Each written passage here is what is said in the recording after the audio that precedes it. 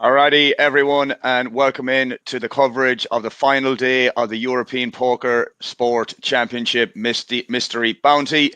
My name is Alan Finn, and I'm covering for Senior Dan Ranton at the moment. There might be a possibility of us being swapped over after a couple of hours, but as of right now, I am doing the coverage for this event.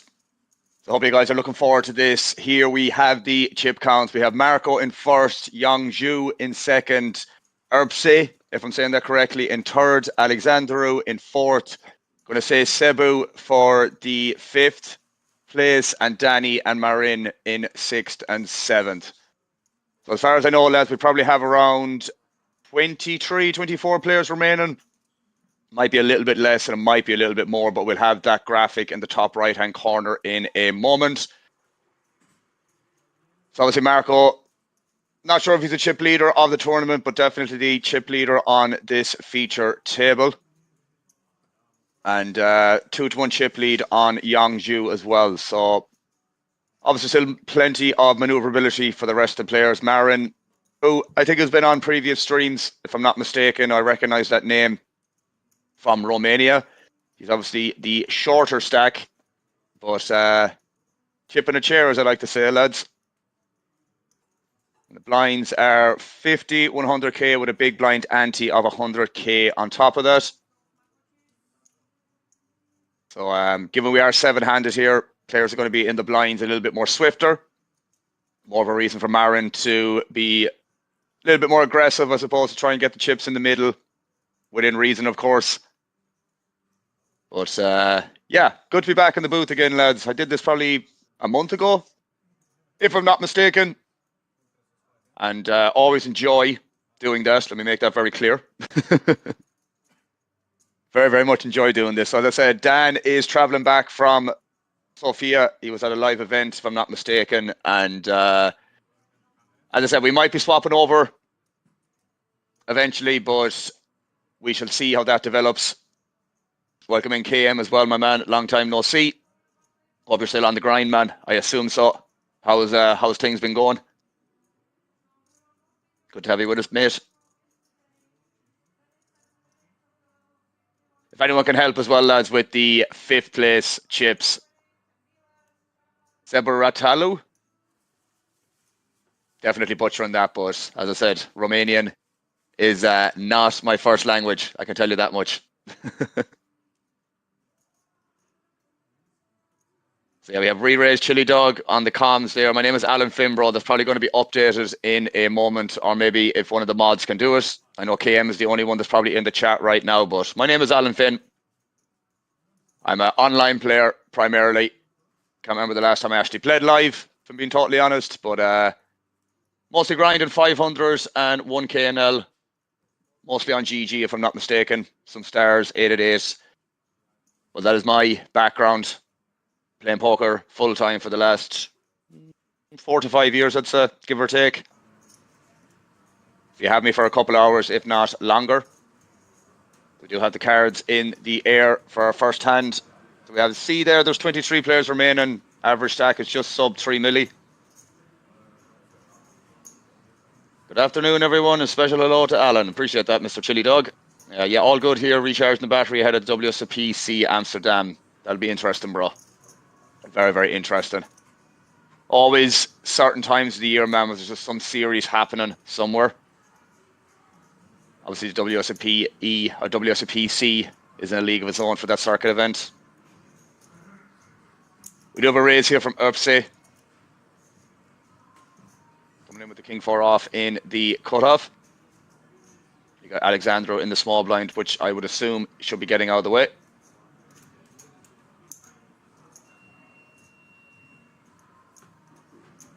Pretty looking ace-4 suited here from Marco. He's going to be at least calling.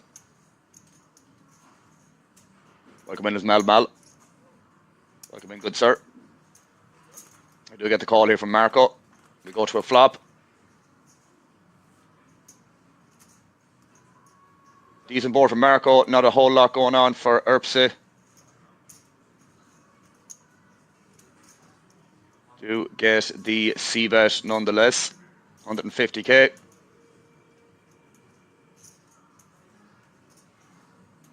Obviously, very easy call here from Marco.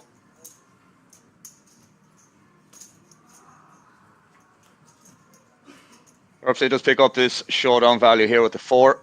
One would imagine it's going to go check here, which it does. And now Marco, I mean, he's probably going to be chopping with most other ace-X, but guaranteed he's going to be chopping here now, and it does go check on the river, and Marco picks up the first pot of the feature table. Be interesting for people to see that EPSC is opening that in the cutoff. Again, bear in mind, I'm not overly well versed on race first in ranges of certain sizes for certain stacks, but probably a little bit on the wider side, but I don't hate it. Probably less inclined to do it into the chip leader, which would have been Marco, who ended up defending the king or the ace-4 suited as well. So probably all for the race first in. Maybe less inclined to do it against Marco in the big blind. Is my 2 cents on that one. We do have a pretty looking ace-queen suited here for EPSC. So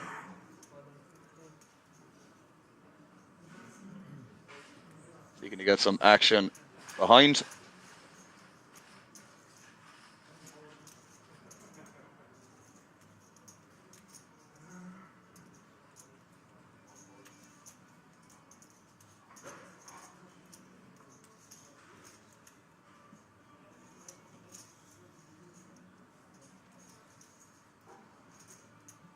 Marco contemplating something here. Doesn't like to get out of the way. Young Ju, on the other hand, will not be getting out of the way. Will be at least calling. Probably only calling, I'd say. Unless he has a reason to do something else, and he does just call. Not in great shape against EPSC's ace-queen suited. But we will go to a flop and see how this develops.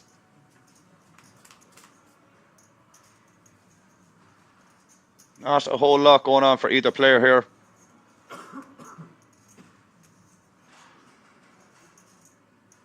Youngju does start with a check, and EPSC is grabbing betting chips. He does elect to bet. 175.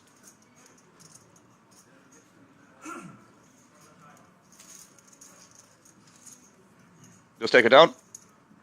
Happy days. The KM doing mod jobs. As he comes. Appreciate that, mate. Doing the Lord's work.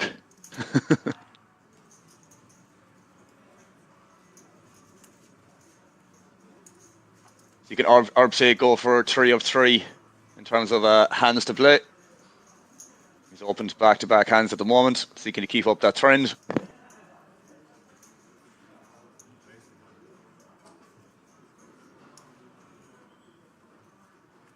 Sebabura Turul. Man, I am going to butcher that name. What a horrible, horrible name. Not great for a commentator to try and pronounce this one. If anyone can help with that pronunciation to make my life somewhat easier, be greatly appreciated. I'm just going to go with Sebur otherwise as a compromise. But yeah, not the easiest one to say.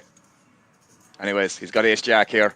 Folds around to Danny in the big blind, who probably should be defending here. Elects not to. Probably a hand you can still defend off versus a raise first in there from Min.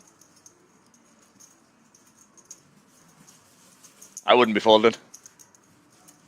Too much of a DJ in me.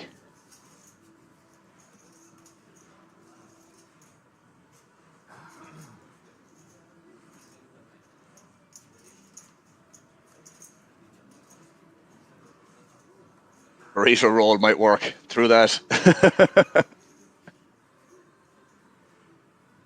There's gonna be a lot of potential outcomes from that KM, bro. In fairness, burrito roll. I might actually roll with that one. I'll see myself out as well.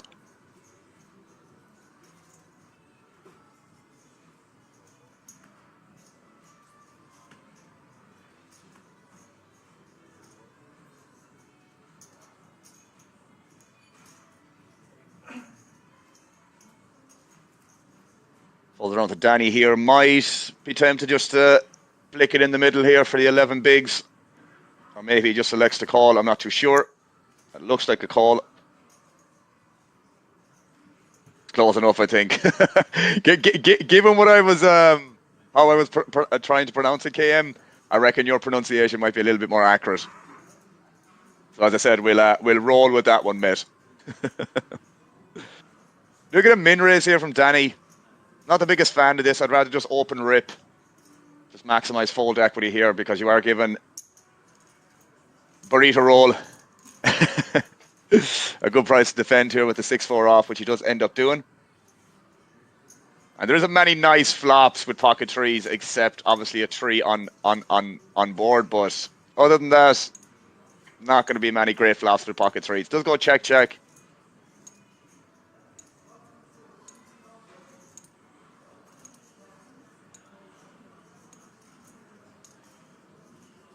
Means a limp. Interesting, Chili Dog. Learn something new every day. Danny does go for a small delay c-bet on the turn. He does take it down. I'm sure he'd be delighted with that.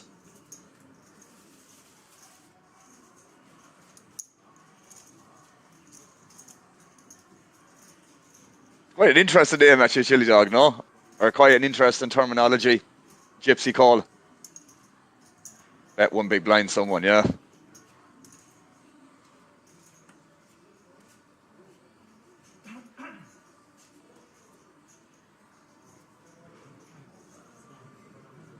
Yeah, guys, I hope you're all enjoying your Monday afternoon or morning/night, depending where you are. I am based in Ireland myself, so we're only an hour behind in terms of where Kings is based, in Rozvadov.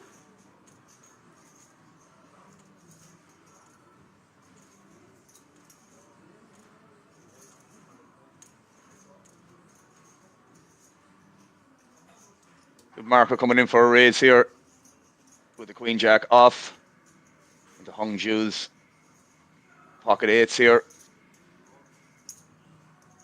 Does elect to call. You got Danny here now with the Ace Jack suited. Might be tempted to squeeze jam here. I think given the dynamic, it might not be the worst play, but does just elect to call in position, which can't be bad, obviously. Burrito rule, on the other hand, is just going to be squeeze jamming here, or 3-bet jamming, whatever way you want to phrase it, which I think will be the correct way. Does elect to do so.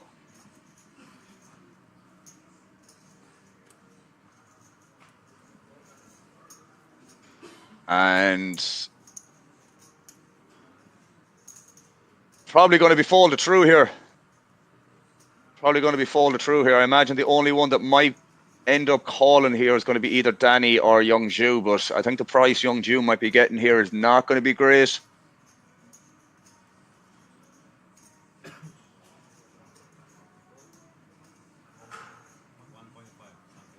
Going to be close here with 8. I take that back. This man did not want to fold the 8s there. I think it's worth considering, to be fair, no? Like, best case scenario is going to be something like this. Is he going to squeeze jam like 7s and below? Maybe 6s and 7s he probably can. Rest of the time you're just going to be flipping against something like this, or just basically screwed. But they are flipping here. And it's a decent size pot.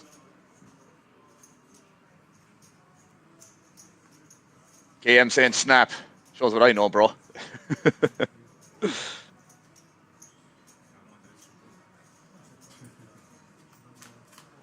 Go to a flop. It's an ace-high board, but an 8 for the set for Young Ju.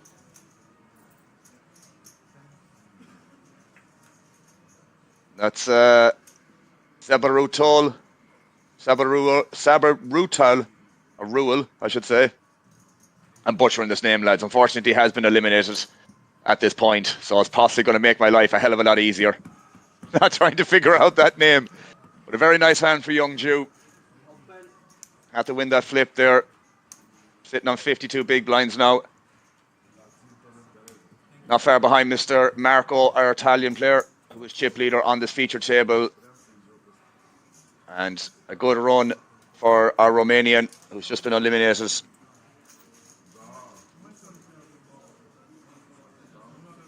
This is why he should have called with the ace-jack of diamonds. Yeah, hindsight is great, isn't it? Results-orientated mindset and whatnot.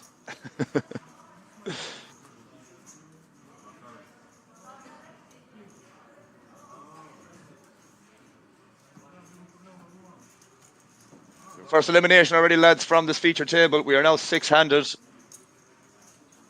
We are now six-handed.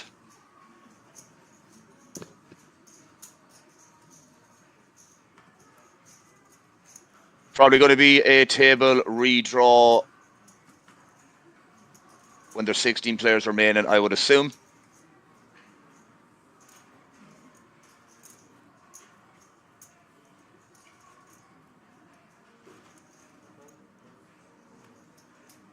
So yeah, Youngju, as I said, has 52 big blinds there, just shy, not too shy of Marco's stack with 64 big blinds.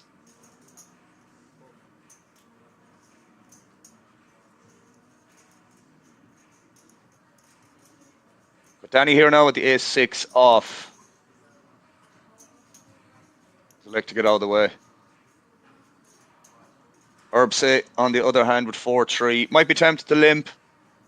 Might just fold, move on to the next hand.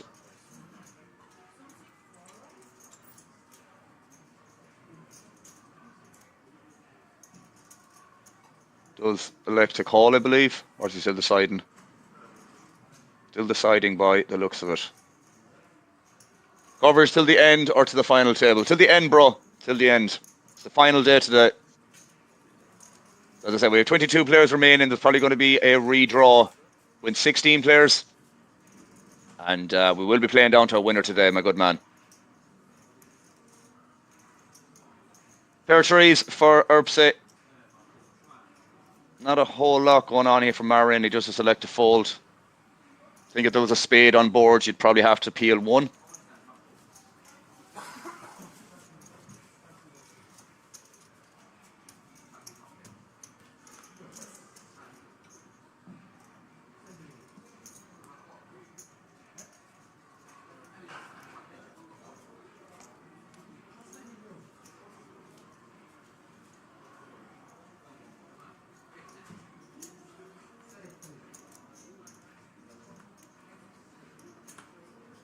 Marco here now with a pretty looking ace-jack off. I mean, I say pretty looking.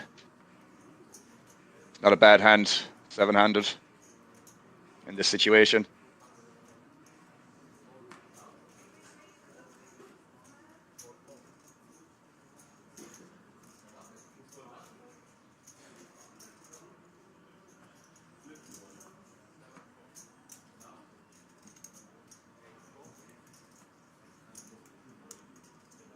I kind of forgot there, lads. I'm not going to lie, with the pocket ace that time, that this is the bounty tournament as well. So that's even more of a snap KM in hindsight.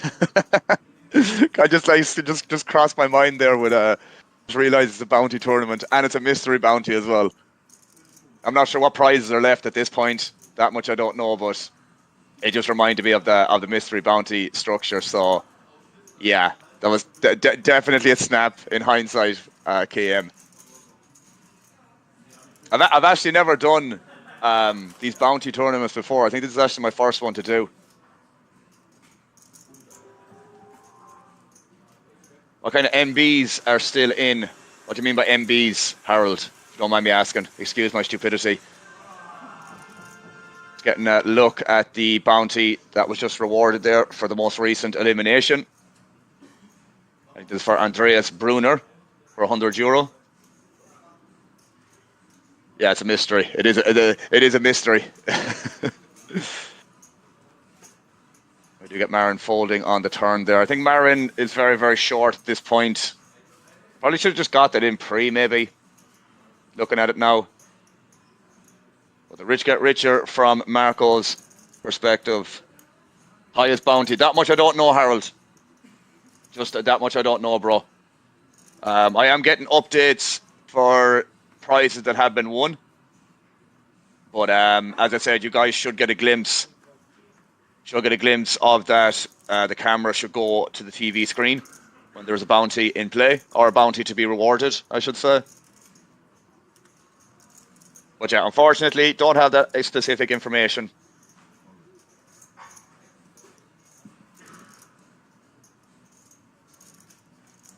We've got Marin here now, moving all in with the King Jack off. Put my phone on silent, lads, apologies. Not sure if you guys could hear that.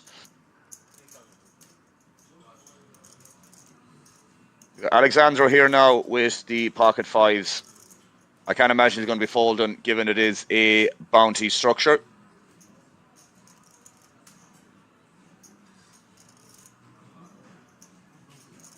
I get that YouTube chat up as well, now that I just reminded myself. It's nice to have the two of them there.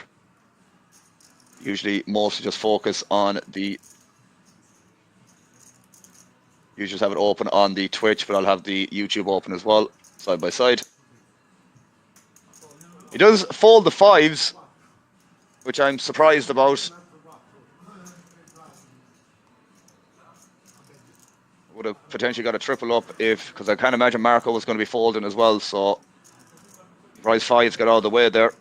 But either way, we have another all in here, people. Another all in ski. Marin needs paint. It's close enough. A lot of outs to dodge here. Some might say too many outs. Nah, it's not too many. Might just be alright. Turn is a 9, and the 4s are dead on that turn card. So Marin gets that double up. What the F? Folding 5s for a bounty. Yeah, definitely questionable there, Harold. He would have hit the 5 on the river, but that's irrelevant. That is irrelevant.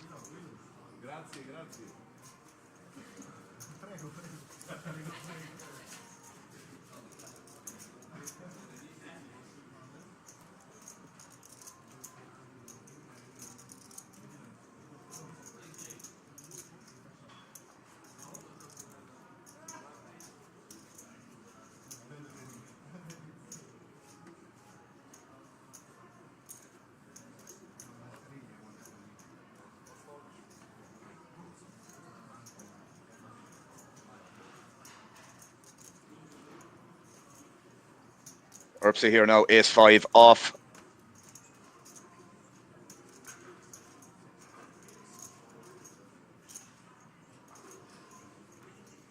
Doesn't like to fold.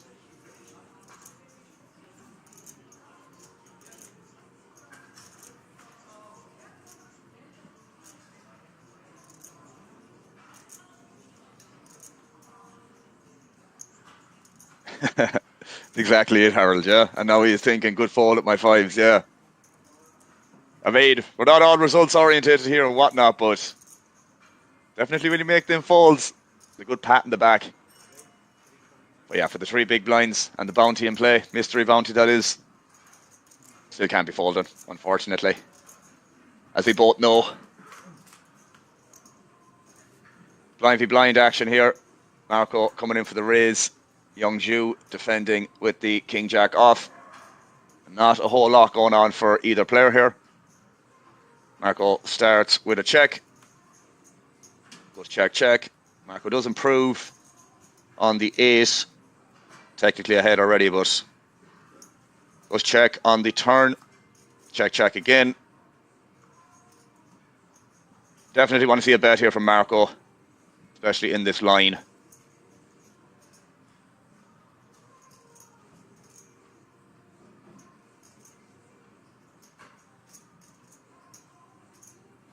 Does elect to do so. What size is he going here? Quite big by the looks of it. 450, maybe 500. Yeah, 550. Snap fold, obviously, from Young Ju.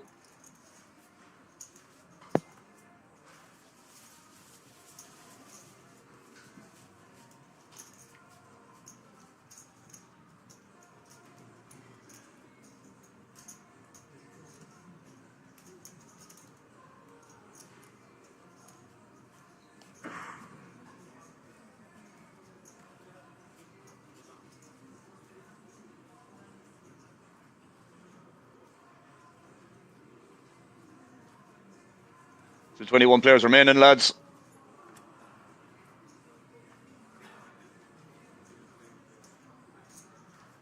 Marin here with ace-9 off.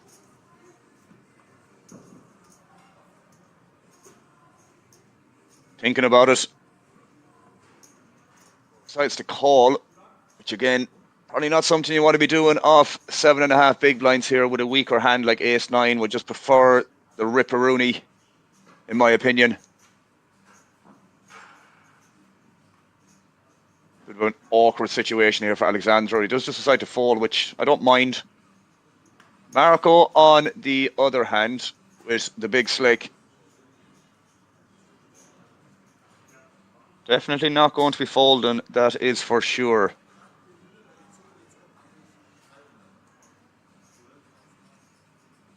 What size do you want to raise here, my good man?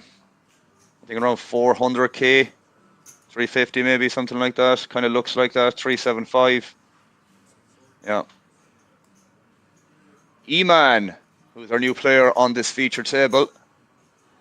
The pocket Jacques. Could be seeing a big pot here, lads. Could be seeing a big pot here. Just double checking. He has what he has.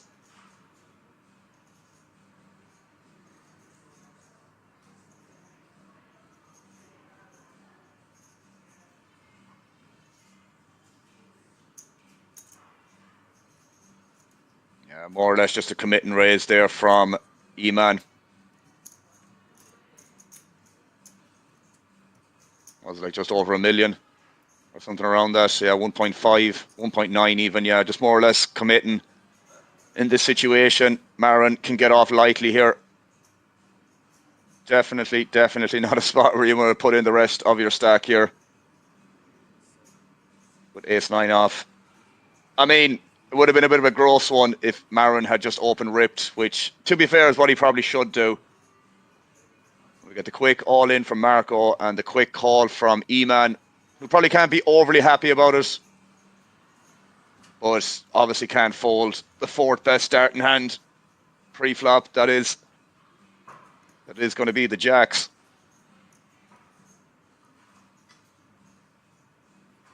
It's going to be a big pot, lads. And he's contemplating this, but I'm not really sure why. Now, can you make it this size in here? You just can't fold. Yeah, it is what it is. Just suck it up and just hope that you're up against this. And it's a big one, lads. Jacks, slight favourite here. Nearly 2-1 favours. 63%. Mostly because of hands being folded. Stuff like the ace-9 with him, where that's taken into account in terms of equity here. Go to the flop, lads. Queen high flop. Needs an ace or a king or some running hearts. There's an 8 on the turn. An ace or a king. Or E-Man will be getting a big double up. Oh, it hurts on the river, lads. Hurts on the river. Nasty. Very unlucky there for E-Man. Short stay at our feature table.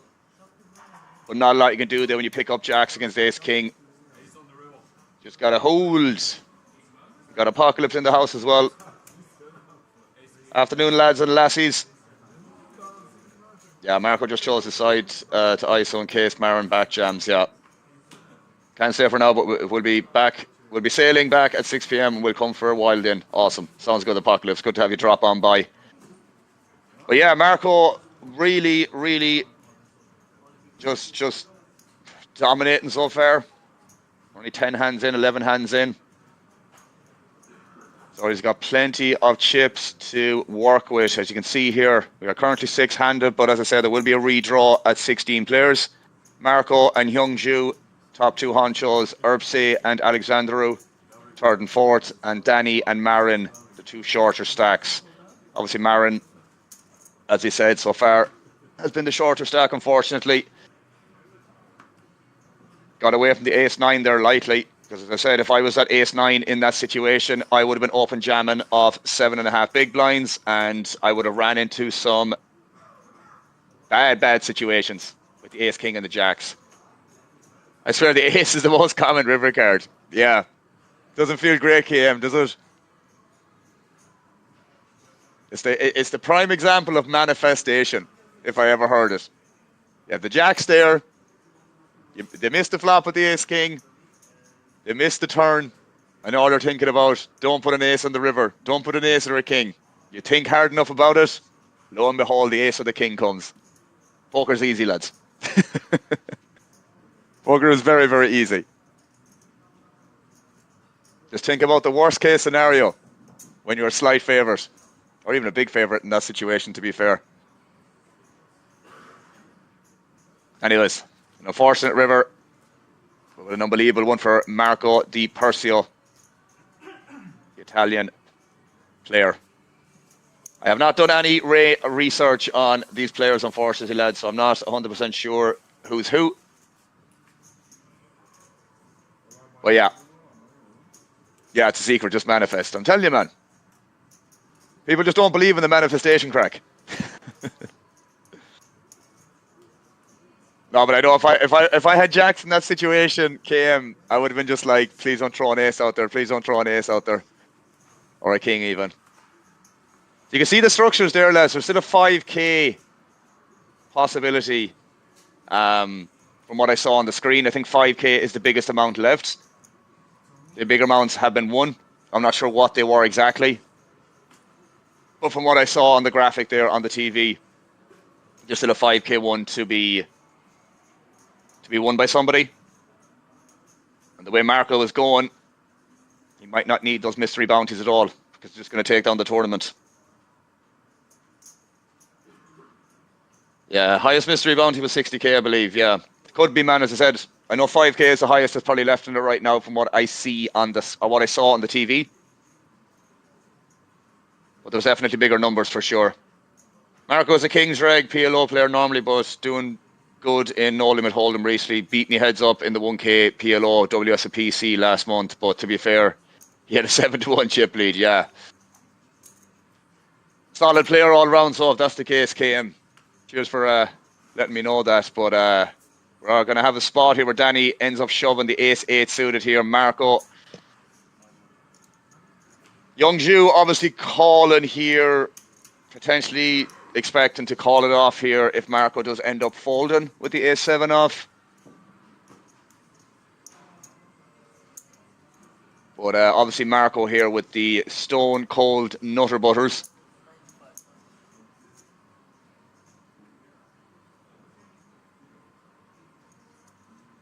Got bogged down here on YouTube saying pronunciation of the guy who was eliminated, the Romanian player, was Zaburarol. So, yeah, I just can't do it, man. We have it all in here either way. Danny, not in great shape, needs a lot of help with the ace-8 suited here versus Marco's pocket aces.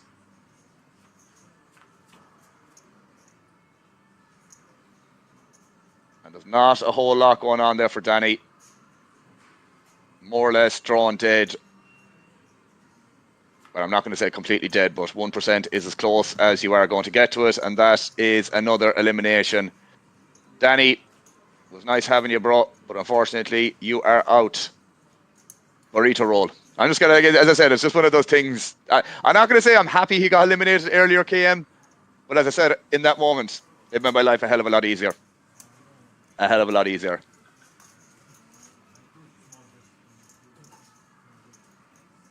Marco absolutely speed running so far, yeah. He's been involved in majority of the hands that we played so far, mate, to be fair. Probably won't be long until we do actually a redraw soon enough, I guess, at the rate this is going.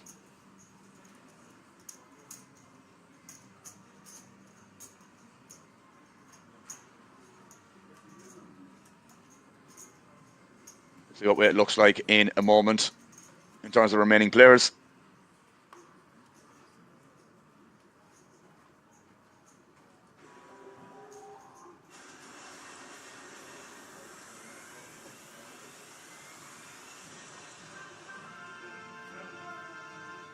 We have 100, euro there for, I'm not too sure for that who that is. It could be Robert Bersanu.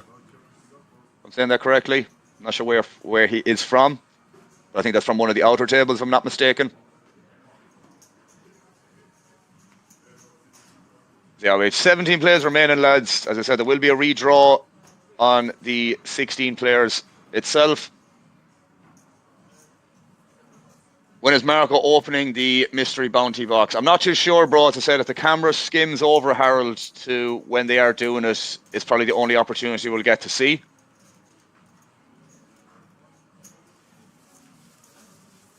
Oh, so that was Marco actually in the last one. That was Marco. Now we have Marco, I believe.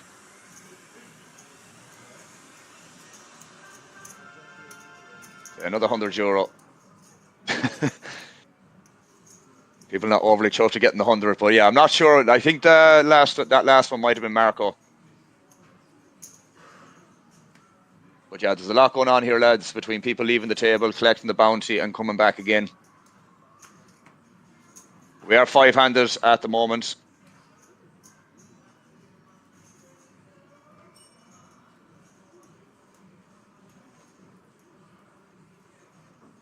Marco, man, 101 big blinds.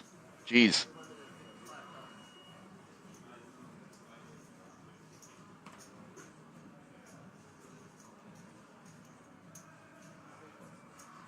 Absolutely no problem opening this when we're five-handed at the moment with that stack size. Fall around to Alexandru. Not a lot we can do here with the pretty looking blackjack hand.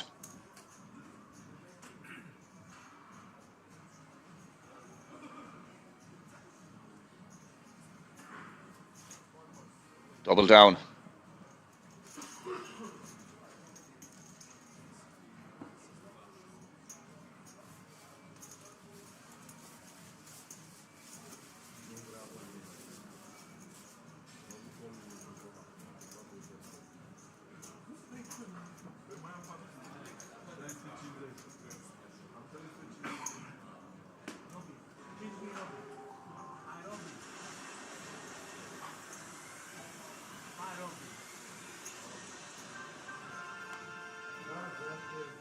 I think that one now was for Robert Bersanuch. Another €100 from the mystery bounty pool rewarded. Young Jew here now with the A6 suited.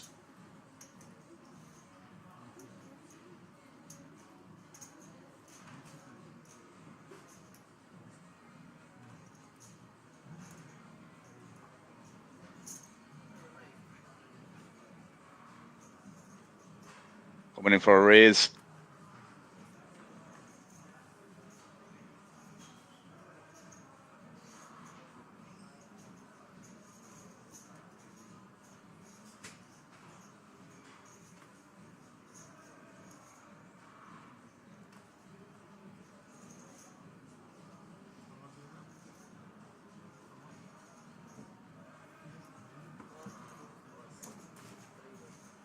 Let's get that through.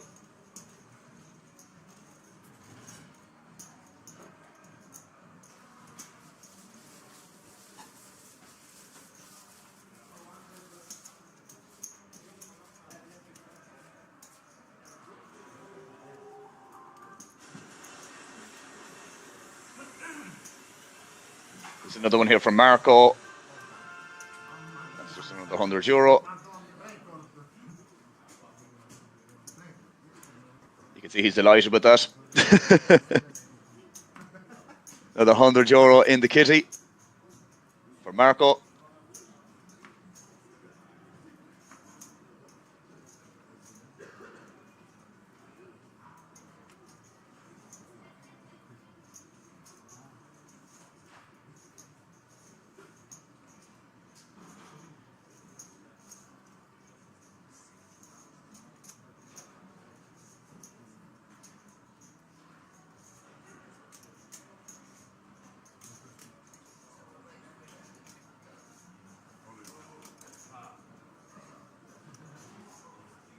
The all-in here from Marin, obviously very, very short. Erpse is going to obviously call this off unless somebody rejams behind. And Marco picking up kings, man. What is this run?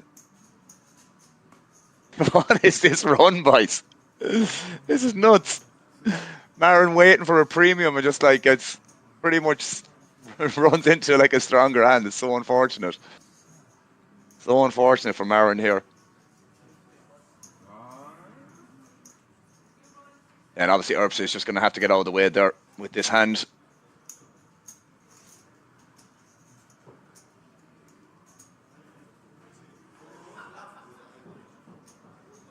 And what a run though. 16 hands, man, and Marco's been involved in like probably 70 to 80% of the all-ins, I'd say. And probably Marin won't believe his eyes here when he sees that Marco turns over the King Kongers. Kings at Kings, Chili Dog is saying. What a life indeed, KM. What a life. So I believe this is for Ko Young. Which is our South Korean player on the feature table here. He scoops himself 300 euros. Not bad. Not bad for 250 buy-in. Fire departments have been called. Marco's seat is on fire. Roasting. We do have Earpse still contemplating here. Like, he's probably maybe thinking about that obviously Marco's going to rejam here a little bit wider. 17 hands, he's at ace 3, ace 8, aces, kings, and ace king, yeah. I mean, I haven't kept track on the specifics, KM, but something along those lines seemed pretty goddamn accurate. But anyways, an unfortunate spot for Marin here, but he's not completely dead yet. 4-1 underdog, unfortunately. He's a lady. A lady, a lady, a lady. That is not a lady.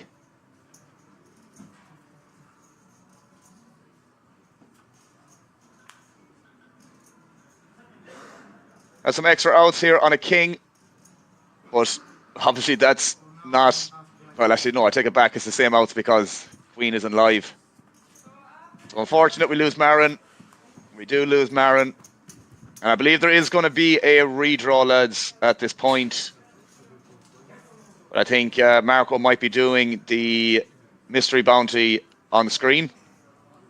So we'll wait around for that. We'll be going on a 15-minute break or so, 15, 16-minute break in a moment.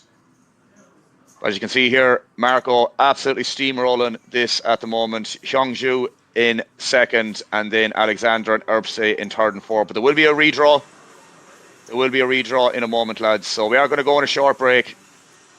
And until then, I will be back, and we will be back for the last two tables. And we see Marco picking up 2.5k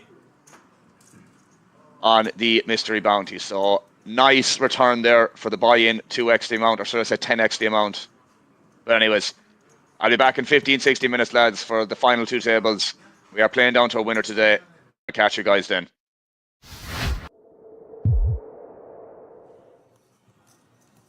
Well, the rubber's meeting the road right now. Yes, it is. Current on-tap payout, 48,700 euros. It's going to stay that way for the next 3 visits to the desk. And then a not at all insignificant jump of, let's call it 11,000 euros, 59,400. Band begins at 15th place on down to 12th. 11th and 10th will be worth 74,000 apiece, and then the final table, 9th through 1st, and you'll see pay jumps with each elimination as Zidek 515 makes his bid to avoid being among the eliminated. King 7 suited. Button jam. And Thomas Sauskas even thinking it through with King Deuce suited. I like the fold, but it's reasonable to think about it. Now Kamoshi. 515,000. Already big blind and big blind Annie invested. Yeah, just a 9 high. Suited, Chewy, suited. I know, I see it. And spades are hot. Well, I'll tell you who's going to be hot. Zidek, if somehow this King 7 of Hearts gets showered against 9-5 of spades. But no, with 5 to come, we're shy of a 3-2 favorite. It isn't the biggest of margins. Indeed. Threats looming as Kamoshi has 2 clean cards. And that is a dirty flop. Queen 9-6, 1 heart. Kamoshi in front. Give him an 8 or a 10. Okay, that's this is respectable. 10 of hearts. 9 of diamonds. Zidek picks up the flush draw. The gut shot. The king works as well. And instead, it's a 5 of diamonds. Good game. Zidek says his goodbyes to the remainder of the field. Good game, sir. I wasn't decided. Which influences our decisions before we decide to take flops? Yes, and also the nature of 4-betting. They may just come right back over the top. I mean, such behavior is more available to certain characters at the moment than others. That is without question. And I'm not just talking stylistically, but just in terms of stack depth and the topic that we have now introduced for the first time, the ICM pressure, independent chip modeling, whereby the game is sort of expressed in terms of real cash value of our stack. Yeah. I think the most helpful way to think about that is different players are going to have Yes. different preferences in terms of how much risk they want to take against various other players. So, for example, the deeper stacks in Kamoshi and Ilani, as we see here, are going to be particularly cautious against Simone because they are covered and they have, you know, very playable chip stacks. Whereas, as we spoke, the shorter chip stacks are going to be more willing to take on risks. So here we are with Kamoshi's King 9 suited, picking up Ilani's Jack 7 of diamonds, and I don't need to explain who's done better on this board. Jack high flush right away. Ilani knuckles over. Kamoshi has dust. Check. Snap checks back. Now 4th diamond on the board. Really unpleasant sight for Ilani as he's got the 3rd nuts. Any naked king or queen of diamonds would have him beaten right now. Although I'm not sure, absent the follow-through bet from Kamoshi, how concerned Ilani will be about No, I didn't check. Kamoshi having either of those cards. For sure. And I mean, the ace is certainly a card that could pair Kamoshi, so it could be good. Do see a tiny bet here.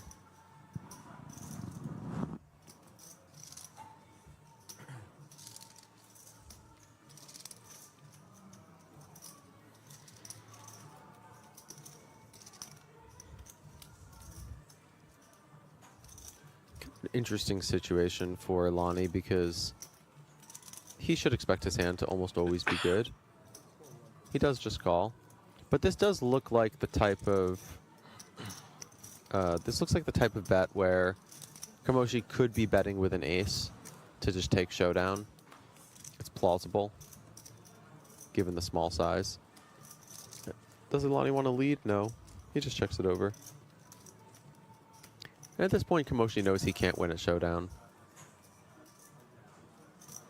So the decision really just becomes, do we want to try to get our opponent to fold an ace? Maybe a small diamond? 600. Well, there's your answer. 600. No, sorry. I said 6. Yeah. Sorry. By the way, a really great opportunity to illustrate the importance of declaring verbally your intention when depositing chips in the pot. That would have been a misclick to what I believe was 1.5. Oh, was it that big? 3 Wow. purples, I think, is what he had thrown in there. Maybe not. It could have been 1.1. I don't know. That would be costly. Yeah, very much so.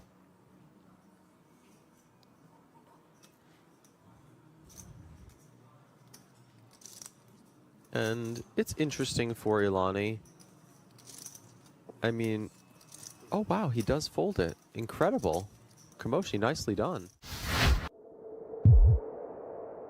Like that, and then ending up Some in casinos. six or A even worse. roulette Go quick, shark? man. Yeah, truly. Can squid go squid? He bought roulette wheels and actually like Yeah, he would just ran study. roulette sims? Somebody said 150 Yeah, was the old-fashioned way. most, but I mean, it's No, not a big of a difference. What a legend. It does sound fun, like the physics of it, watching the ball bounce around. Then Can't also, really be. I they mean, the developed, thing's like, spinning immediately one now, way, the 300 ball's BC. going the other. Come on. Really? And then was I don't like, know. okay, I mean, You had a chance apparently it to worked do for it. him. What, Oh, and then he just it's- quit? No, so he was actually, Busted. yeah, he was sought after for his antics. What do you mean by Played sought after? perfectly, right? I think people were unhappy with him. What do you mean people? Casino representatives, I guess. Yeah. I don't know all the specifics. I read it a while ago, but I can vouch for the efficacy or the, perceived edge. Are you suggesting he's at the bottom of Lake Mead potentially right now, Chewy? No, I no, mean, no. that's old school resolution. This was an Englishman. I don't think he came across the pond. At least, he didn't stay over here. Are you suggesting he's at the bottom of the English Channel, Chewy? No, I think he's living happily in the countryside with all of his winnings. Okay. Perhaps still just enjoying the spin of the ball. Well, Elani enjoying top pair here as digging in against Andrian's aggressions from the button. He works his way into top pair versus bottom pair. 200K C-bet being chewed on.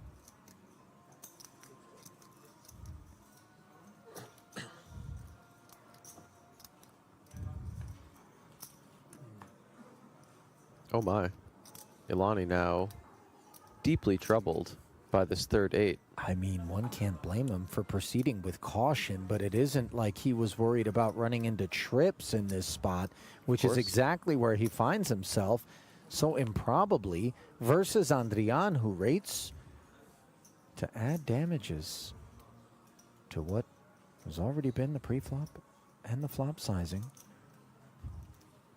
There is like 3 with 3 million. There is like 3 people with 3 million. There, 1 with 2. And a healthy 600 being sprinkled out. This guy Have to is imagine Ilani is going nowhere with his king. 3, 3. Although the king with the kicker on board, we can understandably start to put ourselves in a bluff catching situation, if not chopping. So, check calling 600 and now looking up at a queen, which improves our kicker from the 10.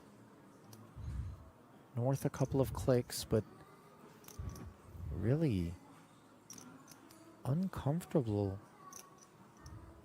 potential sizings could greet Ilani on this river.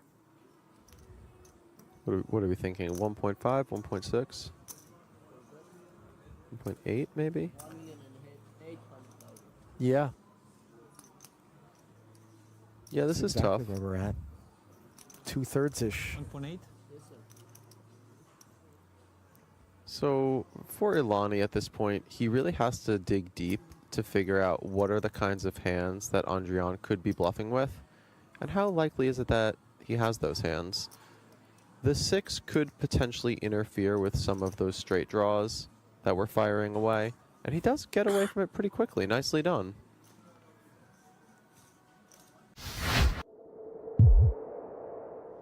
Really didn't try to hide things there, did it?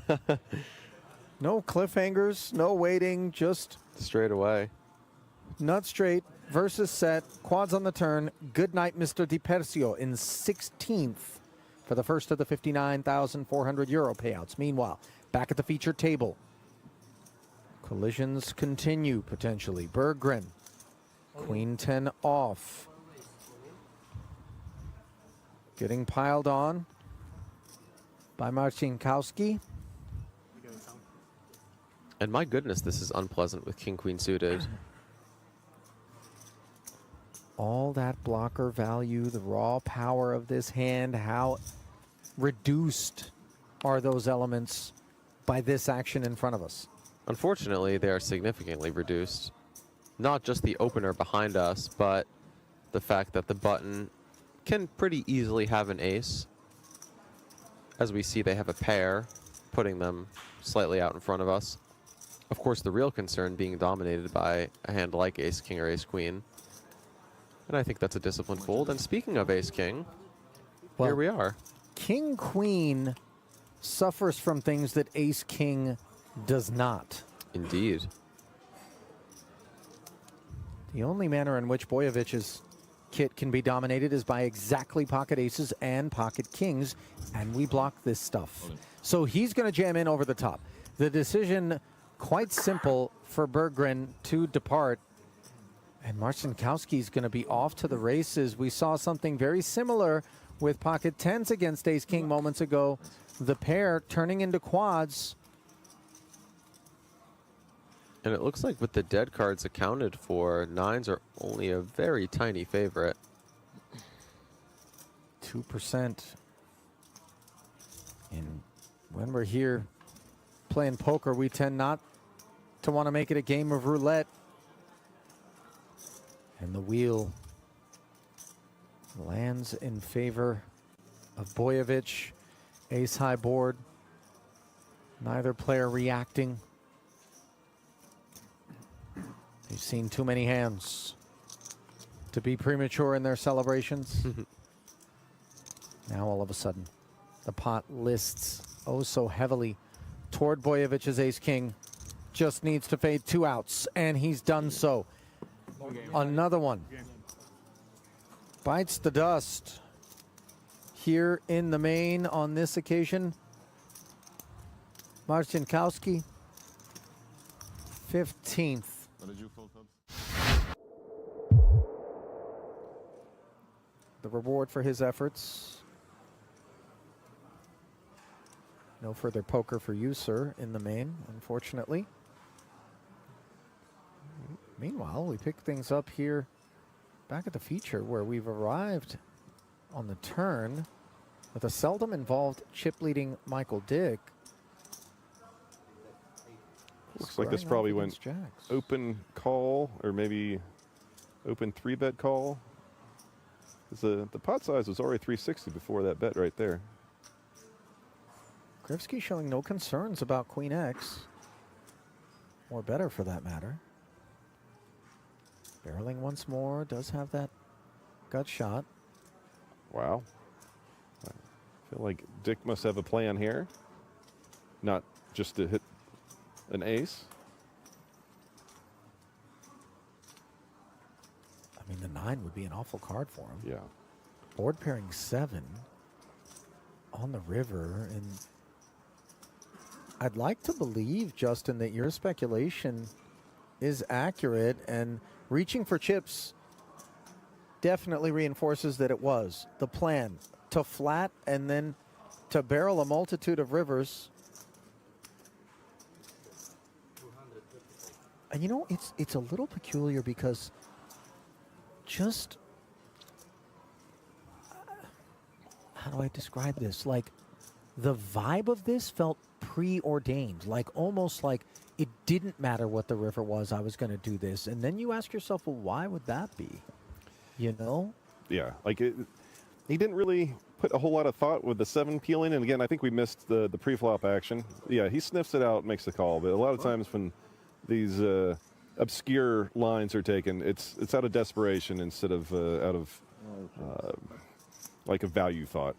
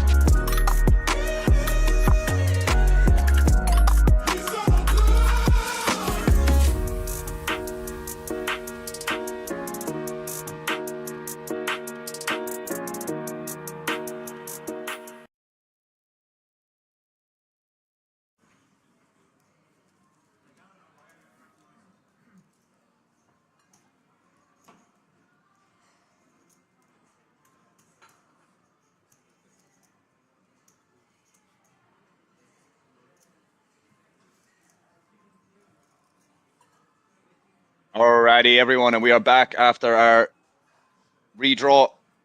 16 players remain in here, and here are the chip counts that are going to be on the feature table. So we have Marco, who's still dominating in first place, Fowley in second, Youngju in third, Robert in fourth, Ibrahim in fifth, George in sixth, Nicholas in seventh, and Lucas in eighth, who is our short stack. So, I mean, it's quite similar to the feature table just before the redraw of the last 16. Stacks are a little bit deeper, but Marco's still leading the way. As mentioned, an unbelievable run of cards for the 16, 17 hands that we did pre-table redraw. Guy, I think he got like 4 or 5 eliminations in a row. I think he just netted 2.5k as well in the mystery bounty just before the redraw, as I said, after before the break, I should say. So yeah, we'll see if he continues his steamroll that he was en route before the redraw. Good chance of it. Well, for you guys tuning in, my name is Alan Finn, and I'm covering for Dan at the moment. There might be a possibility of swapping over after a couple of hours, but for the next 3 to 4 hours, I'm definitely going to be here. And who knows what can happen in the next 3 or 4 hours, lads. We saw a lot of eliminations pre-final 16. So yeah, started with 24 players. We are down to 16. As you can see in the top right corner, 4.2 million chips is the average. And blinds are 60, 120k with a big blind, 120k ante as well. Okay. We have Fowley here picking up the pocket jacks. Hello, Stratos as well, mate. Hope you're doing well, bro. Nice of you to join us.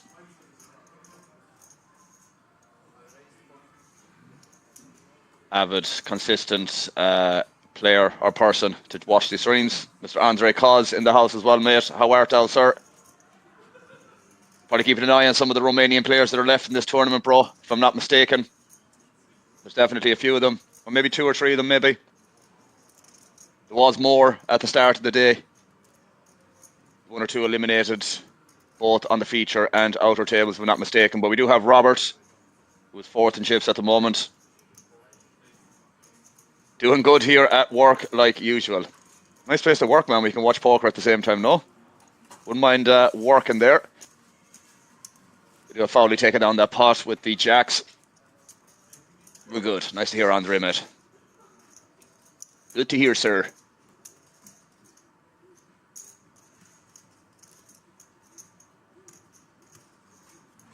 Yeah, I was assuming it was going to be for a Romanian player that might be on the feature table, man, or even on the outer ones. But yeah, he's sitting reasonably well with the chips at the moment. 30 big blinds or so, 30, 35, give or take. So best of luck to him. Nice to have you with us, as I said, mate.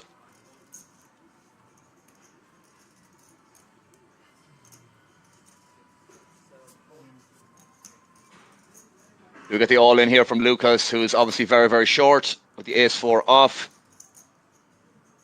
I don't need to remind you that this is a bounty tournament. I can imagine Marco is going to be going for this one again. Ace-8 suited, going to be going or doing well versus Lucas's open jam range here in the cutoff. We're going to see another bounty going Marco's way. We shall see.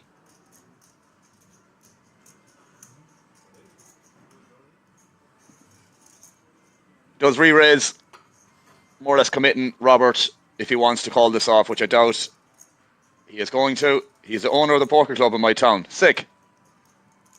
That's pretty cool, bro.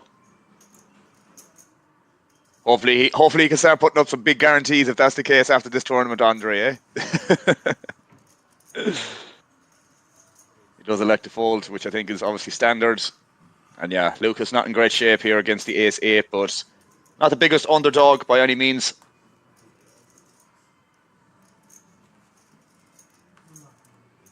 We'll see how this develops, my good people.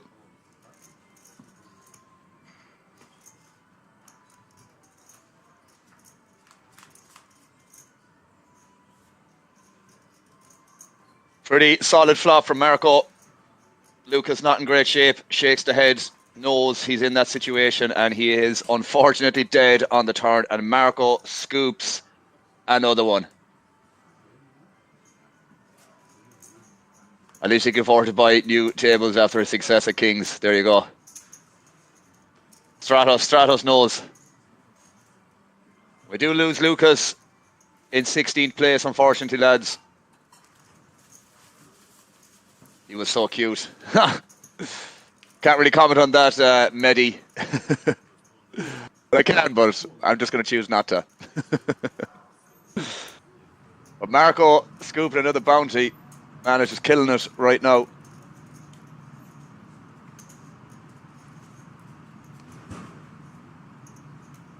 He scooped a lot of the eliminations since the start of this coverage today, lads. It's been pretty insane, actually. I think before we started, so yeah, he's had 1, 2, 3, 4. Or was it 3? No, 1, 2, 3, 4. Yeah, he's had about four or five eliminations so far. Or should I say 4 or 5 bounties since the start of the coverage for this final day of the EPSO, or EPSC, excuse me.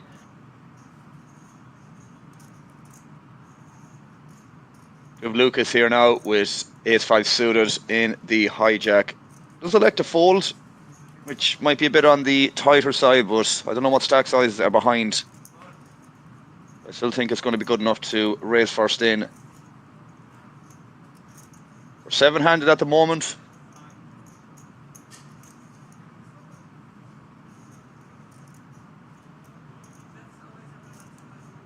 We have Ibrahim coming in for a raise with the Queen Jack suited.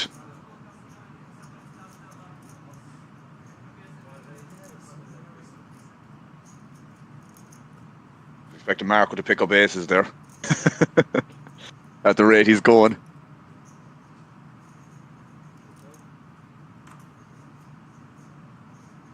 That's like running bad for Marco picking up that hand there. Queen 10 off.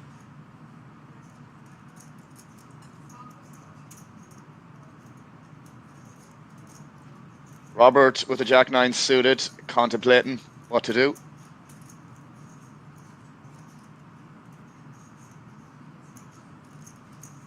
He's thinking about a 3-bet, he's thinking about calling. Stick around to find out, lads. They look like senior raising chips, potentially. He's driving my OCD crazy with the mix of chips mixed between each other, the orange and the greens. Anyways, that looks like a 3-bet. We do have the €1,000 winner there from Marco from the last elimination. So we do get the 3-bet from Robert, which I like. Imagine Ibrahim is going to peel this in position.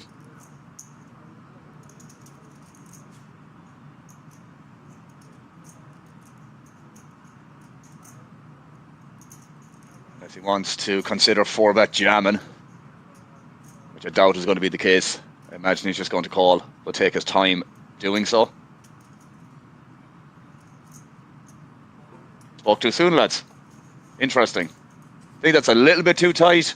Like, it wasn't the biggest 3-bet sizing as well. I think it was like 3.5, something like that. If it was a bigger 3-bet sizing, I could say maybe. If it was something like 4.5x, maybe we can start folding there. But I think versus 3.5, I don't think we can. I don't even think it was. It was 650. I think he raised 250, made it 650. So it was less than 3x. Less than 3x there. So we definitely have to defend that, I would assume.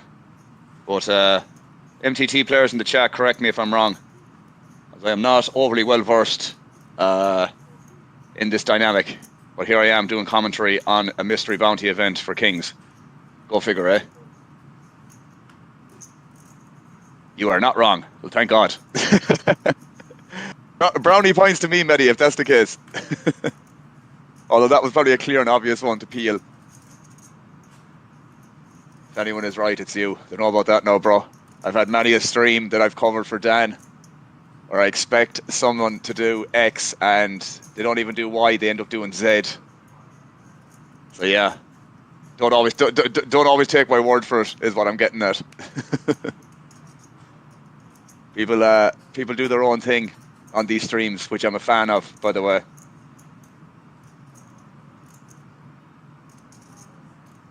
You won't see like what you see on the Tritons, the whole bots and the GTO taking 40 minutes for each decision. Nice and swift on this channel here. But yeah, you definitely see some interesting spots. Robert does get that through with the Queen Jack, with the steal. I take your word for it over the word of the missus, over my missus. It's a compliment. I'll take it. I'll take it all day.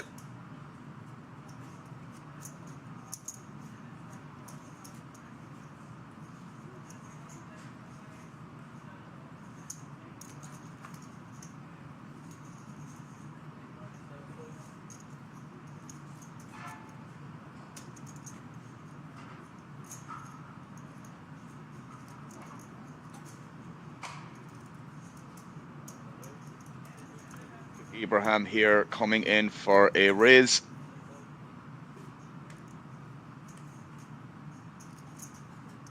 Robert getting out of the way as well. George.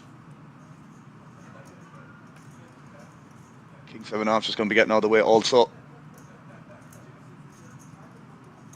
Fowley going to be getting out of the way also.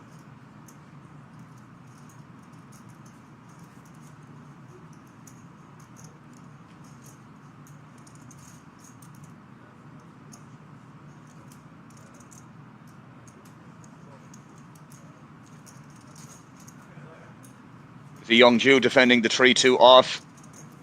We saw examples of people folding like 10-7 suited before the redraw, and then you see young Jew defending 3-2 off. Just goes to show the difference in perspective, or perception, I should say. Siva from Ibrahim, call from young Jew. Queen on the turn. Is Ibrahim going to stay barreling this? Goes check, check pretty quickly.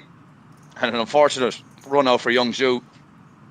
Is he going to feel obligated to potentially try and bluff here?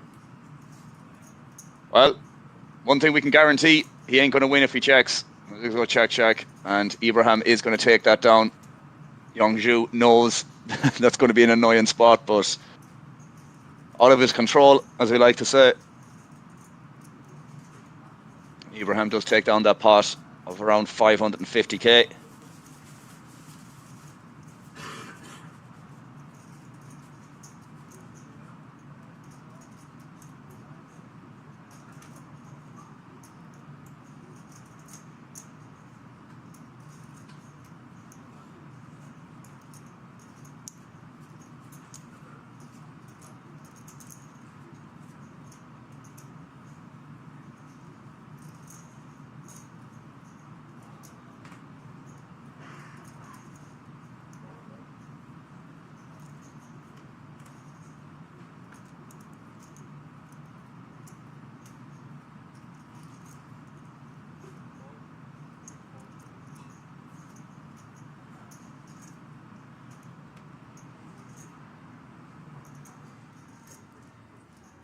Seen a lot of the kings and aces in a very, very small amount of hands.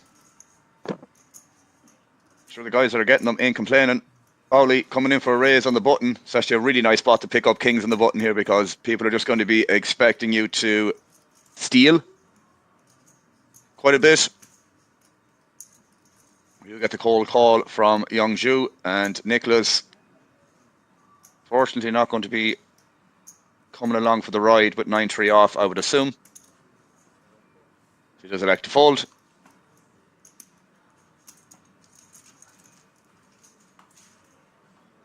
See what the flop blings here, my good people. Top set for Fowley. Some backdoors going on for young Zhu, so it's just going to be very dependent on what size and Fowley might use here. And young Zhu just decides to fold anyways, which I think is completely fine. Fowley takes it down with top set. The King Kongers.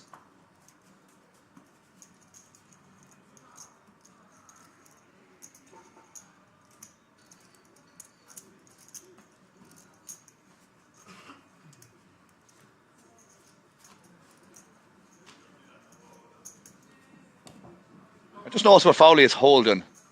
Or what is it? I always get these characters on live poker. Is that like... I don't know the name of the animal. I cannot think of it. I recognize it, but I can't think of it if it's the one I'm thinking of. Yeah, that's what I was just looking at, Mehdi. Just mentioned it there, like. I don't know what kind of... It's a certain type of animal, but I cannot think of the name of it. Can't think of the name of it. Does the teddy bear also pay for the buy-in? That's questionable.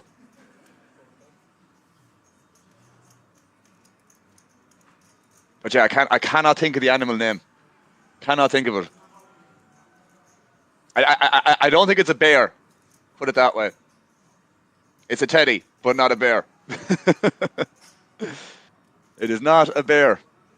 But I could be wrong as well. I'm not getting a very clear picture of the face, we'll say. We do have an outer here for a mystery bounty as well, lads. And we'll see what it is. This is for Hovannes Asatran. 1k bounty for him. Not bad. A capybara? I don't know, bro. I need to check out what a capybara is in the first place, but... Nah, definitely not a capybara. I just googled it. No, sir. Definitely not a capybara. Is it a sloth? How do you say that?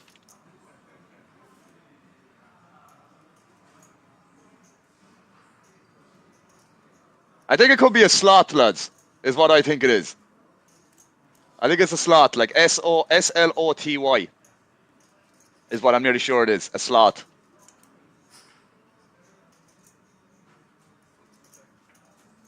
But hopefully we can get a good image of it at some stage to, I don't know, verify our uncertainty.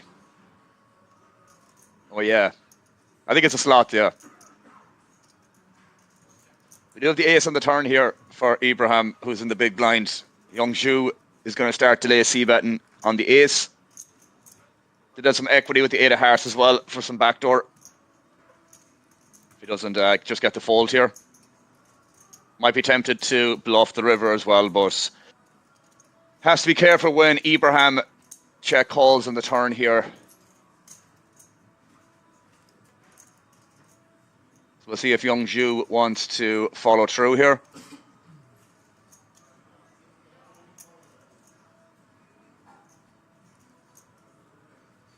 Do have 2 pair here for Ibrahim as well.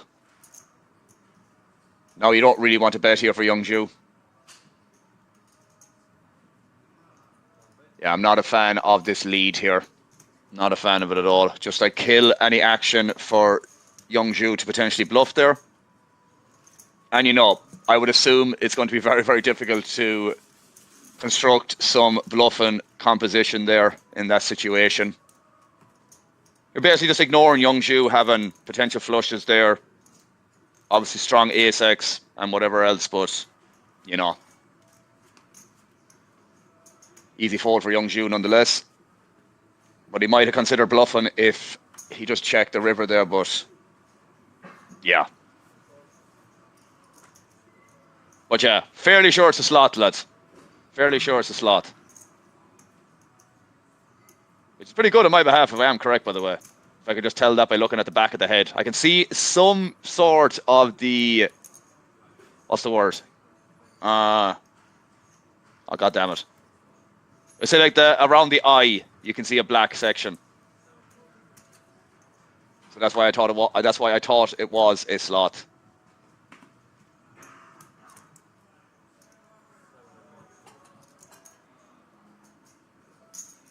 This is the things that keep me up at night, you know.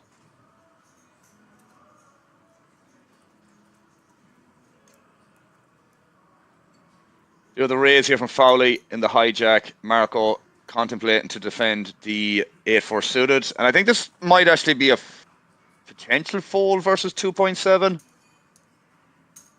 But he can definitely afford it with the stack size he has. I think if this is more shallow, might be less inclined to maybe over-defend here versus this sizing, but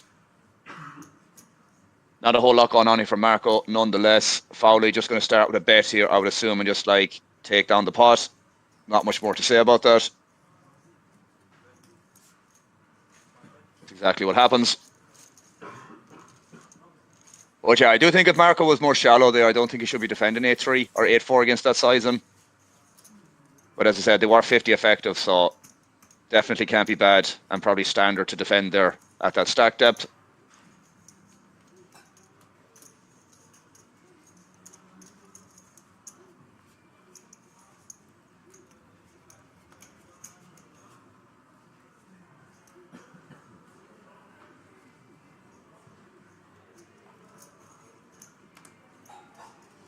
George here now with the 10-5 off, or 10-5 suited, getting out of the way.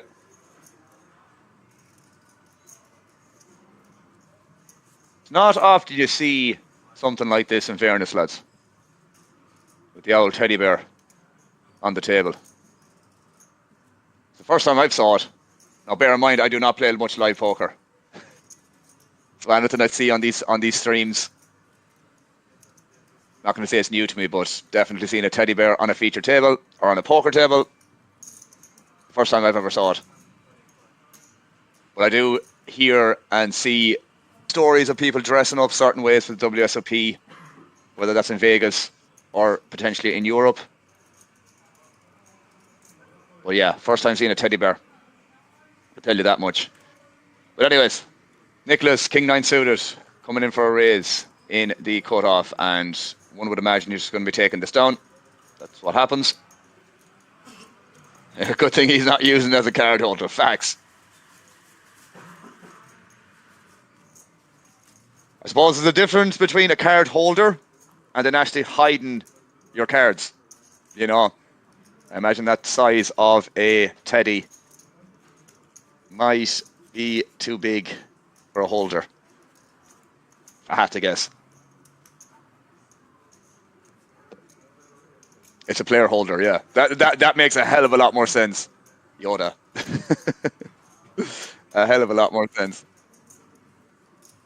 8-4 LOL. 8-4 has been around the block, me. Should have went all in. Shoulda, woulda, coulda. Shoulda, woulda, coulda. This is Ibrahim chipping up here pretty nicely since the start of the redraw. Coming in for a raise with the Queen Jack offsuit. Marco. It's strange to see Marco folding hands, lads, when you just see like 10 out of the last 16 hands, or we'll say 10 out of the first 16 hands. I would say he was heavily involved in them, but he has quietened down a little bit.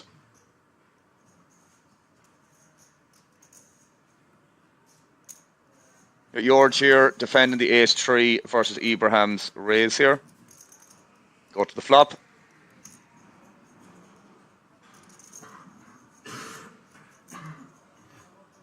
I know Peter, and he's actually always bringing that slot with him. Nice. And the slot is called Fowley. That's pretty cool.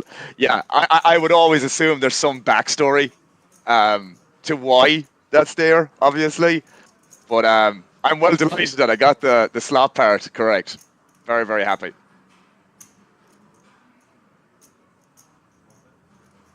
But yeah, cheers for filling us in their cabinet. Appreciate that. Just go check flop, delay Seba from Ibrahim, and he is going to take that pot down. So well played, sir. You don't know what Fowley is in English cabinet by any chance, no? Just out of curiosity, or is there any meaning behind the name? Or is it just something random?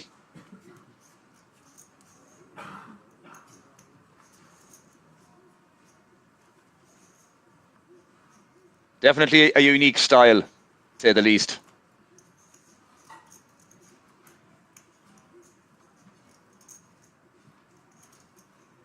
We now know confidently that it is a slot, lads. Youngju picking up jacks. Again like that, lads, another premium flying around the table. It's actually the slot translation to German. Ah, cool. Tell you boys, there's no truer statement than you learn something new every day.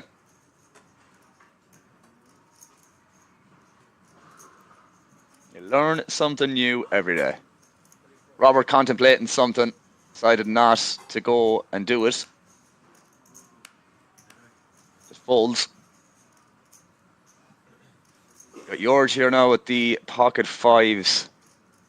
This would not be a good time to consider 3-bet jamming here.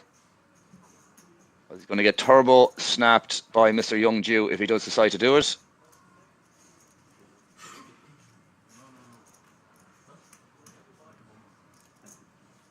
Would it be bad to cold call here? Debatably. Does elect to fold, which I think is probably the correct play. Fowley, on the other hand, senior slot man, is going to get out of the way here with the half-decent blackjack hand.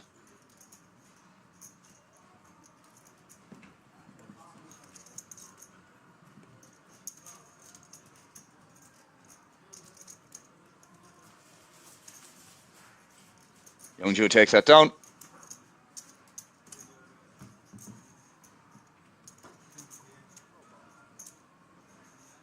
So here we have the chip counts, lads. Not much has changed, to be fair, bar maybe one elimination. So we still have Marco and Fowley, the two head guys. Ibrahim and Robert, third and fourth. Youngju and Nicholas in fifth and sixth. And George, I mean, not really our short stack, but the shortest stack on this feature table. 16 big blinds. I low-key envy him here. Envy him now. It looks quite comfy, I'm telling you. I mean, man, if I was playing a long session, playing live, like, I would do my utmost best to say, right, if I'm locking in for a 6 to 8 hour session or an 8 to 10 hour session, god damn, I would make sure I'm comfy as hell. Like, if I compare this to my we'll say, setup here, for playing online and, you know, playing these 6 to 8 hour sessions or, you know, 4 to 6 hours on average, give or take. Like, you just want to be as efficient as possible with, like, comfort and just, like, you know, just like, not feeling uncomfortable or, you know, anything like that. So the reason why I mentioned this, I suppose, is just, like, you do you. You have that freedom, for the most part, at a poker table. He's not hurting anyone. There's no foul play with this animal that may or may not be involved, aka the slot. Teddy bear is a poker, fact. But yeah, I'm all for it. What I don't like, I suppose, that's a bit too tight there now with the. Oh no, sorry, I thought there was I thought he flicked the cards in the middle. My bad. I was going to say that's a bit too tight from George to be potentially folding this. Yoda didn't say, and this chairs at the feature table are quite good compared to how you feel after 8 hours of normalcy. Yeah, that's what I mean, man. Like I know personally myself, when I played live, you know, I'm not expecting, like, you know, I don't know, like gaming chairs or really high-end kind of furniture and whatnot, but, you know, from my own experience, what I've sat on for whatever length of time when I did play live, I wouldn't like to be sitting on that goddamn chair every day if I was grinding live, you know. So I get where you're coming from, because they look comfy, in fairness, man. They look like decent office chairs, if not gaming chairs, but I'd say they're more office chairs than anything on this feature table. But they look comfy regardless, you know. To be fair, when I was in Kings, I don't know, two years ago or so, with the WSOP with Dan, when we were doing comms over there, like I think it's like the VIP area, or maybe where they host the high rollers. Like where this feature table is, there's a section just back a couple of yards, where they have a lot of these kind of seatings on them tables, but in the poker room, I'm not sure if they have them chairs that what they would have here out in that area. Yeah, that's the cash section. That's what it is, Yoda. Yeah, that's what it is. Chairs there are nice. Yeah, that's what I was referencing. Poker room itself, man, I think it's just kind of the standard ones. And obviously, if you're on the feature table, you have the benefit of you know, using these seating or the seating here.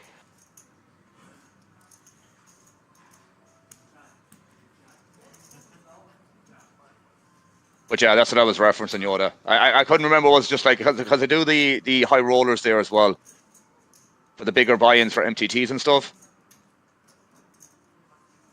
But yeah, I think it's mostly the cast section is what you mentioned. Yeah. So we have a cold call here for Young Zhu. We got Nicholas with a pretty looking ace queen suited. Now, I'm not the biggest fan of the all in here, but we got a quick call from Young Zhu nonetheless. Yeah, I mean, King Queen for 20 is obviously probably somewhat standard. But I think raising there might be better with that hand. Because like Young Zhu is going to limp a load of trash here as well. You just make all that composition easy to play at first with the all-in. But either way, want to hear to talk about that. Safe flop for Nicholas with the ace-queen. Still safe on the turn. Needs a king or a king only. Or a king only, I should say. And it is not. Nicholas gets a pretty hefty double up there. I suppose the other side of that coin as well with Young Zhu snap calling there, that again, just to remind myself that this is a bounty tournament. That needs to be taken into account as well. But I'd still probably prefer just an ISO there. Oh, we have a 5k winner. Which is the biggest amount remaining, and that was for Andreas Karel Brunner. Given the information I have here, that is an outer table situation for Andreas. So really nice scoop there for 5k, and I believe that was the biggest amount remaining in the tournament. So nice bink for Andreas.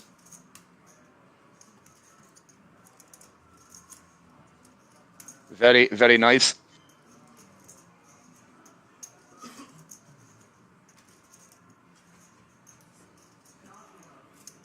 But yeah, nice double up for Nicholas as well. So yeah, just go back to that hand, I suppose, with the ace queen. I just prefer, I don't know, maybe a 3.5x raise there, maybe even 3x, I think would be fine. Minimum 3x, I guess. So as I said, like, I think Young Zhu is just going to be limping a lot of weak hands there. Of course, he's going to have some traps like he had there with that hand, but I still prefer a smaller raise size and versus all in there.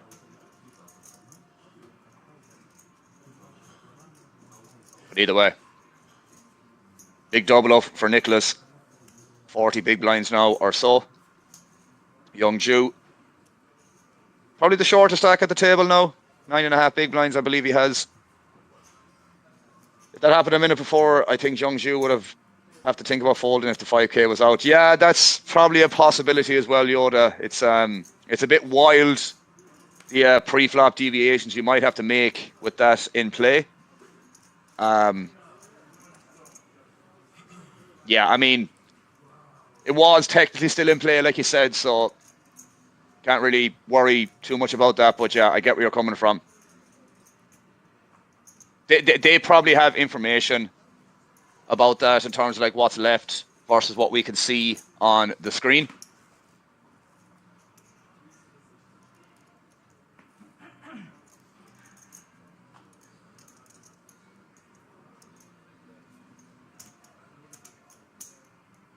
But yeah, we get the raise here from Robert. We got a call called in from Nicholas in the small blind and a called in from Ibrahim. Yeah, there's a screen showing up the bounty remaining. Yeah, that's as I said, that's the kind of only information we have. But as I said, they'd have real-time information, I guess. We have a flush draw here for Ibrahim. And that's about it, really. Does check through to Robert again. Might be tempted to see that this. It's not great given it's multi-way, but might still be okay to do this. I think checking behind would be fine also. But he does elect to c-bet.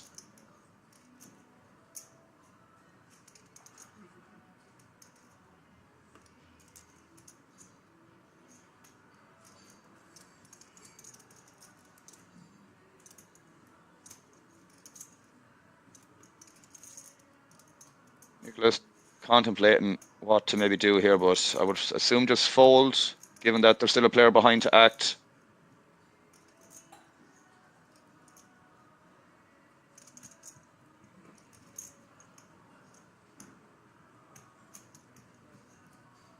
Does elect to fold. Ibrahim, on the other hand, is not going to be folding. He does call pretty quickly.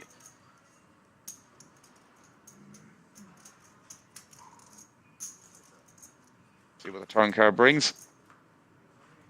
8 of hearts, not really beneficial for either player. See what Roberts might decide to do here. I think this is a little bit too good to start betting here. Or continue betting, I should say. But it wouldn't be the first time I've been proven wrong on this stream.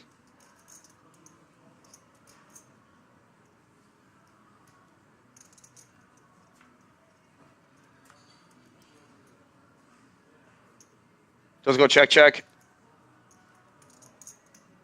Now does Ibrahim decide to bluff here? So you can probably discount Roberts really ever having a jack here, I would assume.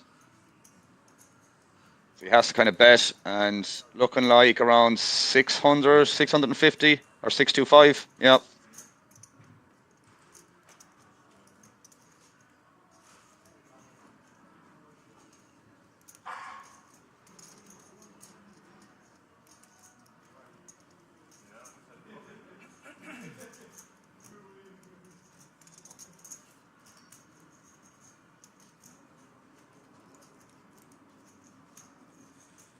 Contemplating it. Contemplating it.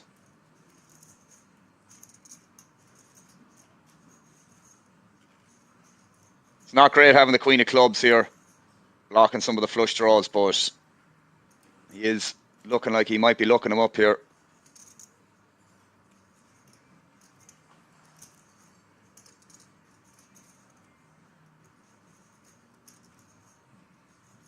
Deep in the tank, as I like to say. Deep in the tank.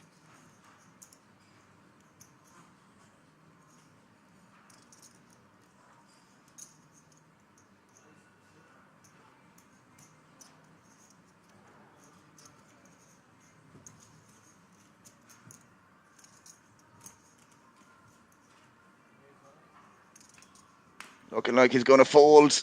Oh. The way I see these situations, the longer you think, the more excuses you find to call, which has pros and cons, don't get me wrong.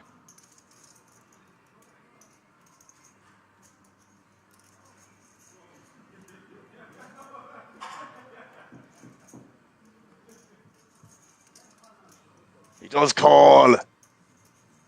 Romanians for the win. If Andre Cos is still in the chat, he's going to be happy to see that. Very nice call there from Robert. As I said, having the queen of clubs there is not ideal. Supposed to have some hot size in there. Kind of like... Still not an easy call. But he found it, and he was right this time. So happy days for Robert. Very, very nice pot for him to scoop.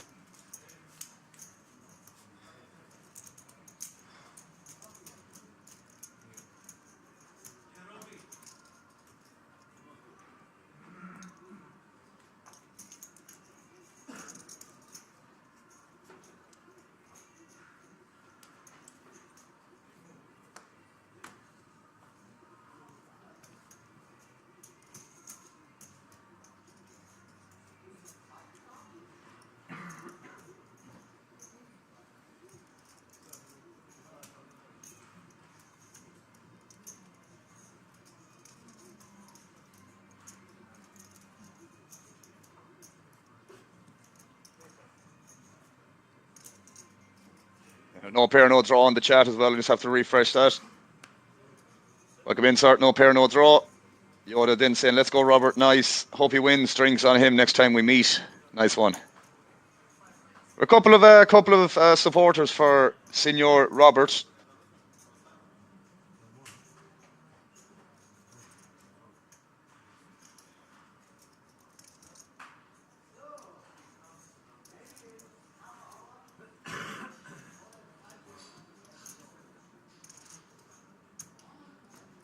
Double raids here now from Fowley.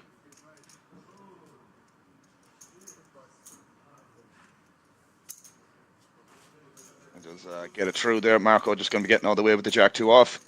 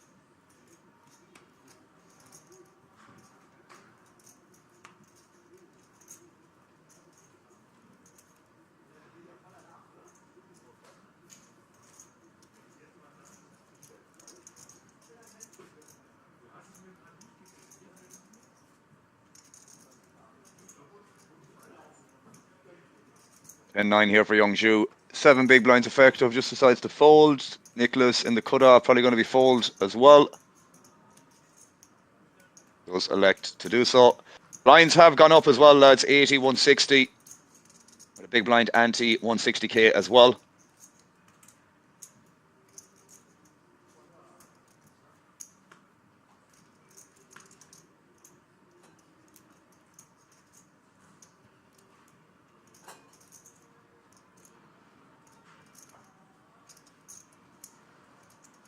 Falls around to Marco now with a relatively strong hand here in the small blind. Coming in for a raise, seems to be around 5-2-5. Robert, not a lot he can do, just has to fold. On to the next hand we go.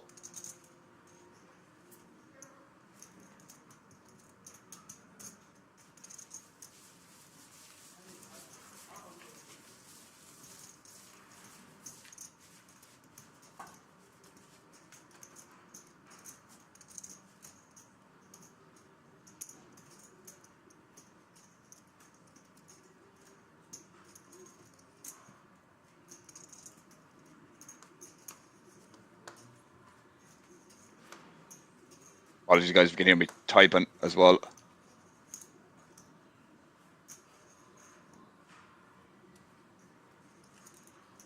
Got Fowley here now with the ace jack off.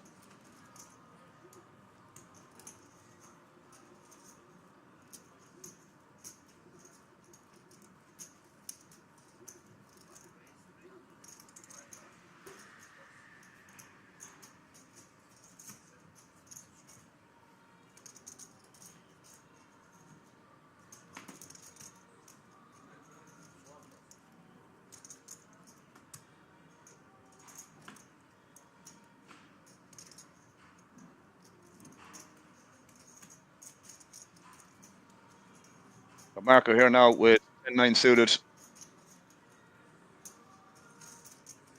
Might be tempted to call here, might be tempted to 3-bet. I think both options are fine.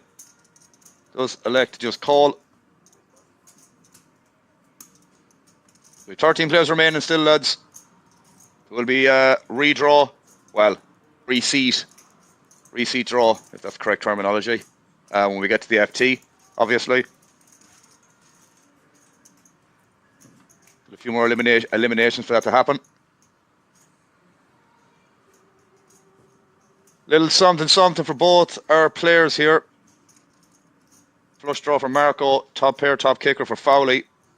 Still has the ace of spades as well for some backdoor equity, if need be.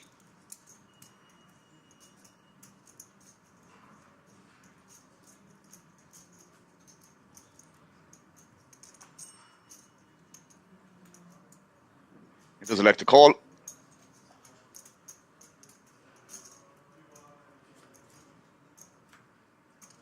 Ten on the turn.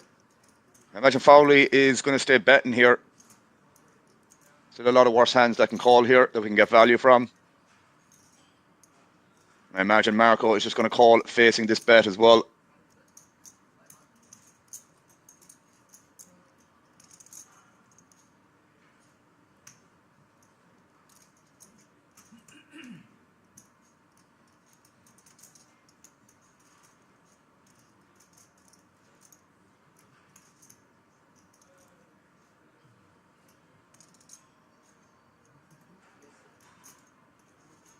Does call.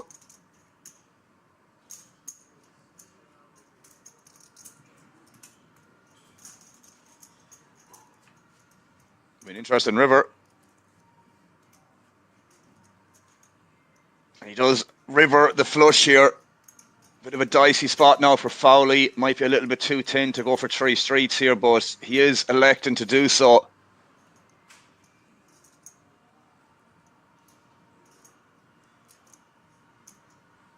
Does go for the third bet. He's going to get some bad news here. I can't imagine Marco is going to do anything else except just raise. Especially versus this smaller sizing. I can't imagine Fowley is going to be doing this with... Oh, he just calls, man. That's a big mistake. That's a big, big mistake. And it's not because we can see the cards, lads. It's mostly because of Fowley picking that sizing on the river where... Can't imagine it ever is flushes, you know. I think Marco, if he thought about that for a little bit longer, he definitely could have found a raise there. So there's definitely some value missed by Marco there, unfortunately. I think if he had gone bigger or more polar or something like that, and maybe we can just call in. But I think versus that block bet sizing that Fowley used, we got to raise that river, man. We got to raise. Definitely let Fowley get away with that by not raising.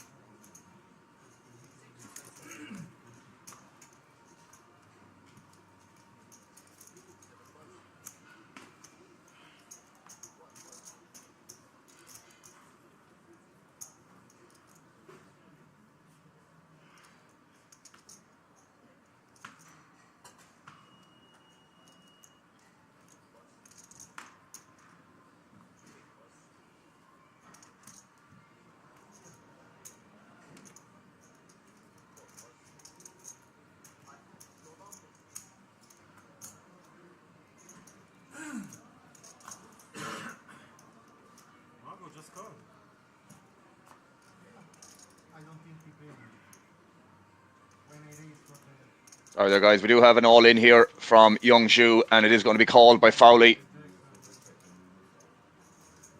You get the 9 on the flop here, and we do have a redraw with the gut shot to the straight and the heart availability. And he does end up turning the straight, so now he needs to avoid a board pair. And Young Zhu will be getting a double up. Oh, he can't fade it. That's super unfortunate. So we do have another elimination, lads. We are down to 12 players. Young Zhu. Bit unfortunate there, but relatively standard, I would guess, in terms of moving all in, and a very easy call for Fowley. And the rest is out of both their players' control.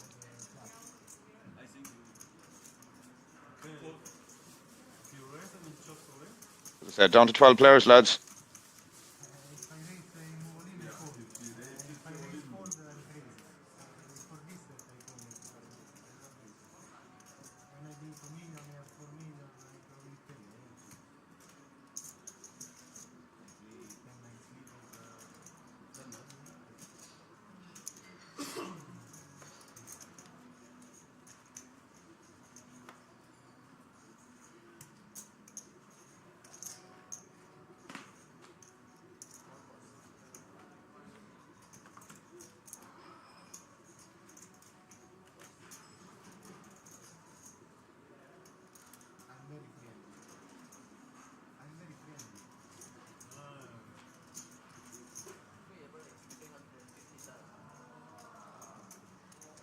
5.6 million is the average stack size here at the moment, lads.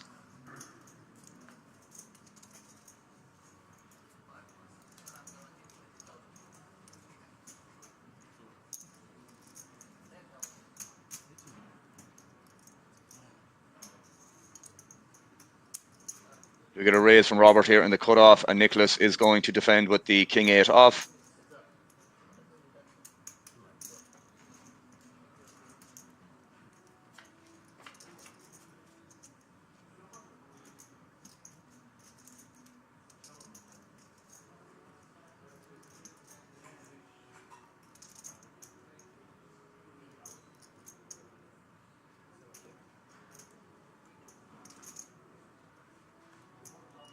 Flop does go check, check.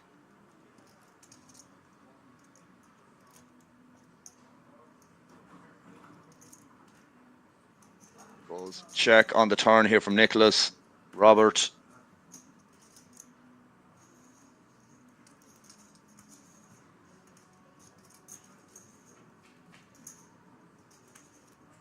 Contemplating whether to delay c-bet here.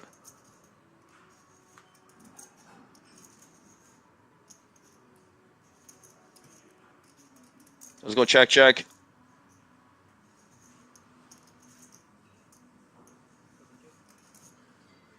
Nicholas does check here, and it goes check, check, and Robert's going to be delighted to win that with ace-3.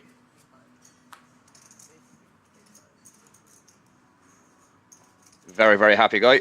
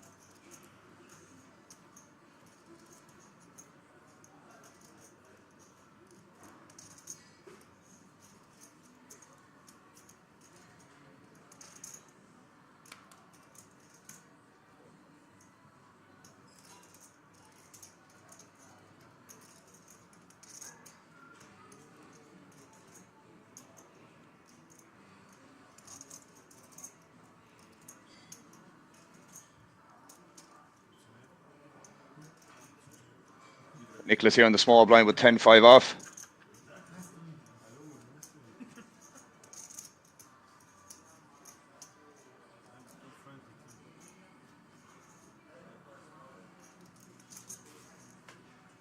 Let's go limp fold, unfortunately, or just goes for a limp, or even just a fold. I'm not too sure, I missed that action, that's apologies, but yeah. Walkie walkie, says Yoda. That verifies that situation.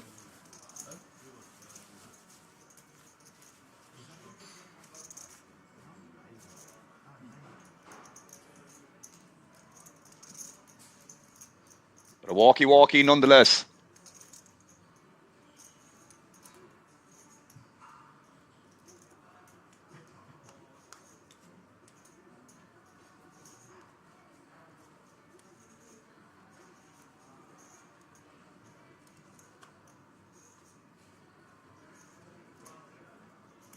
Robert here picking up the 9s.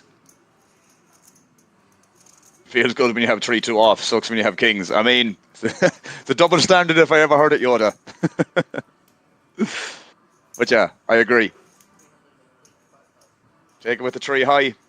Less happy when you've got a premium, that's for sure. So Robert comes in for the raise here for 3-2-5.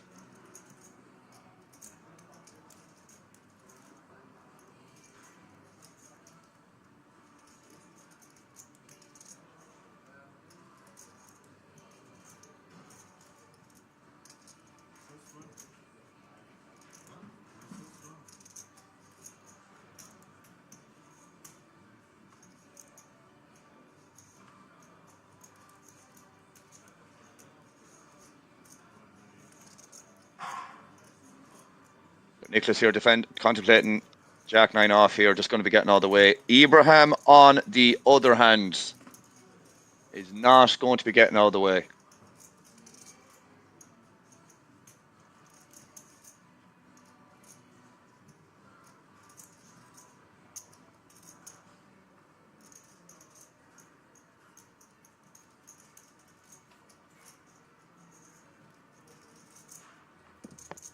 But imagine this is going to be a 3-bet here from Ibrahim. It is looking like that. Oh, is that correct there? Marco picking up jacks here. Well, this is going to make... we do have an outer table here for this. Oh, it's just €100. I mean, not just, but it is. But a very, very interesting spot here from Marco. Very, very interesting spot here. But as I said, whatever Marco ends up doing here, I can't imagine folding is going to be a thing. But it's going to get Robert to get away from this in this situation, to be fair.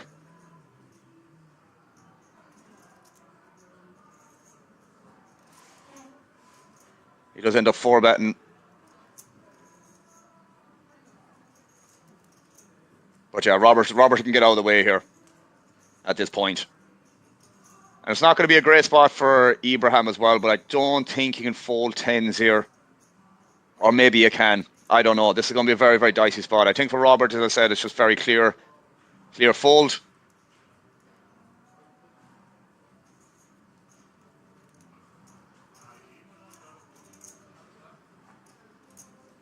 Can't expect Marco to be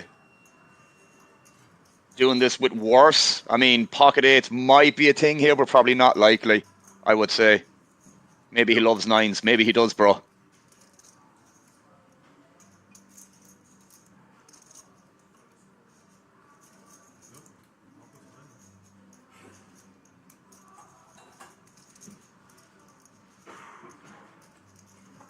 Be very surprised here if he runs it with the 9s, lads.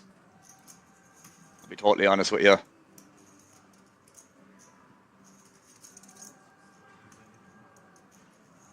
I suppose the bounty in play as well, man, is a big variable.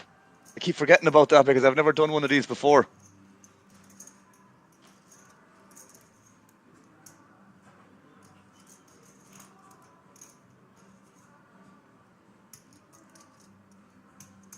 This is probably making the decision a little bit harder, I would assume.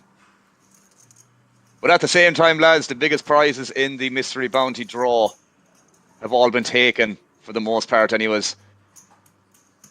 It's not like you still shouldn't take that into consideration, but as I said, the bigger prizes have already been won. He does end up getting out of the way. Ibrahim, on the other hand,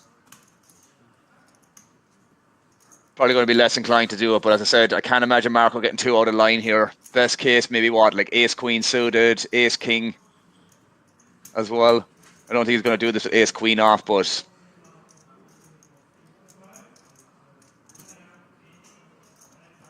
depends on the bounties are still on. If all the big ones are gone, you're probably going for the prizes. Yeah, that's what I was thinking as well. Yeah, he did end up folding. All top bounties are out. No value in bounties whatsoever. Yeah, as I said, I'm fairly sure, Stingy on YouTube, that they are gone. Like, I think 60k, and then what one below that, and the 5k was drawn there, I think just before the redraw for the last 16. So definitely the bigger ones are MIA, so to speak. He does elect to call, which I think is a little bit difficult to get away from, unfortunately. He was kind of hoping just to see like ace-queen, ace-king. Worst case scenario was going to be an overpair, but, you know, he is going to have them jacks plus a decent amount of the time as well in that specific situation, unfortunately.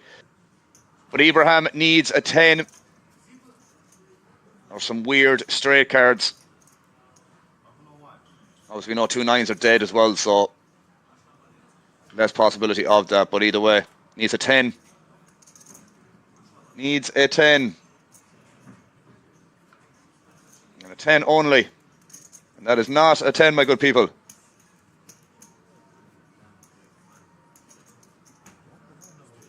We do have another elimination, lads. We are down to 11. 11 players remaining. So we are.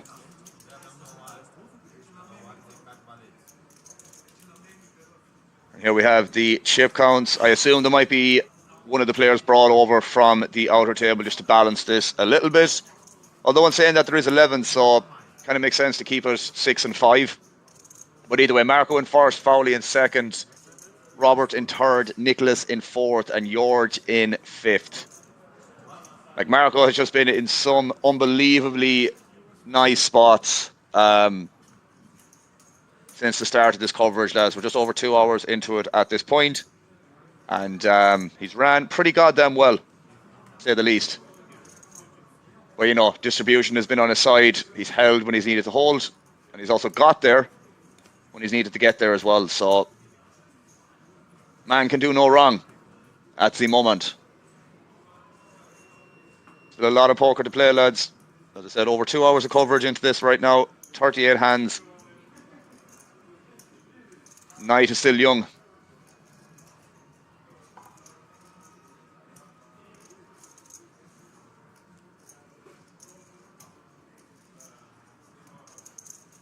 Night is still young. We got the all in here from George.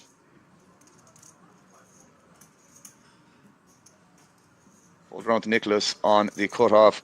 It's obviously going to be folding, if I had to guess.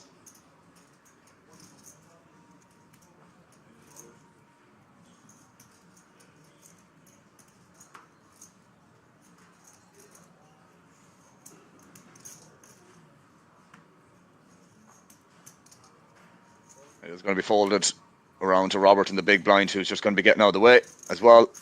George lives to fight another day.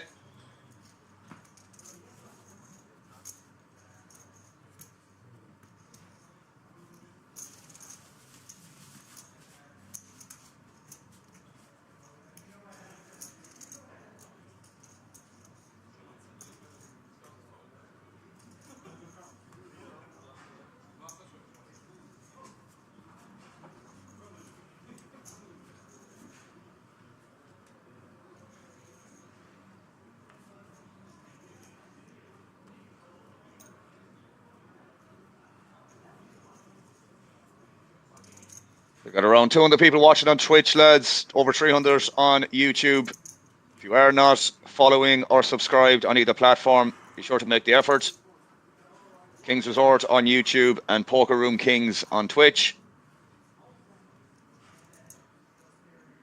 Over 27,000 subscribers on YouTube and probably 40, 50k followers on Twitch, if I'm not mistaken.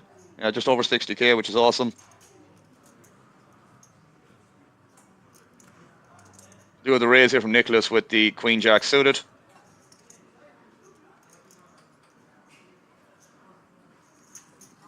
Robert gets out of the way.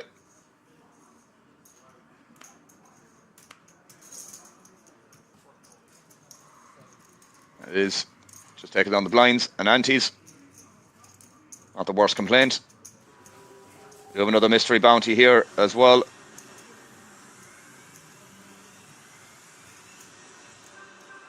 From Marco again, and it is a €300 one. Man has got so many bounties, as I've said many a time so far, lads. Non-stop eliminating machine.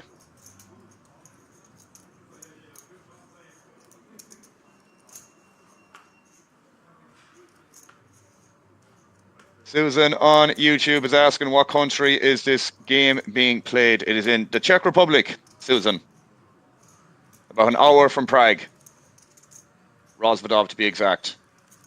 An hour drive from Prague, I should say. Maybe a little bit more.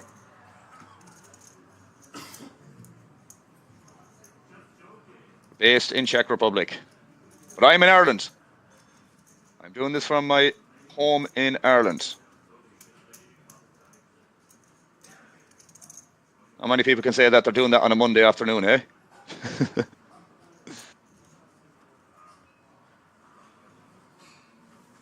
We get the fold here from Nicholas. Marco getting out of the way as well. Robert, on the other hand, probably not going to be.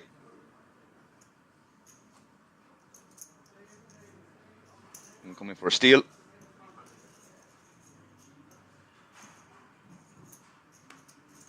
You're very welcome, Susan. Watching from Norway. Nice. Good to have you with us.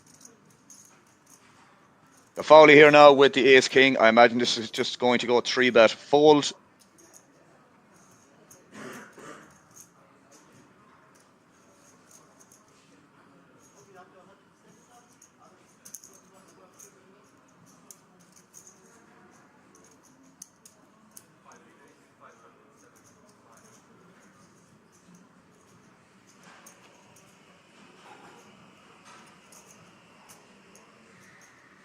Does 3-bet. It's a very, very small 3-bet as well. Don't know what that's about. Probably a potential misclick, if you want to phrase it that way. That 3-bet sizing should not be that sizing, with all due respect. Giving Robert an amazing price to call with basically everything that he might have opened on the button.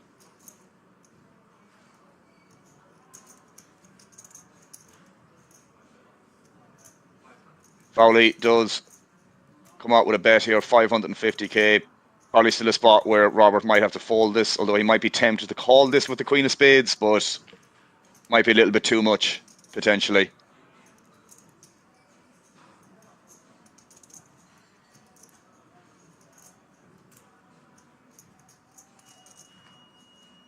Marcelo saying regards from South Africa. It's pretty cool to have you with us, mate.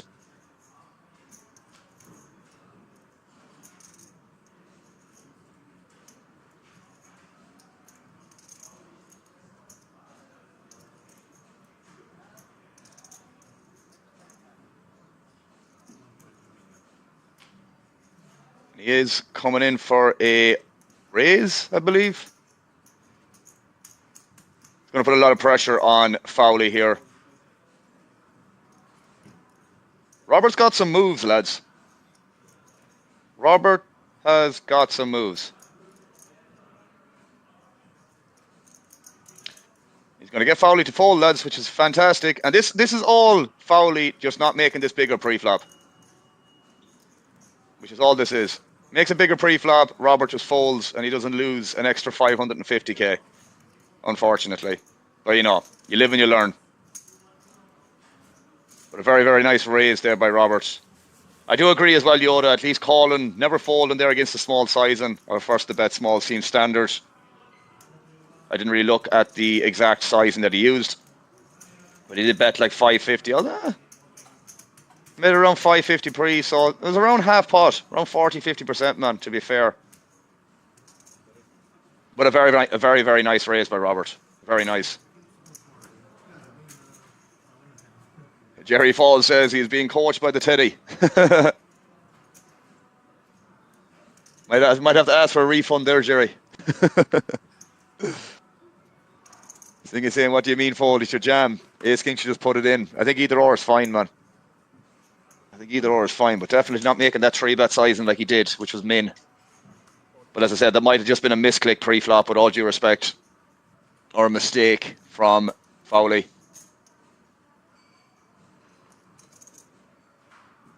Nicholas here now facing the raise first in here from Marco.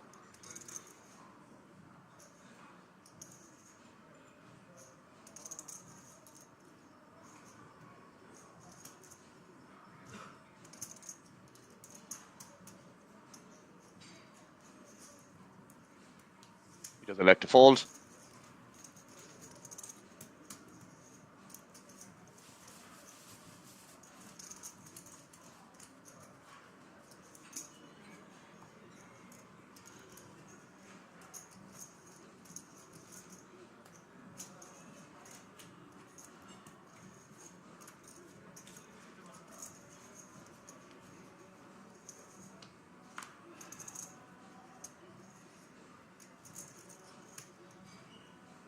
Pretty looking hand here for Robert. Ace Queen suited. A very, very strong hand. 5-handed. Or should I say 6-handed?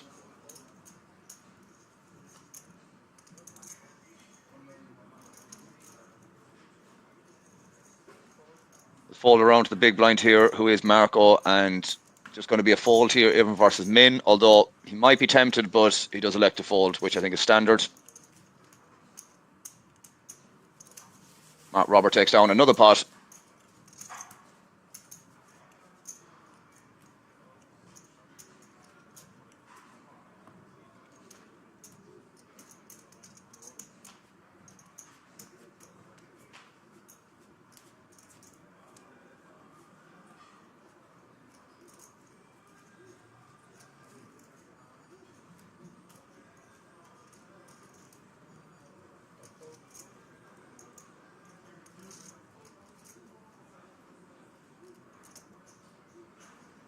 Nicholas here now with the ace-10 off. Going to be coming in for a raise, one might imagine.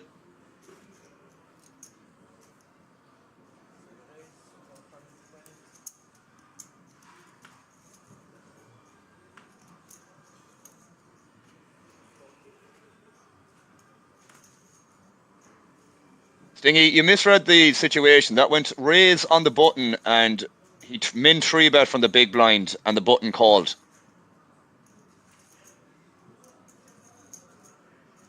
He's not going to 4-bet in that situation when he's getting an unbelievable price to call, Stingy. So I think you might have misread the situation in that hand, with all due respect. He opened the button with Queen 9, he'd min 3-bet from the big blind and he defended Queen 9 off versus the min 3-bet is what happened.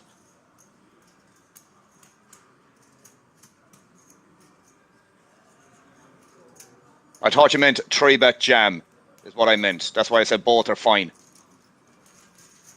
3-bet to a bigger sizing or 3-bet jam is what I mean, bro. Is what I meant.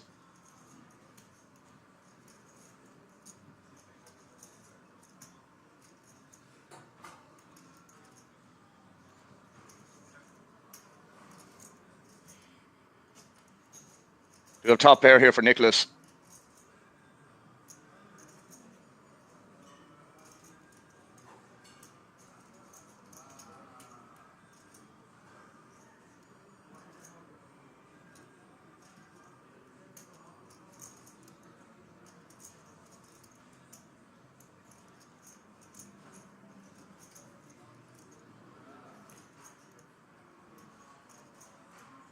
Nicholas does come out with a C-bet.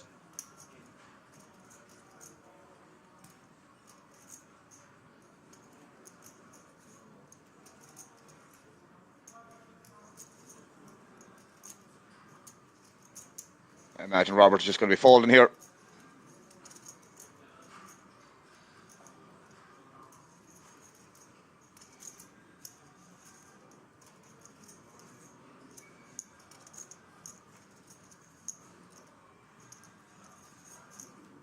He does fold.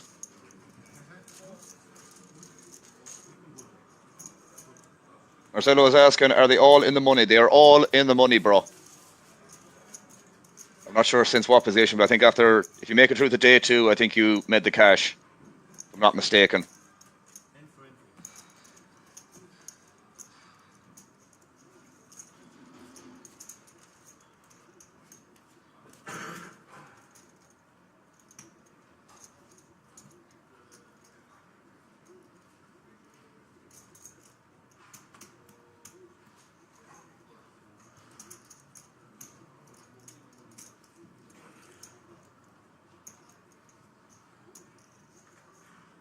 Share that in here, Marcelo, as well. I can't share the payouts, there's too much text. Although in saying that, I can just get rid of these. I'll share that with you for the players that are remaining. So, how do we have 11 players remaining?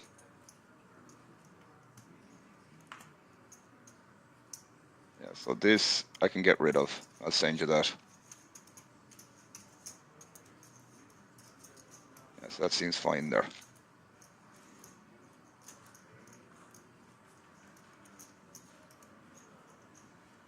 I'm nearly sure that's the payouts that I just shared in the chat, if I'm not mistaken. Yes, came up there. So you guys have the payouts there. I don't know if that command is done on YouTube, but not to worry.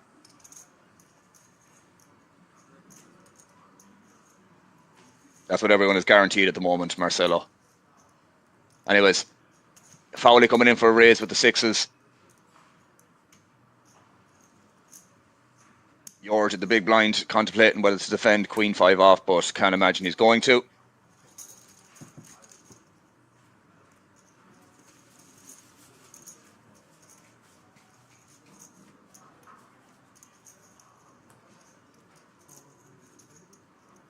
Just take it down. Mr. Slotman.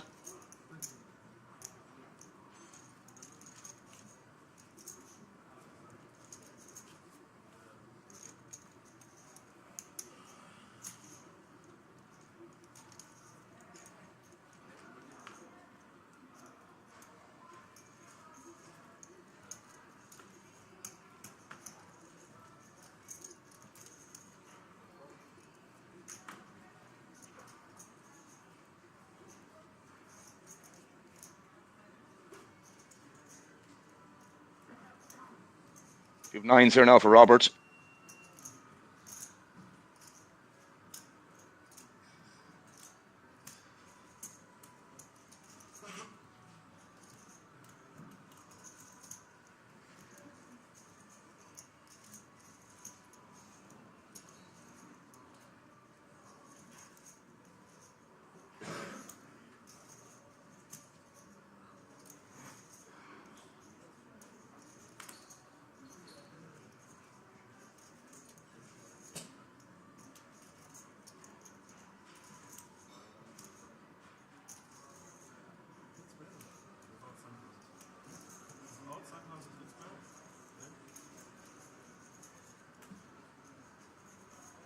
He's coming out for that raise.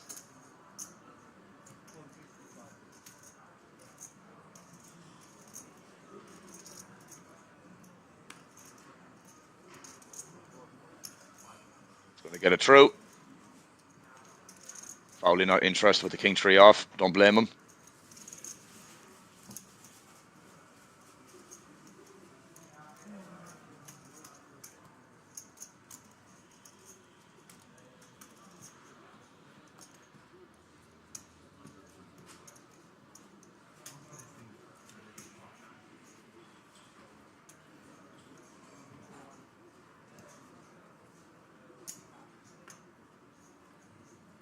Action is slowed down a little bit, lads.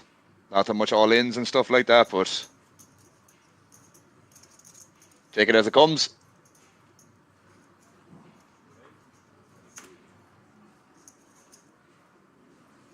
Good Marco coming in for a raise here with a Jack 7 off, or Jack 7 suited, excuse me.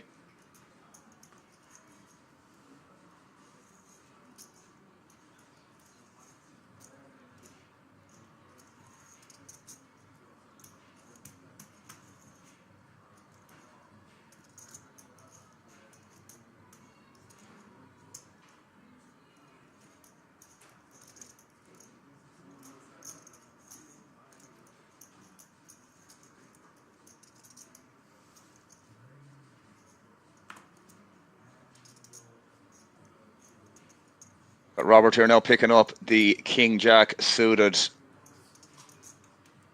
think both options are fine here between call and 3-bet. Does look like he's just calling.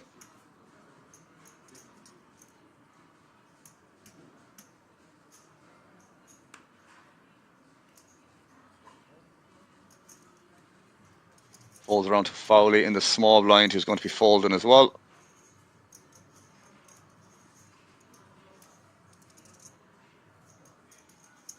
Nicholas, definitely tempted here to flick in a call with the 9-6 suited.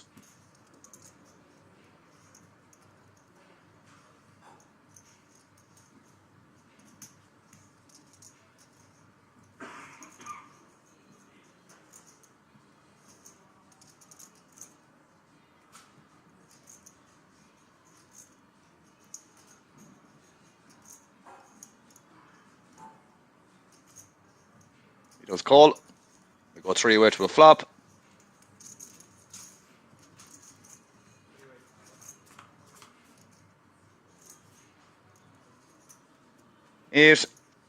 Queen 4, 8, 2-tone. First draw for Robert. Some backdoors going on for Marco and Nicholas, but outside of that, not a whole lot. Definitely imagine Robert starting with a bet here.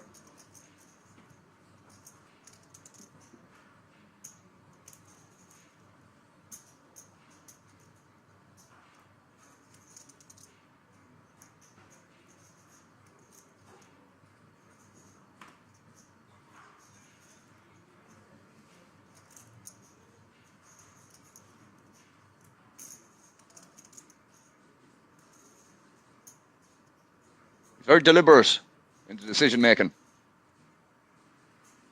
He does end up betting 455k. Just going to be 2 quick folds. Should be.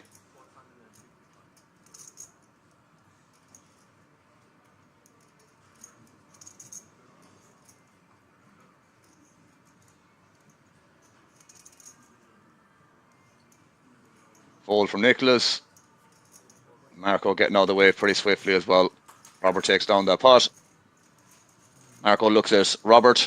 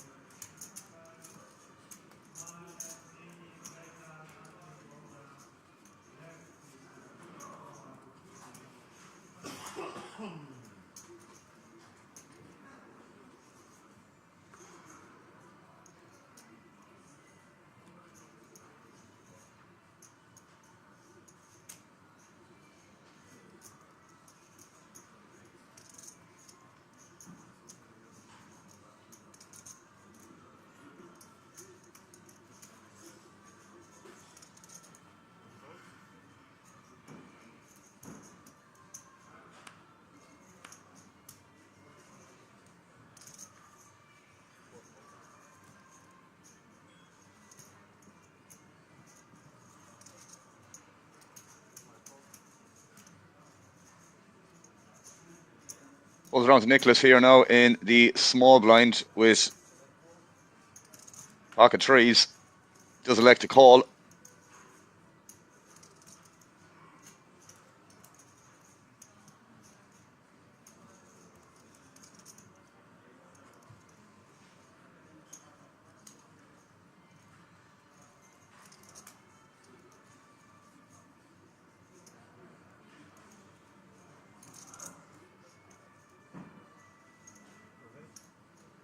Does go check, check.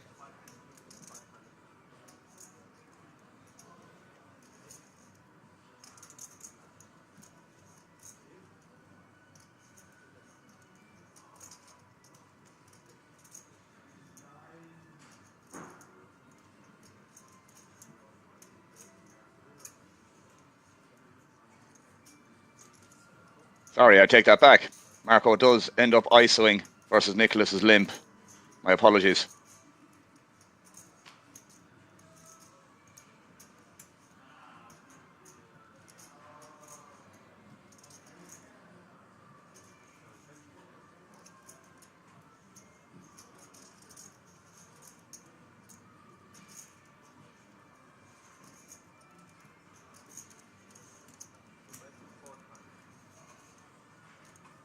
Marco does fire a bet of 400k here.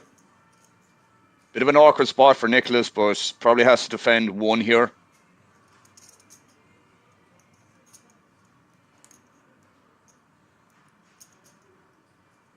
Which he does elect to do so.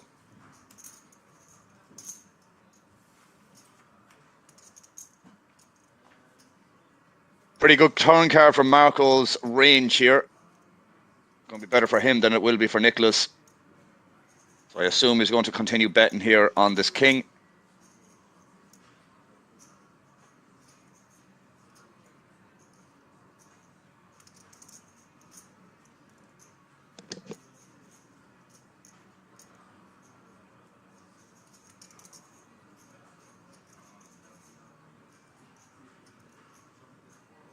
He's grabbing those chips. Yeah, it's just going to be a terrible spot here for Nicholas. He is going to be just forced to fold unless he decides to get unbelievably sticky here.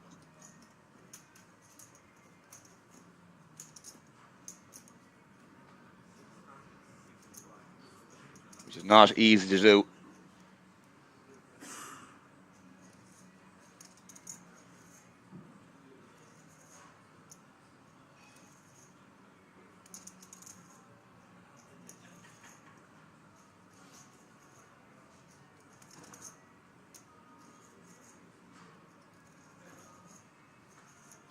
Yeah, not a great spot here for pocket trees, lads.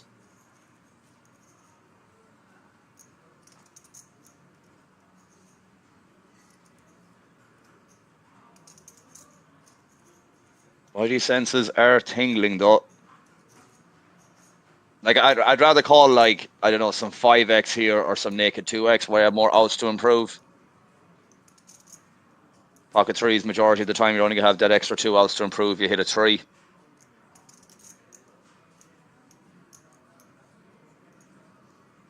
So as I said, I'd rather call a pair of 2s here with extra outs to improve than with pocket threes, if you get what I mean.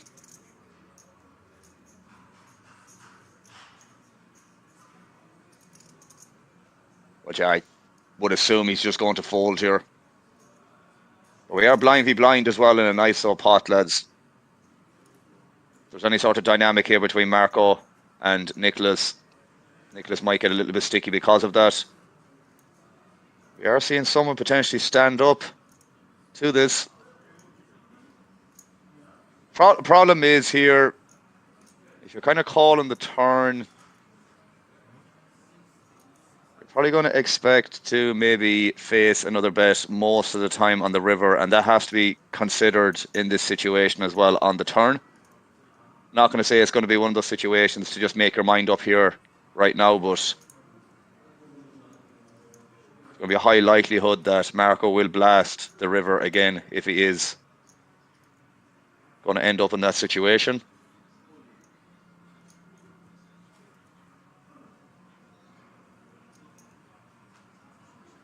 I think the fact that Nicholas is taking this long as well is really turning his hand face up. Because if you had the 5 or you had the 8 or you had some 6s or 7s or something like that, whatever, you probably don't take this long, arguably.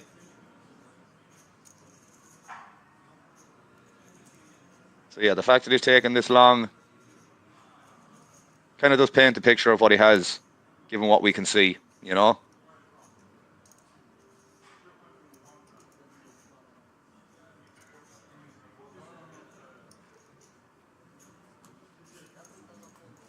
He does fold. He does fold. He does fold, which I think is probably the correct play. Look, as I said, I do believe that if Marco's firing that turn there, he's going to fire the river a decent amount of the time, and that needs to be taken into consideration. If you decide to call or not, you know. But either way, another pot goes to Marco. It's not my first time saying that. Stratus is saying, oh my, now we have the soothing tones of Dan's voice to bring us to the end of this bounty tournament, or bounty event. Do you know something I don't know, Strauss? Do you know something that I don't know? But yeah, we probably will be swapping over eventually. So Dan is on the way back from a live event abroad. I think he's just getting the bus home at this point. So we'll see. I said to the man, don't rush. Do what you got to do. I'll be here.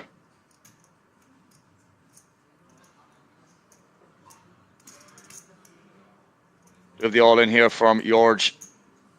8-5 suited. Bit wide here for 10 bigs. It's a little bit excessive. Get the hand turnover there by Fowley mistakenly.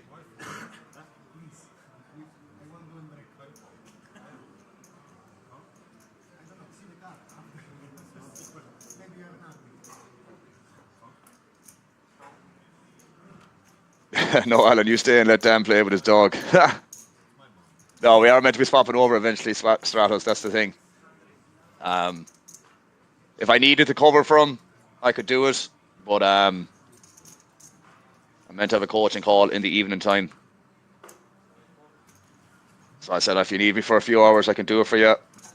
But at the same time, I'm not going to force him. If he needs to unpack and shit like that when he gets back, that's not going to be a problem. But yeah, we're going to go on a break, lads. We're going to go on a break for 15 minutes. It's going to be the dinner break for these people, I believe. So, be back very, very swiftly. And until then.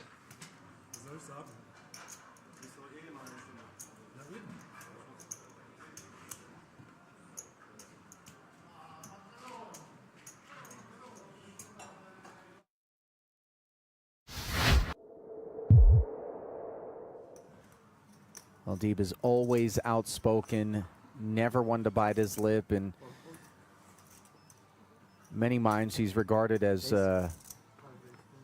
sort of the resident warden in the poker prison. You know what I mean? Like, he just likes to fact check people, make sure stories check out. I feel like half the community find him to be a hero, and the other half think he's a heel. So it's maybe just depends if you're on the receiving end of one of his depends if you've done anything wrong. Exposés. Yeah. The less skeletons you have in your closet, the better off you are if you're on Sean's radar. That is true. Meanwhile, Ace-8 suited once more has presented itself, this time to the other Hungarian, Kolozsvár. His 25K open is flatted by the chip leader's pocket sevens, and that's mindful of the position from which the raise came. Madani in the cutoff, flatting King Deuce of Hearts, however, Justin, and now Karlik mulls over from the small with King Jack of Spades.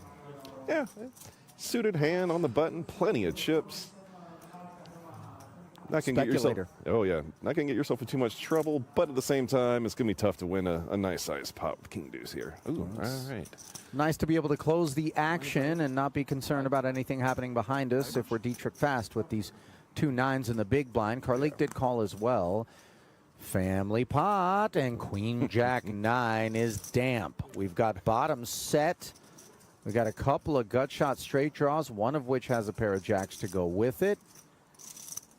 All we needed was a second diamond out there to really make things spicy. It might come. I don't think anyone's going to be betting this flop. So, well, Madani does have himself a king high flush draw to go with his gutter, but that is really wet texture. Yeah, if you bet this, you're okay playing for stacks if you lead this flop, I think. Well, 30K. There we go. Into 137 isn't exactly screaming.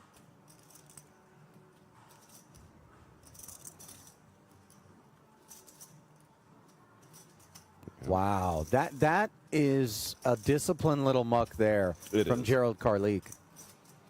It's not so much the 30K bet. It's the people behind, and then concerning yourself what's going to be happening on every turn. Unless it's a 10 or a jack. Well, we know fold is never on this man's mind. Yeah, that's right. I like just the calling here, too. That's wonderful. Ace-8 and the 7s bow out. Big turn card for fast. By the way, that bet by Madani got a lot of mileage. It pushed 3 players into the muck. Now a bit of a pesky road to improvement from Madani. He's got top pair, but the 4-liner on board. Do you have to Plenty of 10x, I would imagine, in the big blind defense range. Yeah.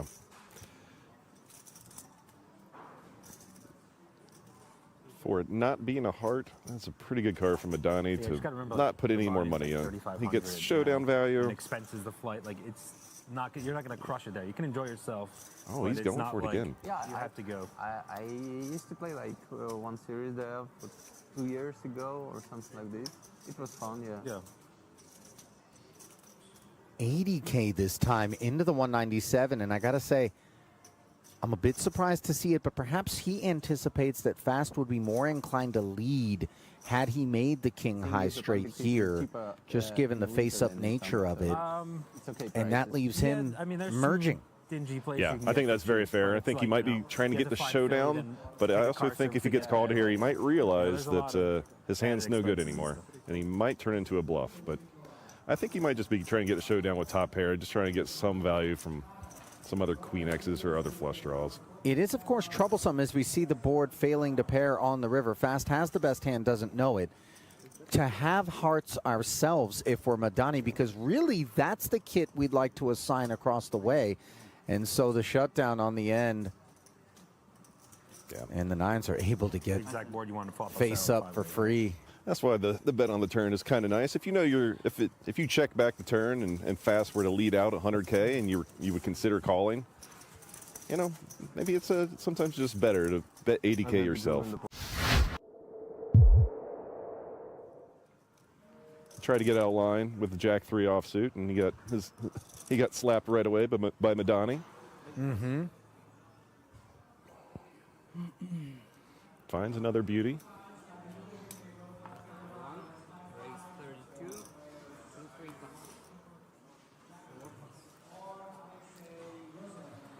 Ooh, Kolzar on the button with a suited ace-jack. Facing This a is consecutive open now from the chip leader. Maybe some altered perceptions that, in spite of the responsibility that we just alluded to that Schmeko has shown off, not being out of line or V-pipping egregiously, I think they will we end could up making a 38-minute perceive that he's shifted gears, but Kolozar just content to flat ace-jack of diamonds on the button. Well served, of course. And now Shahar, in an awful way, unbeknownst, No, 45. could take a price. Well, as soon as I saw the 16 structure, I told him. I think Kolozar having his hand being suited helps him call a lot. I think 45 is too long. people tend to lean the 3-bet on the offsuit just because it plays slightly worse post-flop. Don't have a reservation Yeah, restaurant, it's so pretty you'll be ace-jack getting of eaten in diamonds. 20 minutes anyway. I want to have a nice walk outside of the parking lot. Okay.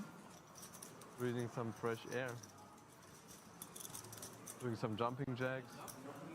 It's a disciplined choice there from Shahar to It's not pumping enough just by dodge this situation. I'm not so sure Kolozar is going to be able to dodge things, nor would he want to. Pairing the nut flush draw over here, little does he know it, but he lags behind. And this flop has chosen violence. 104 in the middle. Having some inherent showdown, Kolozar probably is just going to take the passive route and just call here. It's not really a high five moment to like raise and have someone put you in. And with the jack, you have showdown value inherently. So just call and hope you get a prettier turn card. So a flat of the 65K follow through, and now the nuts on the turn for Kolozar. Schmeko draws dead. This.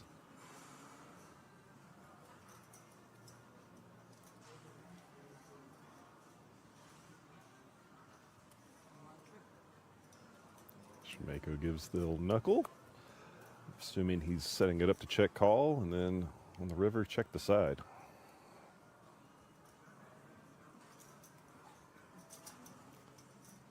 Kolozar is probably looking for an amount where he could get his. He checks back. Wonderful play.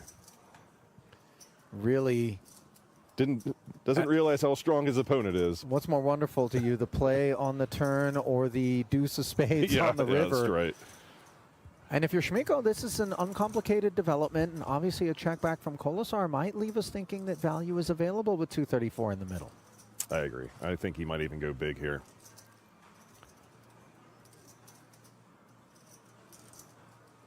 Really attack certain queens, king jacks, jack nines. And he's just praying that his man's got ace king across the way. Something that can potentially call what is sure to be this raise.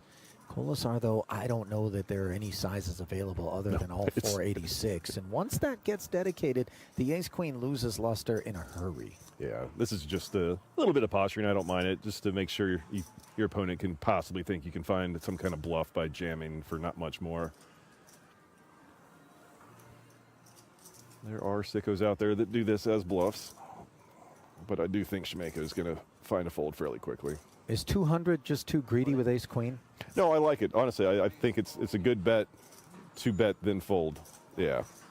You're getting value from everything you have beat, and everything that raises is you're going to fold to anyway. No, by the way, zero hesitation. Schmeko understood exactly what he was going to do in the face of the only raise size that was available to Kolozar, and quite content. On a stack of his depth. I had noticed, like, when we were panning around to other tables, I didn't see a whole lot of, like, tiny stacks out there. So maybe he feels some pressure to build the stack a little bit, but I think he's just exploiting the deeb and the over-opening of Olszewski as well.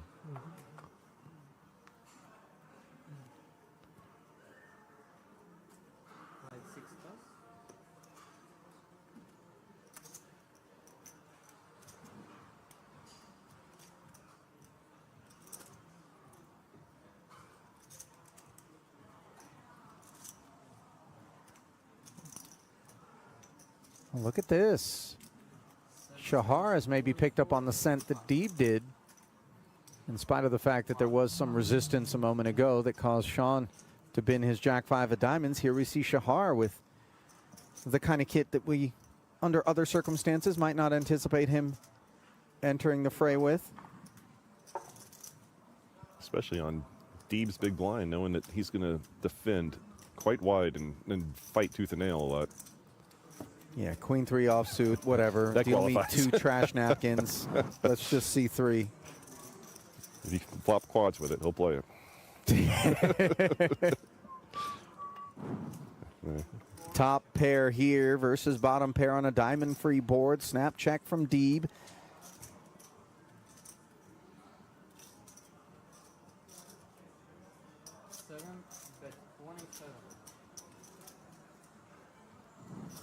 $27,000, the follow-through sizing.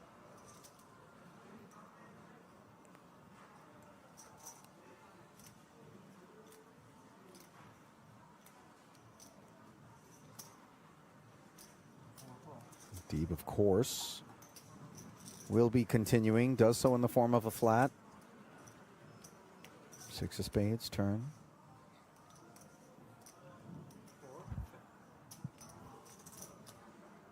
Sean, quite content to knuckle over and see what the opener has in mind.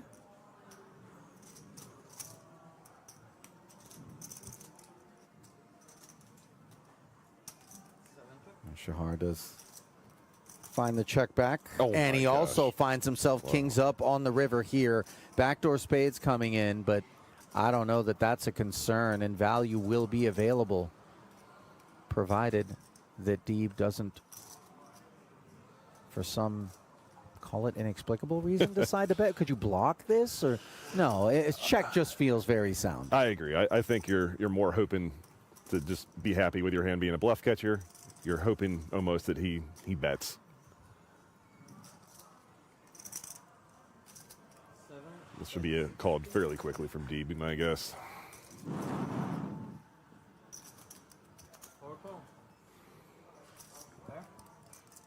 And yeah, there it is. Sean's like, okay. That's respect. I like it. No, never mind. That look wasn't respect. That was a bluff hand? You know, it's you're sitting on aces and you just made it 37x. And you go, oh my God, I misclicked.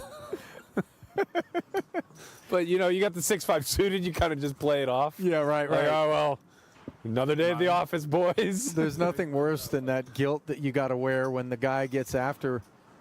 And maybe, you know, they deserve it if they're trying to exploit. Well, But you show up with the aces and it's like, oh, my bad. Would you look at that? it's a part of the opening range, you know. Sorry I happen to have it this time. Well, pocket 7's also a part of the opening range. From the cutoff for Neugebauer. So he's made it 9 to go. Oh, he just flats king queen off from the button. Pretty common on the button. You want to be using these Broadway type hands. They're not quite good enough to 3-bet get in, but they're way too strong to ever consider folding. So you kind of try to avoid folding them at all costs 36. by coming through with a call. Now, He's now getting out of line. Kamoshi That's clear. is proving abusive. Augie could have jammed, I suppose, versus a cutoff open. 25, putting it in, I think might be quite reasonable. And maybe he leans on king-queen suited for that sort of play. I would have a hard time not back jamming this, knowing full and well that I was getting called by Kamoshi, but also just believing that he's out of line. Well, There it is. He Arahi shares my thoughts. induced, I suppose. Maybe we reserve the right to change our mind about how we want to approach things. I don't know that his intention was to induce. No, this is just a byproduct of a series of events that, you know, you live and die by. This kid seems like he's out of line. We're going to back jam and hope that we have some of this range dominated, which I don't think is all that unreasonable. Quite possible that Kamoshi has worse king high and queen high type holdings in his squeeze range here, especially if he's as liberal as we see. Though the ace 9 off, probably not that bad versus cutoff button.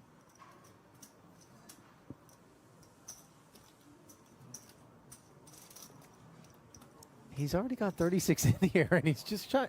It's a kind of really, questioning what this is unconventional behavior from Ahai, right? yeah, and it's, well, we did see the queen 8 off, but nobody else knew. No, right. But from Kamoshi's standpoint, he's kind of like, what? It feels Flat weird. jam? Yeah, it feels weird because you expect the pocket pairs like below the 9 to just be jamming pre. Right? Correct. And the bigger aces also to be maybe taking up a more aggressive posture. And so look how well he's performing here with something as paltry as ace 9 for a 233K pot.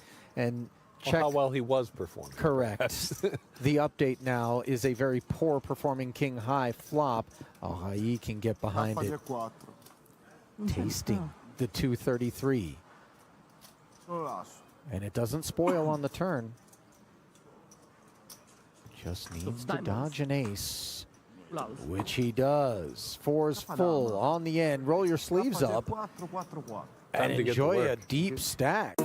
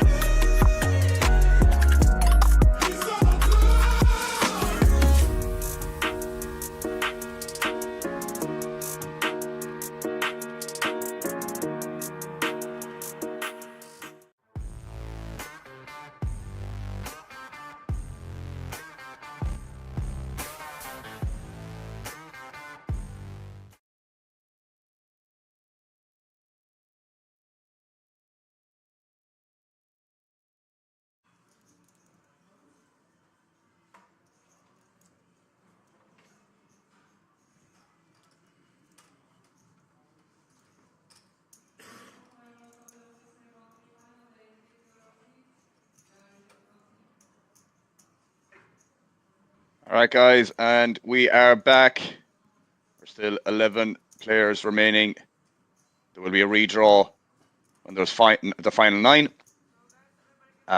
So as always, Marco still head honcho on this table, 101 big blinds. Robert in second, Fowley in third, and then Nicholas and George in fourth and fifth, excuse me.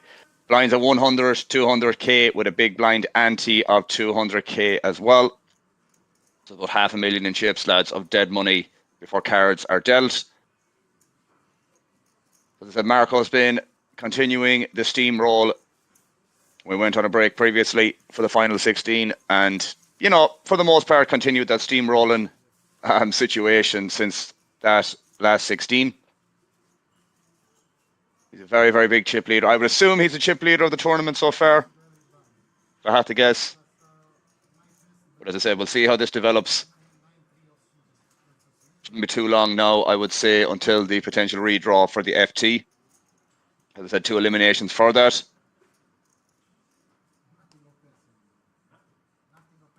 Cards are in the air. So welcome on back.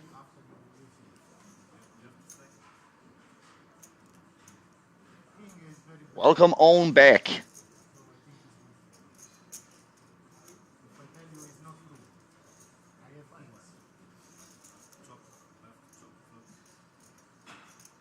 Nicholas here on the cutoff with 9-7 off. Gets out of the way.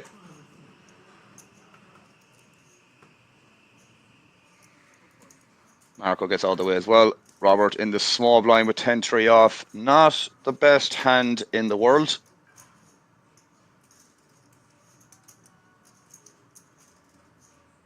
I think George is quite short here in the big blind as well. Probably looking at between 5 and 10 big blinds or so. Yeah, 8 big blinds. Robert does come in for a raise here. Plus George in a bit of an awkward spot. He does end up folding. It's a great result for Robert to take that down with 10-3 off.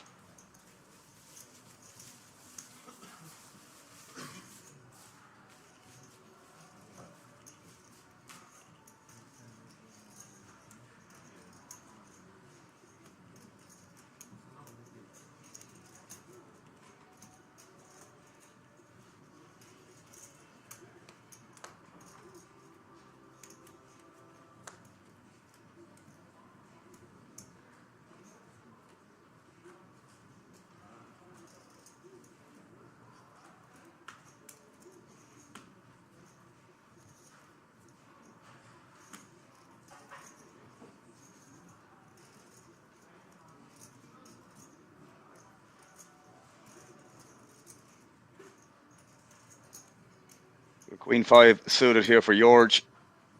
In the small blind, probably just going to be getting it in here, I'd assume. Which he does elect to do so. And Fowley's probably going to look him up here with the ace-6 off.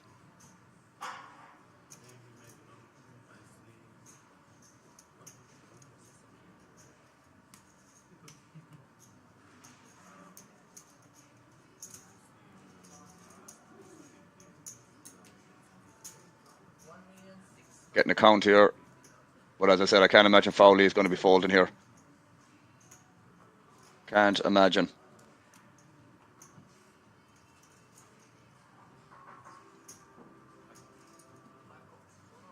He does call. It's a fair-ish fight, if I say so myself.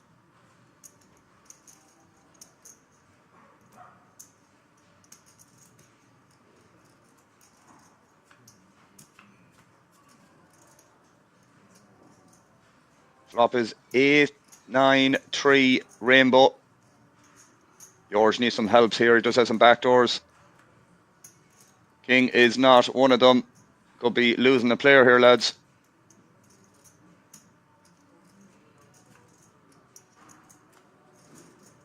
There's a 9 on the river. We lose George in 11th place. So congrats on a great run, my man.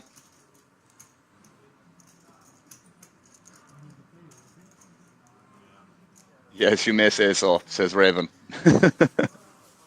Appreciate the verification, bro.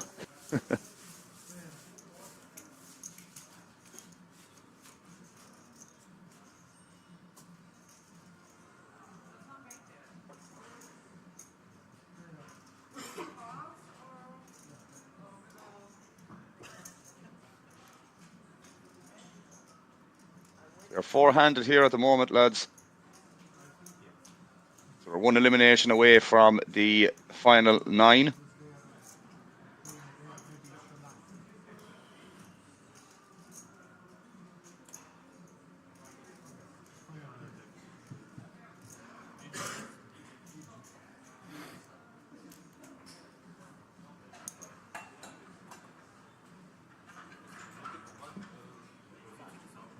Players seem to be standing up. Does that mean there was an elimination on the outer tables as well, possibly? Seems to be the case, lads. It seems to be the case that there is going to be this redraw now for the final 9. So we'll probably, if that is the case, we are going to be going on another break. I think just getting verification for that.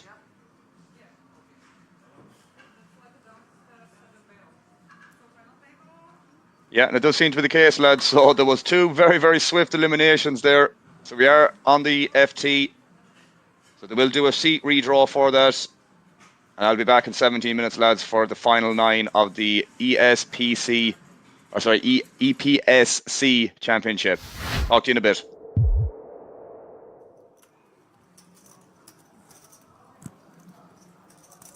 Well, what do you think, Justin? Are we going to burst that bubble in a hurry, or is it going to really start to grind down here? Obviously, we know if Sean has anything to do with it, we'll potentially get there in a hurry, courtesy of some sort of gnarly beat. Sean might be, oh, he finally has it. Yeah, ace, king of spades, and this is where things become dangerous with something like 90% VPIP over the last couple of orbits. I always expect these bubbles to take a while. All of a sudden, the money, I'm sure it's 15,000 euros, becomes very real to people. You know, you put in all these hours over 3 days, you want to walk away with some money, tell people you made the money. Oh, boy. All right. Well. Another ace-king surfacing in the small blind here after Madani decided to speculate on the button with 4-5 of diamonds. And that makes the proposition even more attractive than it already would have been for Vrancic to get his chips forward. He jams. Now, this is not an insignificant 229,000 for Sean. He is, of course, the covering stack, and ace, king of spades isn't really looking for the muck. He will ask for a count.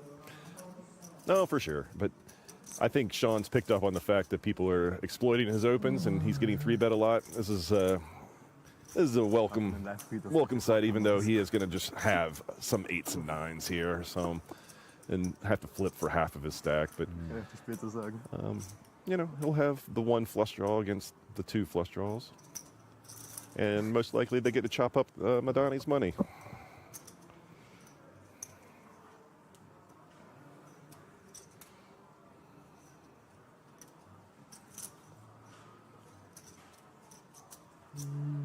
On.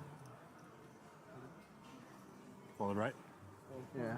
And Deeb over the top just to usher Madani further toward the muck in the event that he Double suited ace king. had something that might have left ace king with an issue. On TV, never do bad jokes. Okay, sorry 10% about it. I will edge. never do this again. To Deeb, given the presence of the spades as we play a $500,000 chip pot. Bansik. Now I will 3-bet you every time. Oh, no. Oh no! Wow. See, buddy. GG. That is a devastating development Wow. there. Dare I call it unjust? Granted, we noted the 10% equity advantage. We just don't usually expect it to come to fruition in spots such as that. When you have a hand, you take them on because of your cap. Just like You know- that. Now you're Deeb jealous is of just it. as healthy as he was when we started the day. Yeah, Zoltan It's good for the people. gets showered.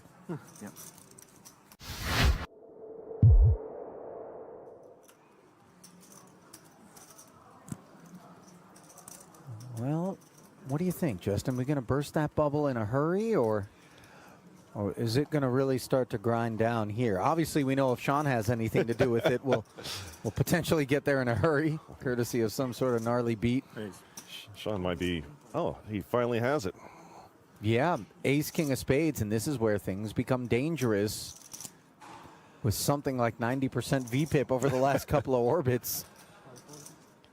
I always expect these bubbles to take a while. All of a sudden, the money, I'm sure it's 15,000 euros, becomes very real to people.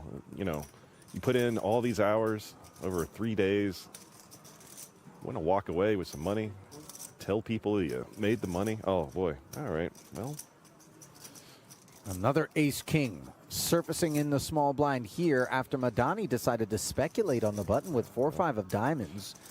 And that makes the proposition even more attractive than it already would have been for Vrancic to get his chips forward. He jams.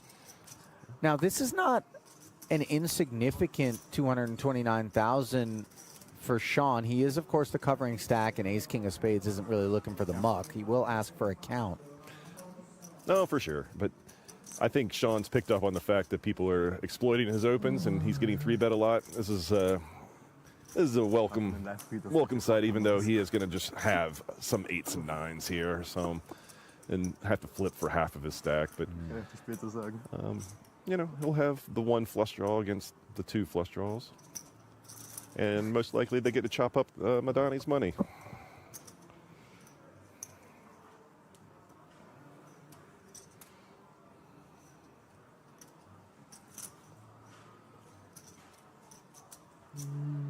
On. Followed right. Yeah. And Deeb over the top just to usher Madani further toward the muck in the event that he Double suited ace king. had something that might have left ace king with an issue. On TV, never do bad jokes. Okay, sorry 10% about it. I will edge. never do this again.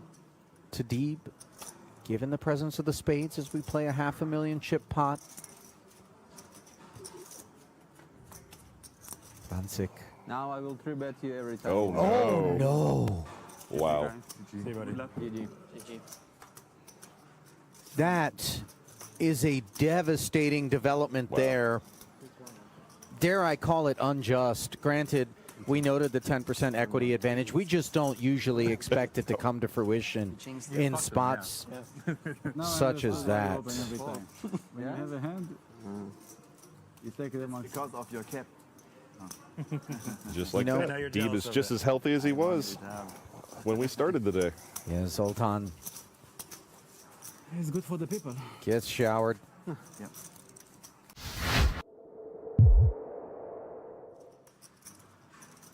Meanwhile, back at the feature, chip leader has opened with ace-3.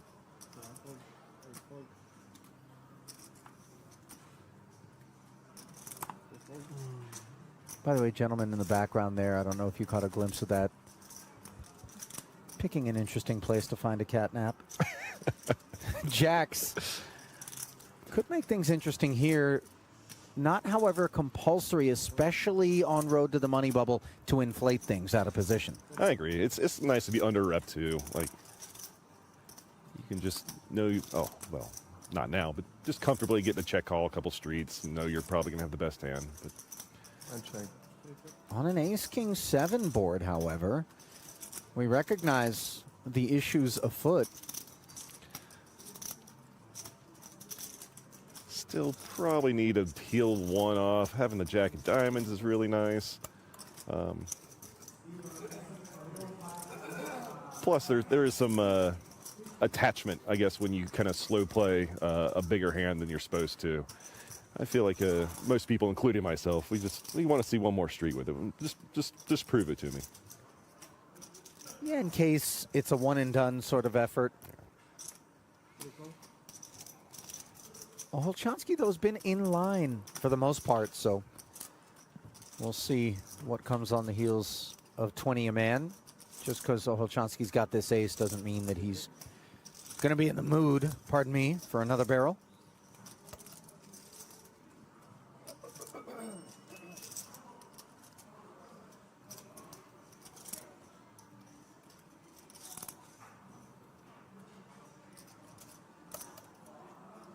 Predictable second check out of the jacks. A check back this time. Oh my. And Jacob, dressed in spades, knocks on the door. Where do these cards come from? I mean, I'm not suggesting that all of a sudden this is going to be some seismic pot, but perhaps these are the moments that positively reinforce the peel. That is true. And I like the check back from Olszewski on the turn as well. Just pot controlling, and it's probably, well, fast is going for the check raise here, it looks like. Might that have something to do with the sizing, though, from Olszewski? If all of a sudden he comes with full pot, maybe check raise isn't what's on our mind here. Some queen 10 could be afoot. I don't think pocket aces, pocket kings are what he anticipates. No, not those. But yeah, queen 10 is scary, but this 25K is not. 25K yeah. makes his life a lot easier.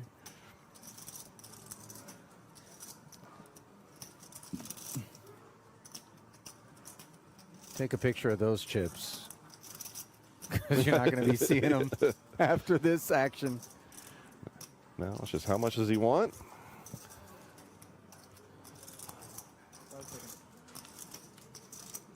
$125. 3 days, 125.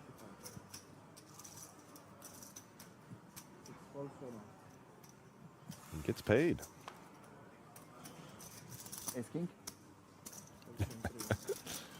I'm a little surprised by this. Maybe some turns that might kill your action. You are against a 20 big blind stack, so it's important that when he has the overpairs, you get as much money in as possible now.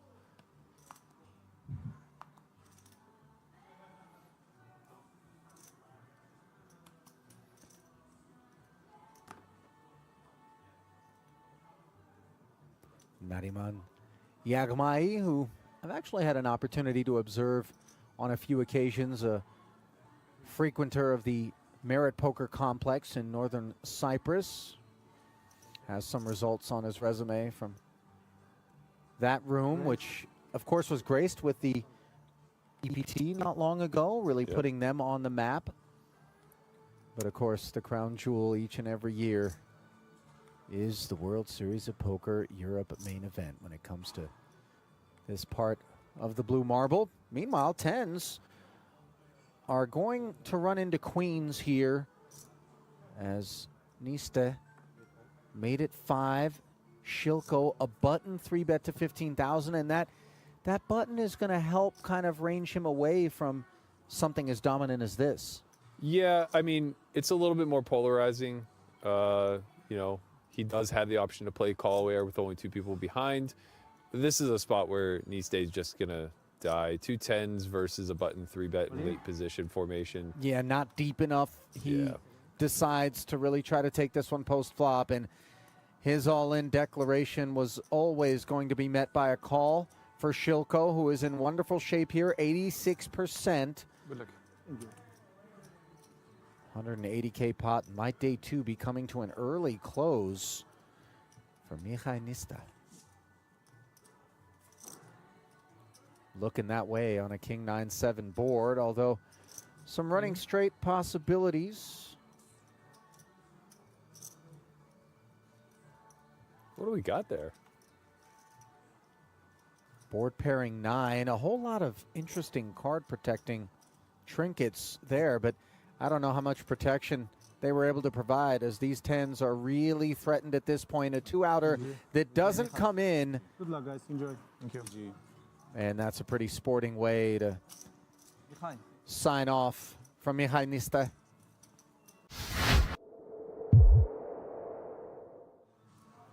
Cash game streets, content creators, the likes of Yo Viral, Johan Guibert. Yo for a long time was kind of the face of French poker, I would say. It's changed a lot in the last handful of years. The French have really surged in creating a small group of talented pros that are kind of taking the tournaments by storm. Benjamin Pollock is a legend of the World Series of Poker Streets. He plays under the banner. Antoine Saoud, David Benjamin from the old school side of the spectrum, Julian Martini, Thomas Santern. Can't overlook Bertrand Gros-Pellier, Elke. He made his mark.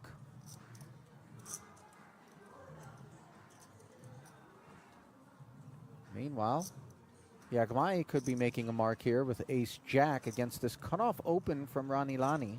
Yeah, I think this one's just good enough. He's not really going to have a choice but to stick it in. That's exactly what he does. Uh-oh. Unlucky. First occasion on which Ukraine's Dmytro Stetsura is going to get involved, and it's going to be absolute top of range, which influences that involvement. Horrendous for Yagmai. Now, even a cold call, which is the very least we can do with these aces if we're Stetsura, screams strength. Yeah. You know, trying to lure Ilani into there's just something. like, you're kind of just handcuffed, you know. Aces are a cheat code. If ever you're going to have a cold call range, you can work them in there. Yeah. Yagmai understandably on his feet here as his light begins to flicker. So many creative ways to... the stand-up D-Mike, grab your backpack. Yeah, we've seen it all. He's going to need a miracle here. And that isn't it, as he lacks a spade and he lacks chips.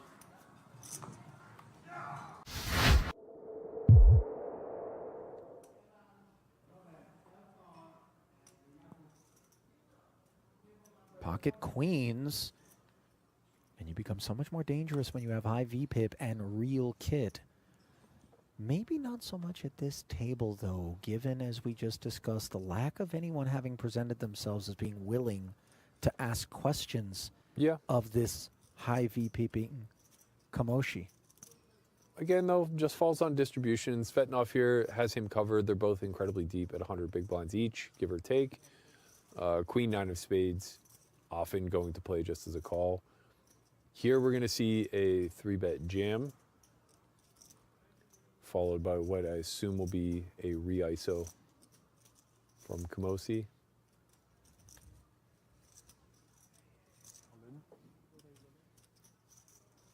Well, Neugebauer quite happy to have a little meat in the sandwich as he rips it in, and yet he's going to be involved in El Clasico. Can't imagine there's any world in which Kamoshi suddenly nukes queens. No, it's really just a question of call versus jam. He knows that he's almost never being trapped by the button, so it's a question of if he just continues through a call, can he ever induce? He is just going to call. Of course, as we can see, Queen 9 of Spades is going to have no further interest. So they're on their backs now as we play an over 200K pot.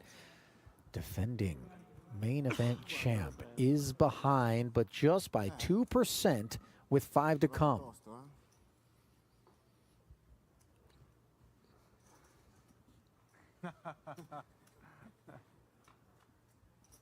Wow, the prepay. Strong.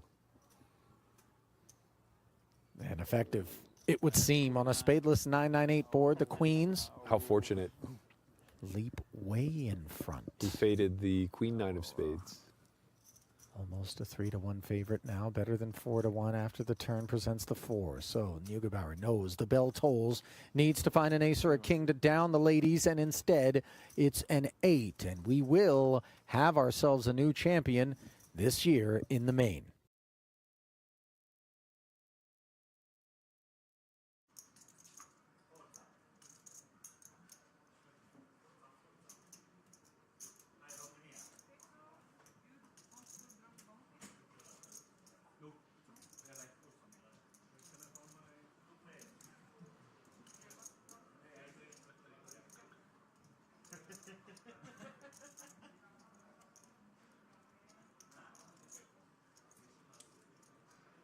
All right, everyone, and we are back for the final table coverage of the WPSC,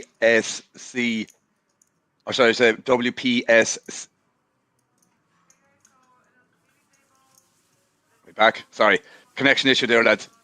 So sorry, yeah, the EPSC Mystery Bounty final table. So as always, Marco has been holding the top spot, and we have a new player here that we have not seen on previous feature tables, Hovannes Asatrian. Hope I'm pronouncing that right, from Czech Republic. Then we have Robert and Hostalna, 007 in 3rd and 4th. Eric and Fowley in 5th and 6th. Nicholas and Pierre in 7th and 8th. And then Andre, who is a shorter stack with 10 big blinds. So obviously Marco leading the whole way since we started the coverage, which we are basically just over 3 hours into at the moment.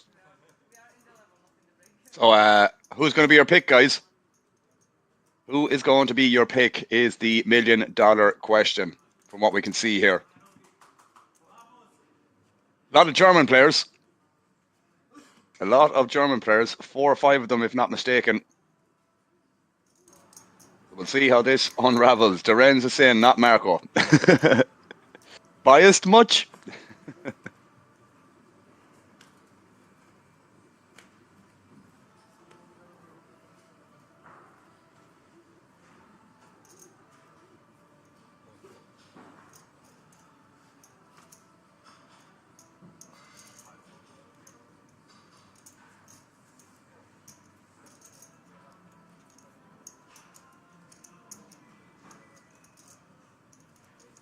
I've got Yoda saying, can't bet against Robert, he will ban me from the poker club. Seems seems reasonable. I mean, I don't know. I didn't like a lot of hands from him. He was running super pure and missing small value. I prefer some other players, their style. Yeah, I could get behind it. I know the 10-9 suited ones, Dorenz was probably the big one. But yeah, definitely outside of that hand, man, he's ran very, very, very, very well. You know, for bounty spots, basically. I saw CU, not Fowley himself, but maybe his bear. I can get behind that as well. People are a big fan of the bear. Mr. Fowley, Mr. Slot. But he will probably sun runs, Darren is saying. Yeah, I mean, it's impossible to sun run forever.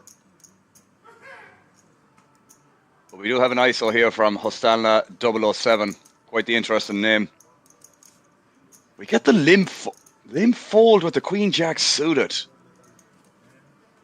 From Eric. Well, from the get-go, lads, we're off to an interesting final table. With a limb fold like that. I mean, Not sure what your range looks like if you're limb folding queen jack suited, but to each their own. 007 takes down the pot with the 10s nonetheless.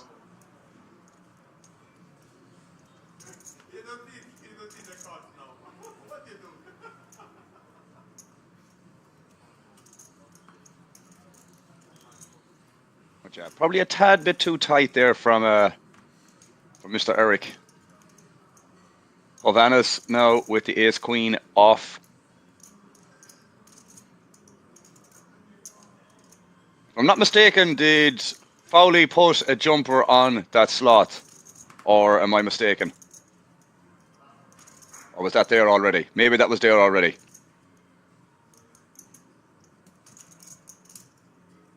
Anyways, Hovannes, excuse me, coming in for the raise. Under the gun +3.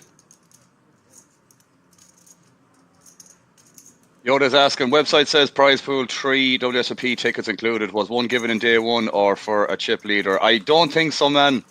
I'm not 100% sure. I'm kind of used to just run it from what's kind of there for the not for what the payouts command says. So I'm not 100% sure, bro. To be honest with you, I probably should know that. But pretty nice flop for Hovannes. I missed the flop action here, but I'm assuming it went check, which I'm not really a fan of on this ace-queen board. Obviously, we have it locked up with ace-queen. It's a situation where we should play our range another hand, respectfully.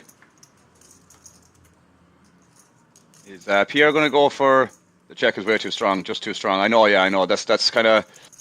I always have this impression, and to be fair, I would assume it's relatively accurate. Like, this is... I don't want to go down the rabbit hole of, like, oh, theory this and theory that, but there's definitely a board when you're under the gun +3 where you should just be c-betting everything that you raised.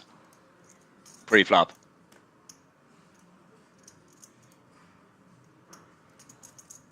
But yeah, definitely checking back on this board is a very, very, very suspicious. But I have that share perspective as well, Durans. Yeah, this is the downside as well, that like you might feel obligated to check call here now on the river. Flush draw missed. There's some king jack that missed, jack 10 that missed, but kind of just screws up your range. Screws up your range here by checking back the flop. And he sells me coke. Hi, Finton. It's not Finton, bro. It's Alan. He does find the fold, though, Durans. It's the wrong Finton you're thinking about as well. I saw CU. We're talking about Finton Gavin, I assume. Or maybe I'm wrong. Maybe you guys meant Finton Hand. I'm not too sure, but Hovannes does take that down. But yeah, very suspicious. Check back on the flop. It's not really a thing. It's not really a thing for that reason as well, by the way. Just looks very, very strong if you check back. Just bet one big blind on that flop there will be good enough. Good fold, and if you see bets flop and checks turn and small bet river, he probably calls or bet small. Yeah, I can get behind that as well, man. I don't mind a bet check bet line there. I don't mind, I don't know, bet check bet whatever like itself. So, but like regardless of how you play the hand, you just can't really check back the flop as the aggressor. Not that one in particular. If it was like ace-3, you might check back. But ace-queen, never. You can never check back. But you're probably going to get more value if you go for a bet check bet there. Like you mentioned, Durans.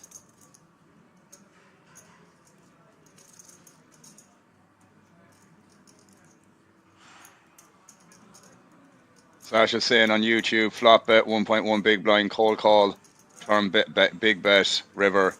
Yeah, as I said, like the flop is just mandatory c-bet as the raiser, or the raise first in, or the original raiser, I should say.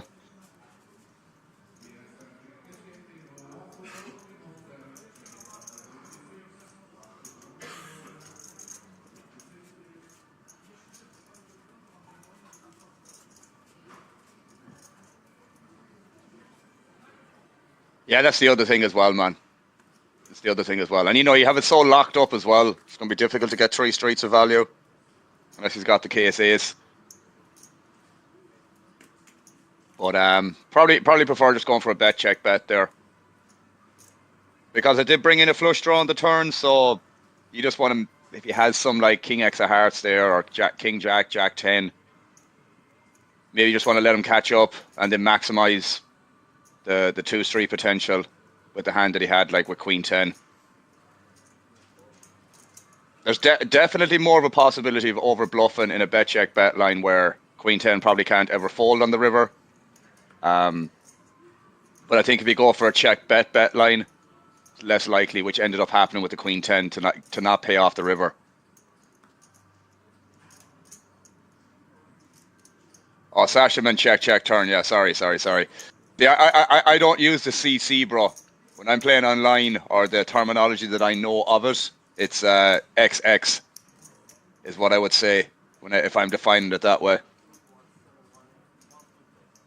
Do we get the all in here from Andre E?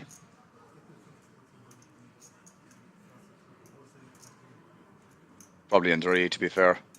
There's no flag, or am I just not recognizing what that flag is? I'm assuming that's no flag for Andre's nationality shown there. Just waving the white flag, eh?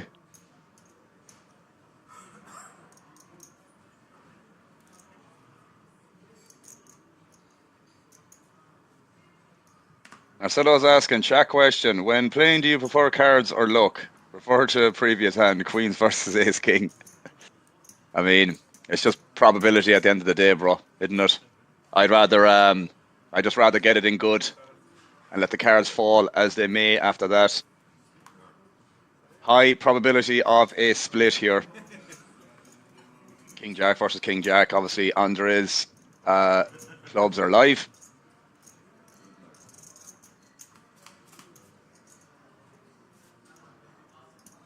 You might as well just chop the pot now. Neither player can win here. Marcelo says, I prefer luck. Well, I mean, if you get it in good, bro, and you hold, that in itself is lucky. Because if you get kings versus queens, or, ace king versus whatever, you're going to lose sometimes, even though you're a big favorite. So even though you might win that one time, you're still expected to lose a certain amount of the time as well. So even though you're a big favorite, if you have like kings versus queens or aces versus kings, even though you won the pot, you kind of got lucky in a sense to win it, because you're expected to lose a certain amount of the time as well, Sash is saying, for me, it's the same. It doesn't matter. I just don't want to run ace king into aces. Well, that's a given, isn't it? Nobody wants to pick up ace king and run into aces, Pretty unfortunate / sad situation when it does happen, but that's poker. Marcelo says, I agree with your comments. I appreciate the support, my man.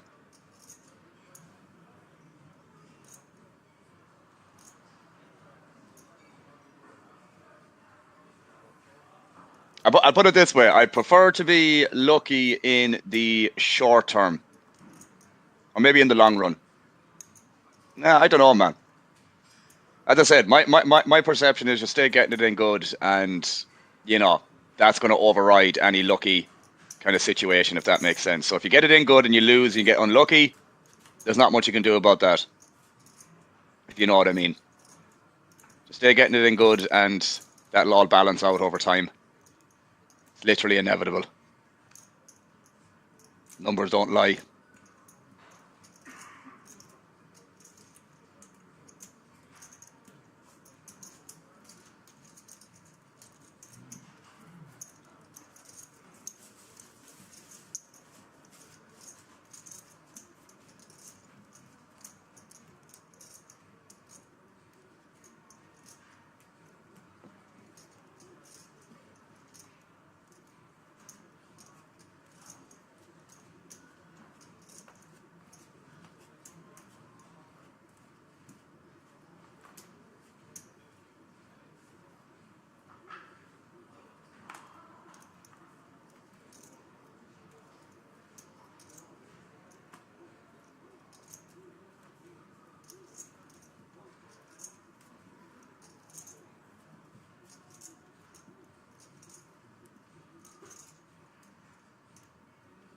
Pretty looking 9-8 suited here for Marco. No doubt he's going to come in for a raise.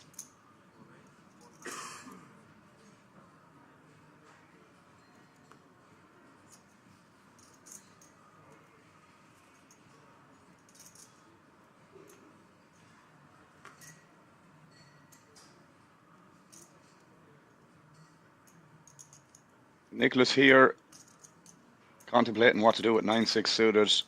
I would assume just fold.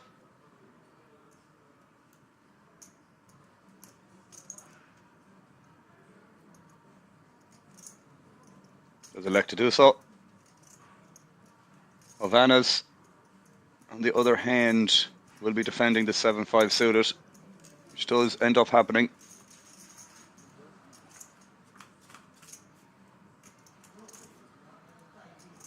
Pair of fives for Havana's, not a whole lot going on for Marco. He does have the initiative in the hand. Start with a C-bet.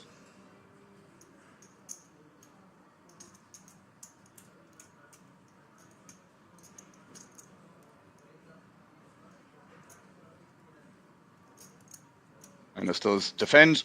We go to a turn.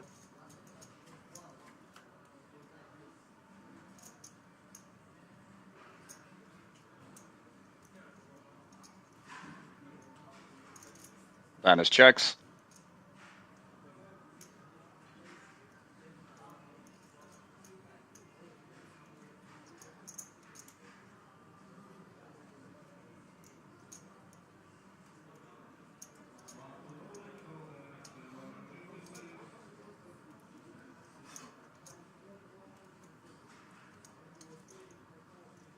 I was going to say, if Marco finds a bet here, I'd be very happy with that, because this sort of hand just unblocks a lot of the flop floats.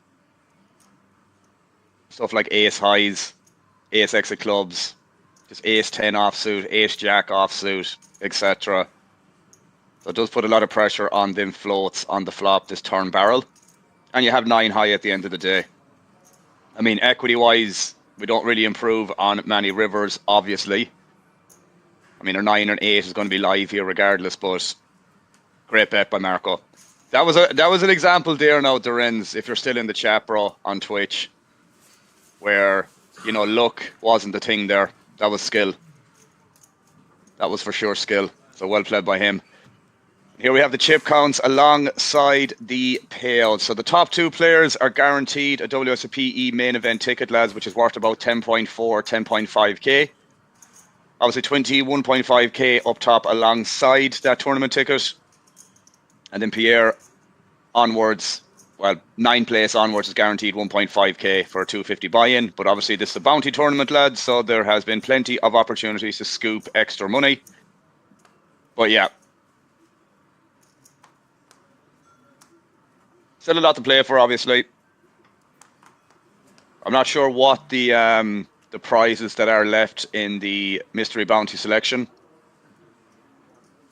I know the bigger prizes are taken already. I think 60k was the biggest one.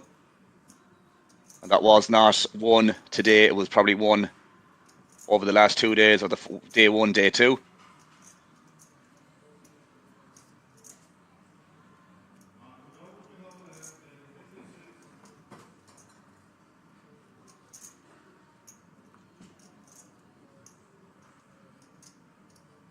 Bot is asking, top 2 bounties are out. Top 2 bounties are out, yeah. Yeah, it was something like that, man. I'm not too sure what it was. But it's definitely been taken. I know 5k was the 3rd biggest one that happened on this stream of this coverage. As for the top one and one below that, I'm not sure when it happened.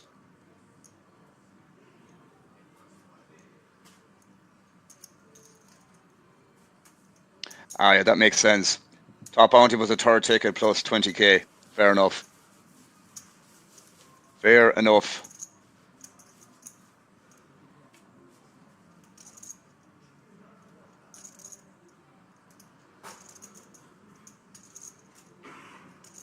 Nice little incentive, wasn't it? Nice incentive to throw the ticket into it.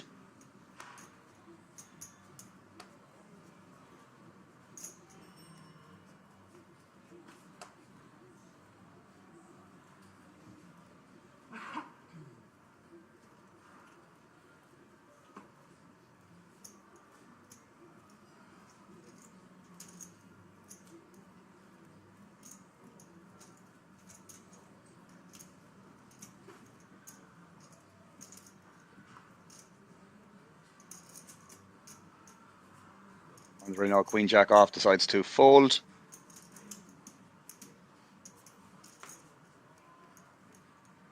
Vanas really in the action since the start of the final table.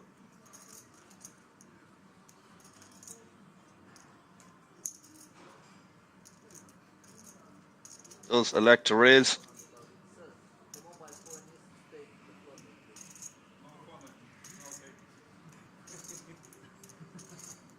One of the things being highlighted by the players there's no electronic devices allowed on the final table, or feature table, I should say. He's been warned about that, or at least been highlighted to him.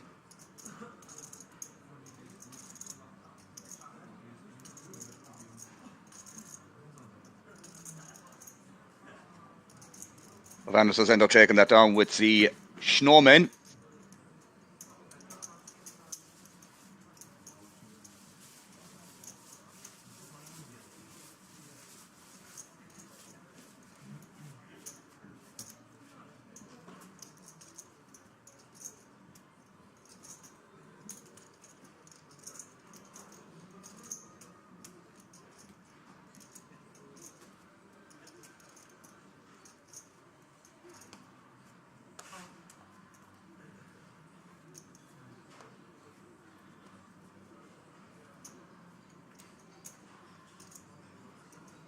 They're 007 now.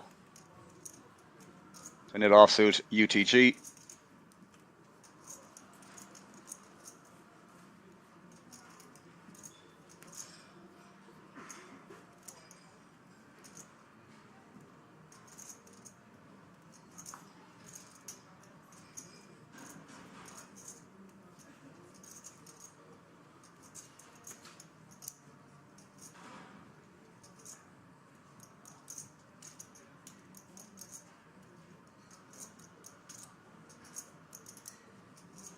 Havana in the mix again, or Vanas, I should say. I keep saying Havana. Vanas coming in for a raise here with the jack 8 off. Fowley with the 6s on the button.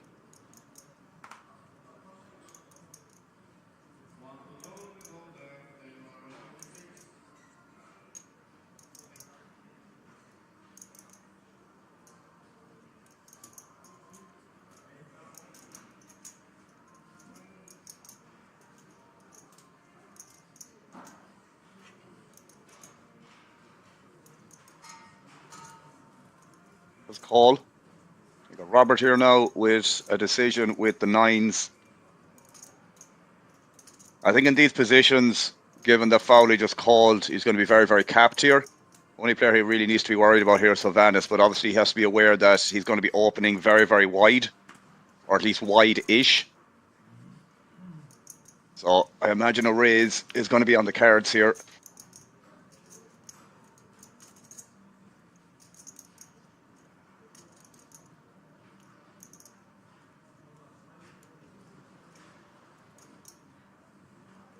Bot is asking, you play also, like your comments look like you play a lot. Yeah, I'm a professional player, man. I have been for the last 4 or 5 years. But I mostly play cash online, 500 and 1k NL.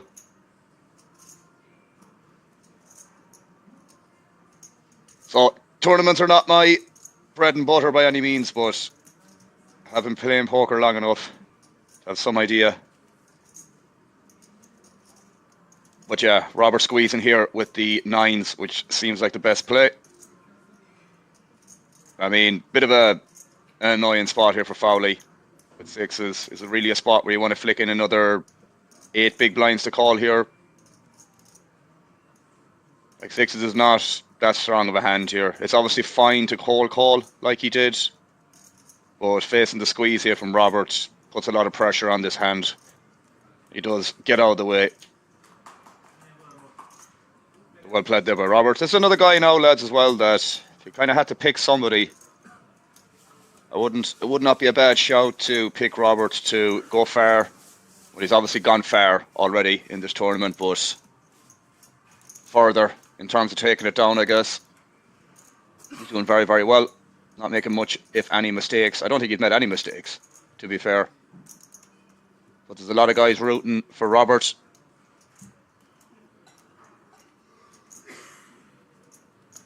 As I said, we have about 4 or 5 German players here as well, lads, on the feature table. Sorry, final table.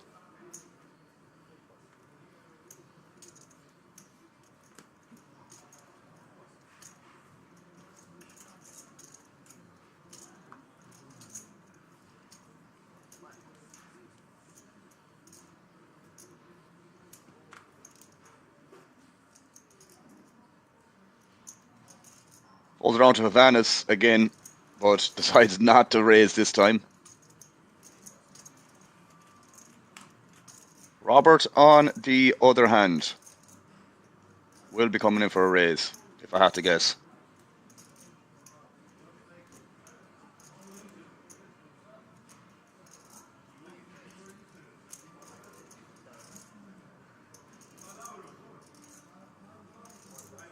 Folded around to this 007. Can't imagine you're going to be doing much with the 8-2 suited.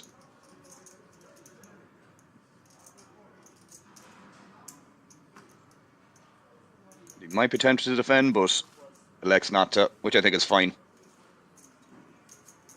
Ratzilik is asking on Twitch which bounty is left. The bigger prizes are gone, mate, unfortunately. I don't have information exactly what is left in the prize pool for the draw or whatever after the next elimination, but I think from what I've seen on YouTube chat or what I've been mentioned, there was a 30k up top and then one below that, and I think 5k was the third biggest prize. But definitely all the bigger ones are gone, unfortunately. Not sure when the biggest one was won, but it wasn't on the final day coverage. It was over day 1, day 2. There was a 10k ticket in that mix as well, which is a nice little incentive to throw into the mix. And top 2 players that finish in this tournament, lads, the winner and the runner-up will get a 10k ticket as well. So 21.5k for the winner, plus bounties, plus the ticket. So, yeah, pretty handsome payday for somebody that finishes first in this tournament. There's 1.35 runners, 1,342, as you can see in the top right corner, for a €250 buy-in.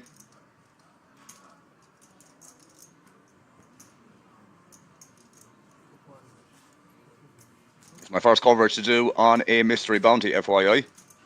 Different dynamic and stuff like that. Pierre does end up getting a walk. Pierre Alexander.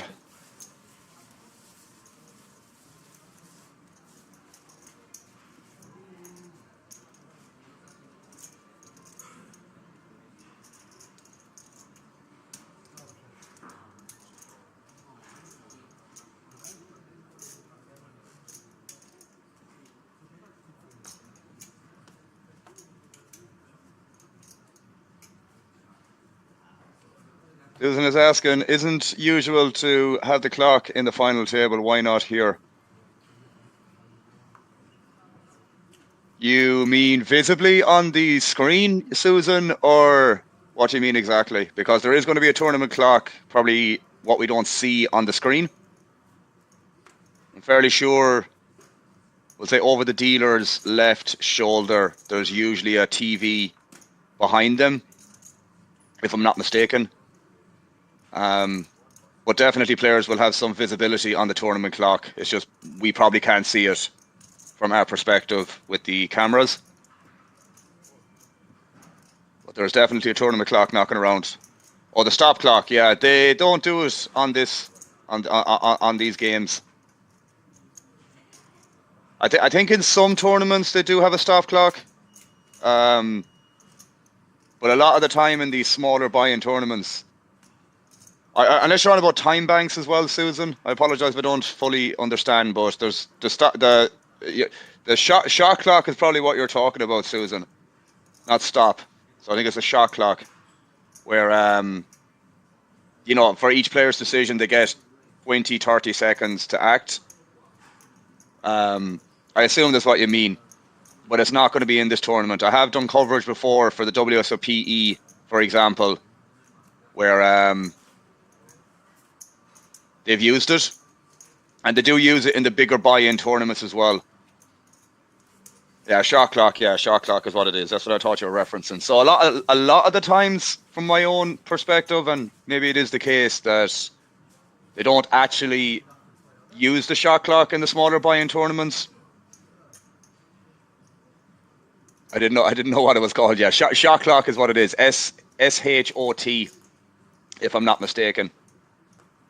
So yeah, usually what that means, in case anybody is curious, is there sometimes is a clock to the right of the dealer where there's a countdown amount. Can range from 25, 30 seconds, 40 seconds, whatever, but I think it's usually 30 seconds. And yeah, each player has that time amount to make a decision, whether it's, you know, a big decision or a small one. That is the total amount of time allocated, and if they need extra time for that decision, they usually sometimes have time banks. But as I said, this is not the case in this tournament itself. So we do get the all in here from Pierre. So 007 limped in the cutoff.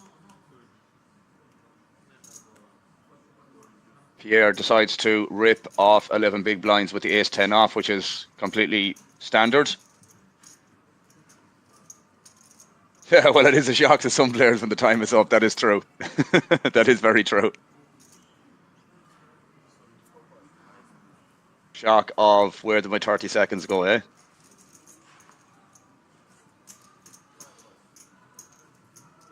Alright, so 007 is going to weigh this up here. I mean, this probably has to be a call here given the bounty structure, and it's only a third of his stack here. You're not going to feel overly chuffed about this because the vast majority of the time you are going to be flipping at best.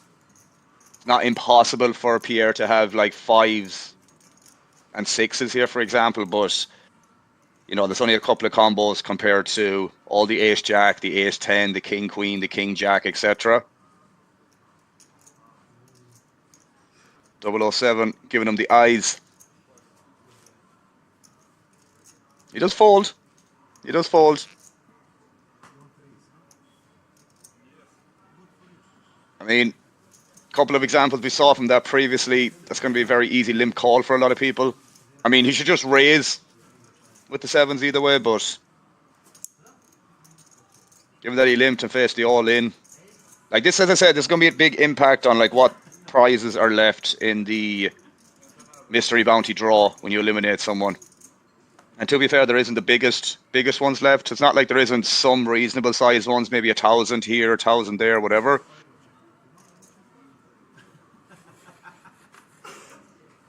But yeah, without me knowing confidently what's remaining in that pool, it's hard to say. In terms of like overcalls and deviations you need to make pre-flop, but that's probably still meant to be a call, I would assume.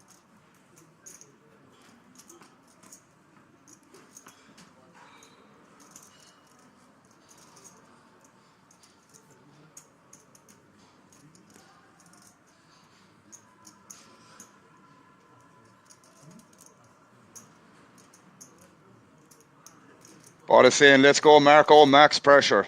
Marco could do no wrong right now, bot. So he can't. He cannot do much wrong. He's ran insanely well in pretty high EV spots for the mystery bounty stuff in terms of eliminations. As I said before, the final table redraw, I did mention that he held when he needed to hold, and he got there when he needed to get there in a couple of all-in spots. So it was a big spot. Oh, I don't know, was it before the redraw for the last two tables?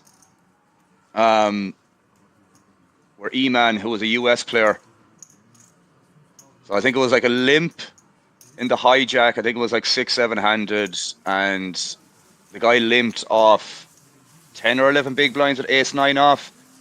I think Marco woke up then with ace-king offsuit on the button, and obviously isolated. And then a player that just sat down, E-Man, who was a guy from the US, picked up pocket jacks. I think it was like 33, 34 big blinds effective. And they ended up getting that in. The guy that limped originally obviously got out of the way after E-Man 3-bet, and Marco 4-bet jammed pretty quickly. And board ran out like queen 7-3-4, and he pinged the ace on the river. So that was like a 64, 65 big blind pot, which is a very, very big one in that moment. But I saying, I think bounties now aren't interesting anymore when the average bounty is like 250. Yeah, that's probably the case, man, unfortunately. And you know that it will have an impact on, you know, willing to gamble for these eliminations and the draw possibility and whatnot.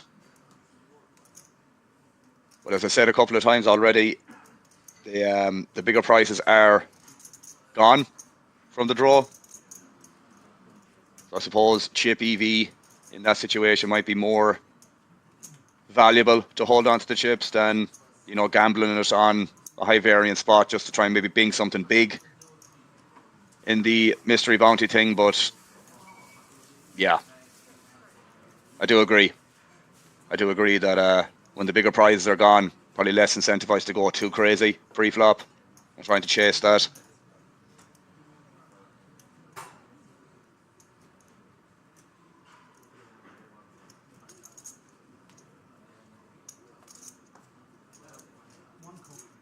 We're still nine-handed, people. We're still nine-handed in this mystery bounty tournament. €250 buy-in. Nearly 1.4k runners.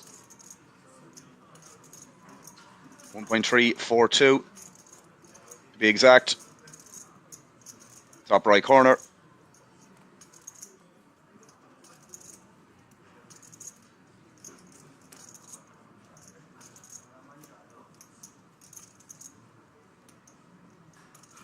"66 hands in, nearly 4 hours into coverage of this event as well. Blinds 100, 200 with a big blind running ante of 200k as well. So $500,000 of dead money in the middle from the get-go before any cards are dealt. Something to fight for, obviously.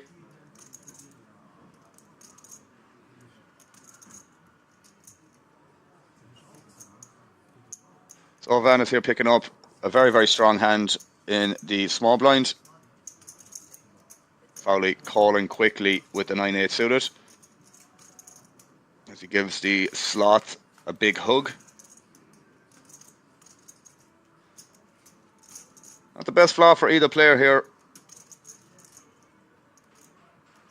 A relatively good flop for Hovhannis's range.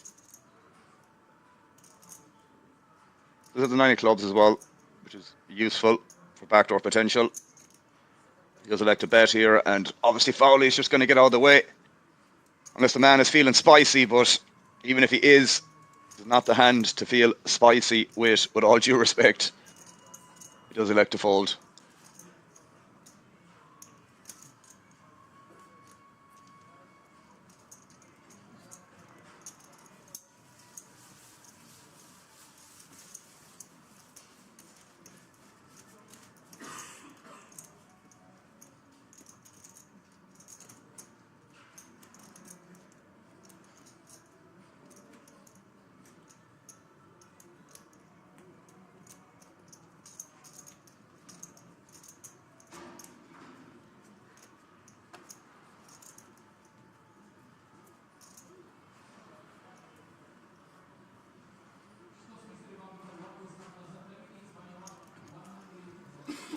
Eric getting out of the way with the jack three off. 007, limp in the pocket eights.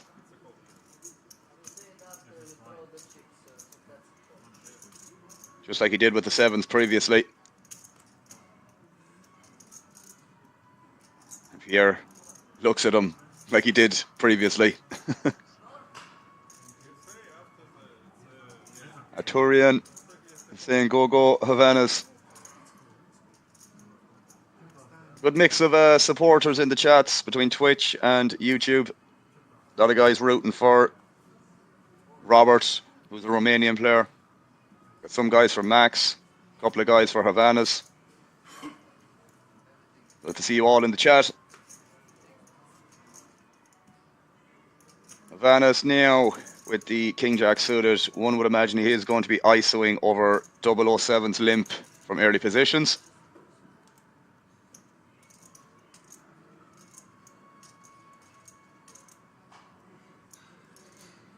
mean, size-wise here, something around 650, 700k, I guess. He does elect to call, which is interesting. I'm not the biggest fan of this. I think if this was in earlier formations, I don't know, say he was under the gun +3, I don't mind a limp here. But I think when you only have, what, 2 players behind to worry about, I much prefer ISOing at this point. Again, it's not because we can see the cards, lads. It's just, you just don't really want to let the blinds realise their equity here with ace-2 off, 5-4 off, etc. You know.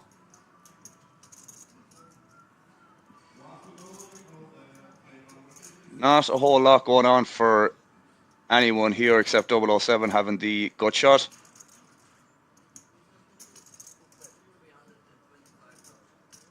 He does elect to lead out here into 3 other players.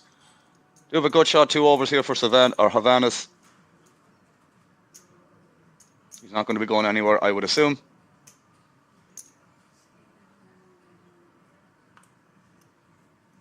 The lines, on the other hand, are just going to be folded. If we go to a turn card,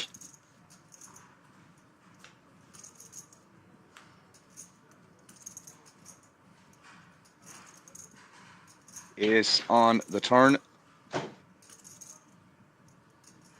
007 starts with a check. Man, Fowley is literally holding that slot like a newborn baby. It's pretty interesting to see. Pretty interesting to see. Probably is one of his own now at this stage, given what people have mentioned. But he brings it everywhere with him. Anyways, King Jack here, deciding to stab on the turn versus the check from 007.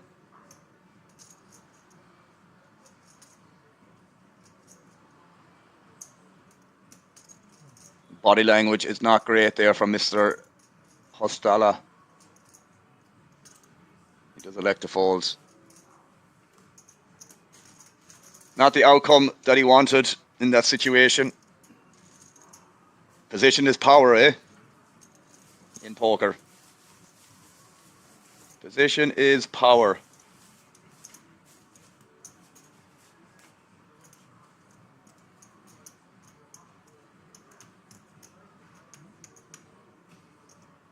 Still prefer the ISO if he was going to do it pre-flop, Havanas. Just, I do not like the idea of letting the blinds just realise their equity with the 5-4 and the ace-2 like they did there. I think there's like other parts of your range that you might limp there on the button. I don't know, like some 6-7 suited or 7-8 suited or 4-5 or maybe ace-3. I think King Jack is just good enough to just ISO immediately. Pierre, on the other hand, like again, this is a spot where we could probably come in for a min raise off 14. Especially again, it's a very strong jam here for 14 big blinds when you're under the gun +1. So I think I prefer a raise here, but same outcome realistically. Eric here. Contemplating it. Not with the 7 deuce off. The dealer has to show the hand. Forced to show it. But yeah, I definitely prefer a min raise there off 14. I think if you're like 8 to 10 big blinds, we can probably start jamming that. I think 14 we can probably min raise. Again, it's not a mistake to jam, it's just I just prefer the smaller raise myself. But yeah, again, chip leads here, lads. Marco Havanas, top 2 honchos. Robert and Eric, 3rd and 4th. 007 and Fowley, 5th and 6th. Pierre and Andre, 7th and 8th. And then Nicholas in 9th position. So everyone guaranteed 1.5k in terms of payout, but there's a bounty mixed in between some of these players here. So they'll obviously, whatever you see on the payouts is going to be plus bounties. And then the top 2 guys that finish in this tournament are going to be, whatchamacallit, guaranteed a ticket, 2 tickets for the main event for the WSOP E.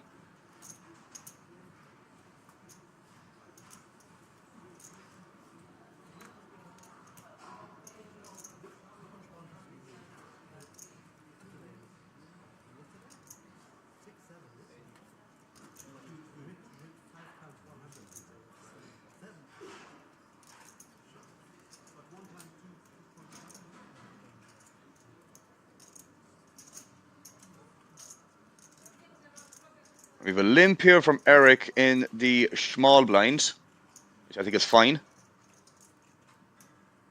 007 electing to check back with the 10-2 suited.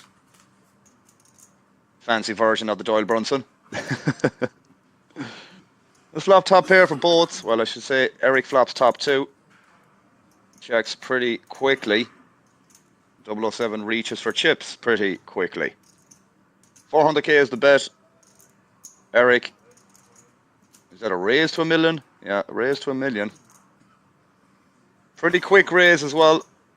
And a pretty quick call from 007. And we go to a turn card, which is the ace, which really shouldn't be in too much of players' ranges here, given the pre-flop action. It was just a limp pot. But I'd be feeling very unhappy here when Eric is betting into me like this.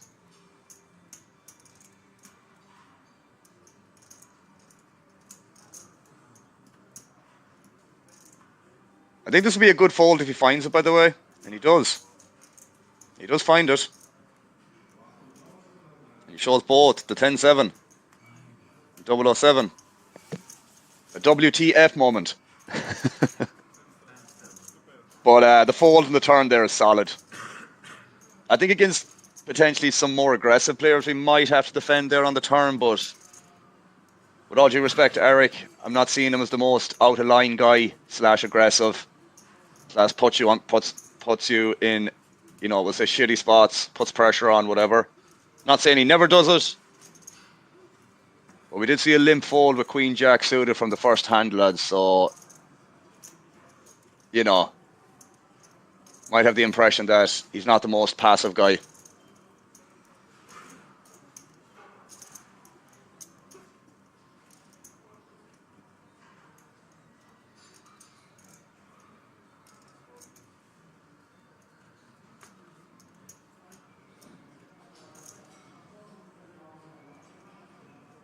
We have a raise here now from Andre. 007's face speaks volume. Not willing to hide it, that's for sure, Marcelo. He's not willing to hide it. Havana's with a decision here under the gun +3. Now, this is definitely a spot where I think cold calling is not a bad play. Oh, my apologies. Did Andre open? Well, he's more or less just committing himself here. This is what this is, sorry. And Havana's is, yeah, 3-betting. Yeah, he's just more or less committing Andre. I misread the stack sizes there. I was wondering why it's a 6.5 big blind raise, but he has only 5.3 behind. So he is unfortunately probably going to have to stack off here. I would assume after putting in half a stack here with King Queen off, and that's exactly what happened. So we're going to be off to the races, my good people.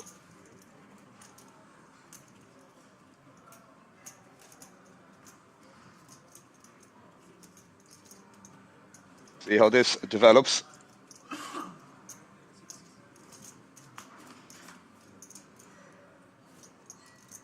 Pretty good flop for Havanas with the pocket tens, but still outs for Andre.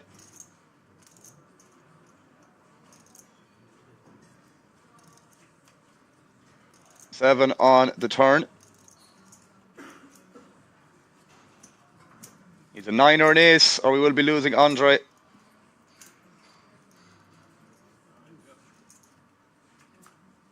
That is that for this man.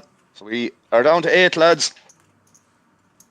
So as I said, I'm not sure how many bounties Andre might have claimed on his journey here to the final 9, but we do know he has guaranteed 1.5k from the tournament payouts. So I'm assuming he collected some along the way in terms of bounties. Maybe he didn't, but most likely he did. But yeah, GG Andre. We are down to 8, lads. We're down to 8. And we have the stack sizes again. So Marco, Havana still leading the way. Robert and Eric in 3rd and 4th. Fowley and Mr. 007 in 5th and 6th. And then Pierre and Nicholas in 7th and 8th, respectively. Nicholas obviously being our short stack, sub 10. Sometimes chip stacks need to be rearranged there, so they are correct. to what you guys can see. But down to the 8, lads. Down to the 8.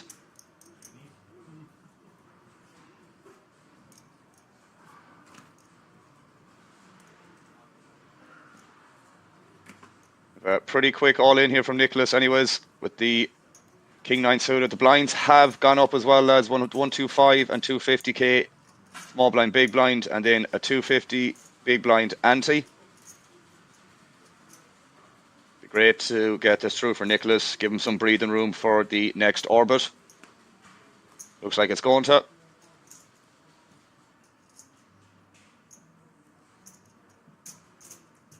Marco's asking for a count here, but one would imagine this man has gotten enough bounties, but that is not. The more the merrier is what it is. Nicholas breathing a sigh of relief there to get that through. So that buys him some breathing room for the next orbit.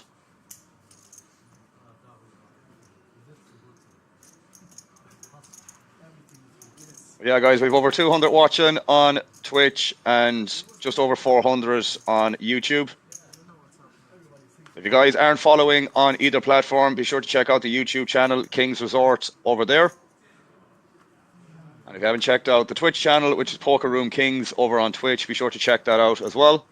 Give us a follow, give us a sub, show support. Content like this every single weekend. We also do cash game coverage on a Saturday evening / Saturday night, ranging from 2.5 all the way up to 25.50 if I'm not mistaken, and even sometimes higher depending on the situation. Yeah, something for everyone on this channel, lads, between Twitch and YouTube, so be sure to check out both platforms. Who doesn't love poker, eh? Who doesn't love poker?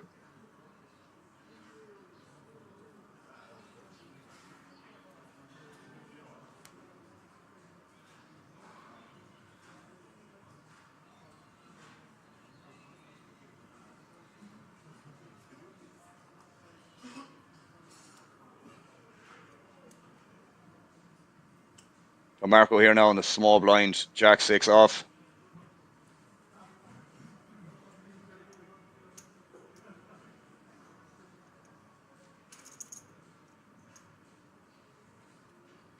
Select a fold, which is, I mean, good fold, I guess. I mean, he could have limped there. Could have just limp folded. Probably would have been fine. I mean, Nicholas isn't always going to wake up with that hand, obviously. Yeah, definitely not strong enough to jam, but probably okay to limp fold. Seems like a good play.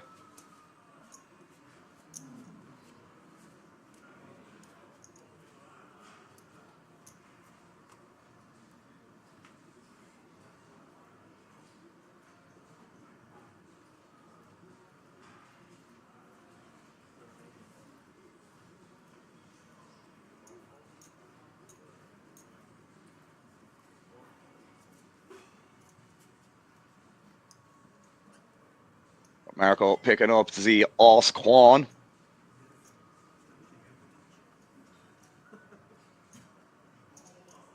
The Os Quan.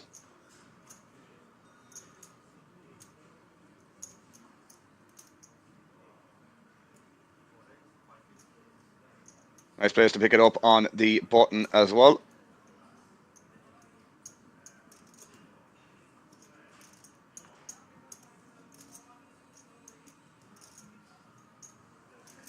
And 7 here for Nicholas in the small blind.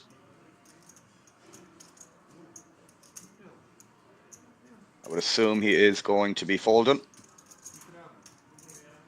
The stranger things have happened on this stream before.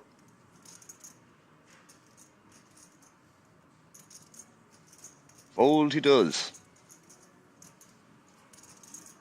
Havana's, on the other hand, probably should be defending this. I mean, 2.2, anything bigger than 2.2, 2.4, 2.5 probably gets a little bit closer. I think versus 2.2, going to be very, very standard defend. Does elect to do so. Not a whole lot going on for either player, but backdoor potential here for Marco. 2 overs, ace of diamonds in his hand. That's pretty quick check.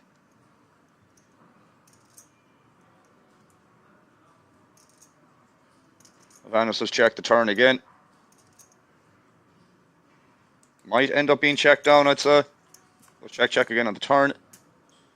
And yeah, I mean, Marco's check back range here, flop and turn, is just going to contain so much ace highs and king highs here, mostly. He does elect to check.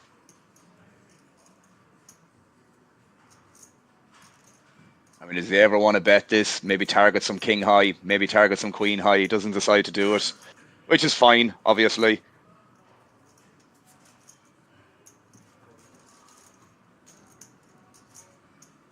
It might actually be worth considering betting that river there with ace high, but as I said, it's going to be very, very difficult to get called by many worse hands except, you know, some king high. That's about it.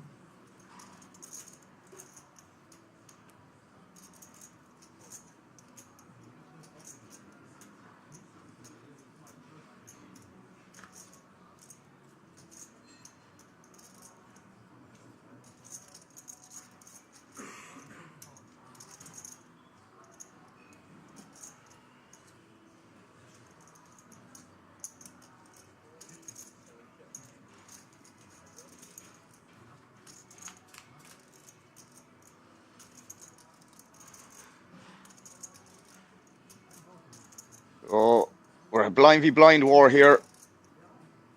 7-5 suited versus Fowley's Jack 10. Using the flop and top pair.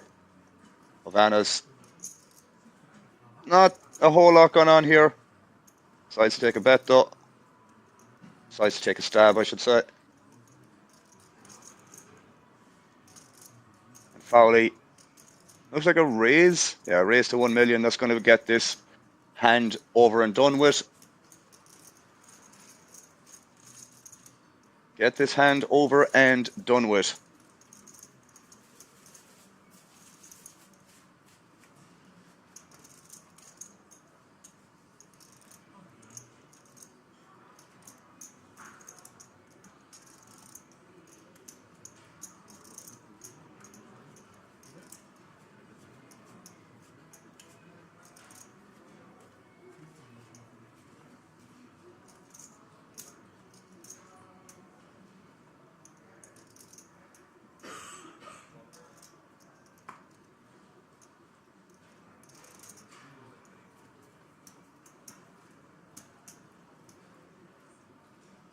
Marco here now, king jack off in the hijack.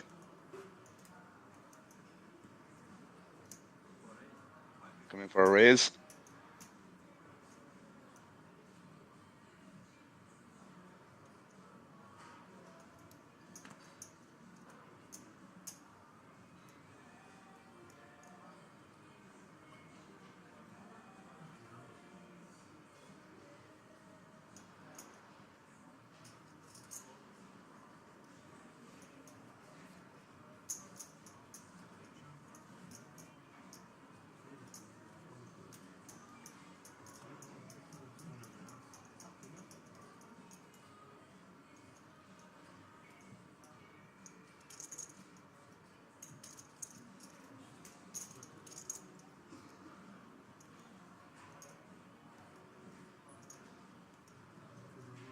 Hold around to Fowley in the big blind, or sorry, the small blind as well.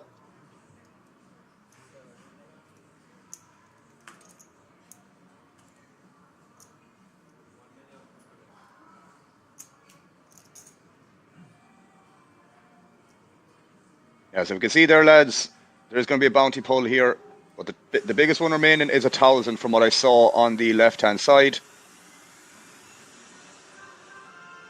And it's €300. €300. So a buy-in.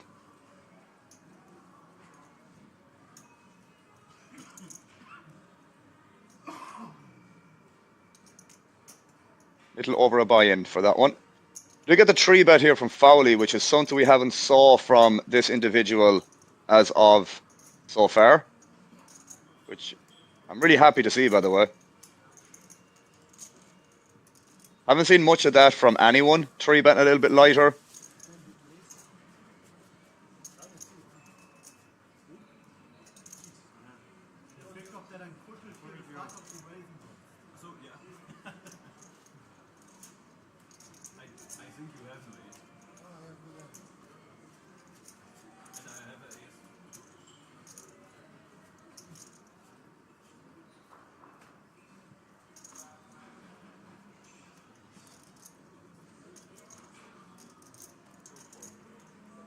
Still 8-handed here, people. Still very much to play for, a lot to play for, I should say.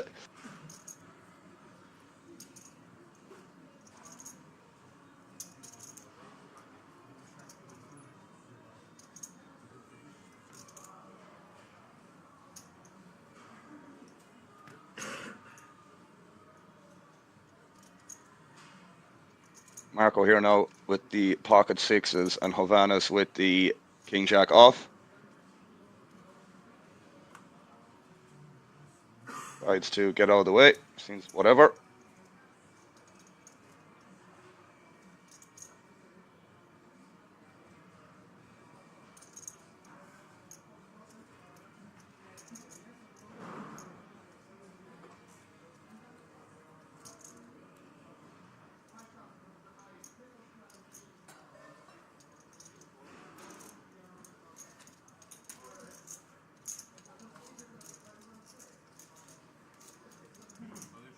Does end up getting that through. And not Eric can do it, 5-2 off.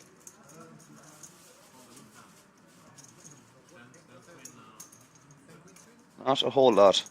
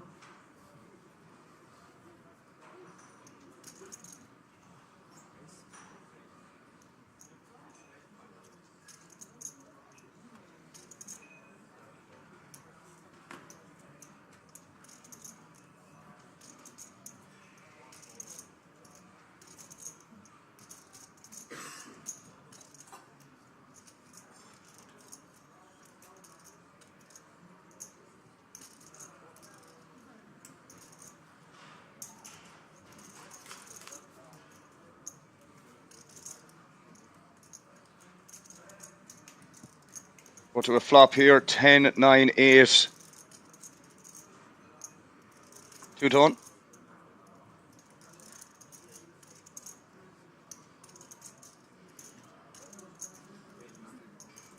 We get a bet from 007.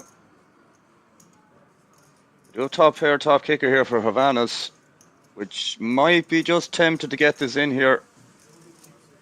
Which I wouldn't blame him one bit. There's a lot of draws available here.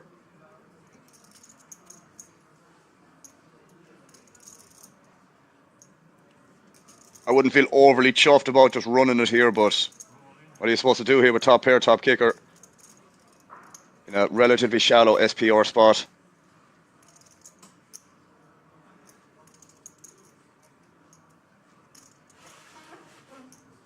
Yoda saying bounties left 2 times 100, 5 times 300, 3 times 100. Fair enough. Yeah, Andre Goz, Yoda knows too much.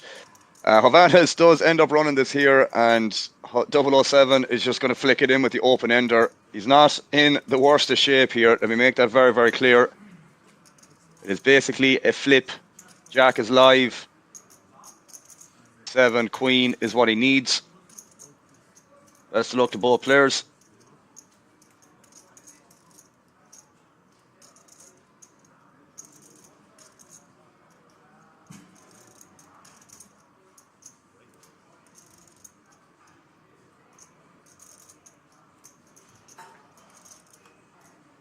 Six on the turn. It's a 7. Jack. Or a 6 now at this point, actually. Or a queen. Actually, a good few outs, lads. See what the river brings.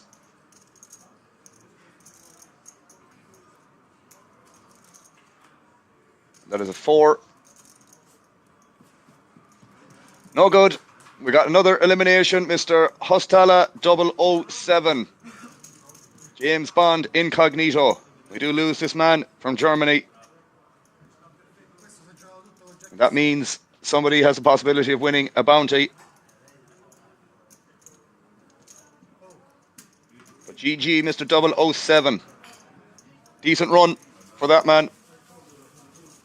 Nothing to shy away from. And I'm sure he collected a couple of bounties along the way as well. As for how many, I can't say for sure. But nevertheless, good score.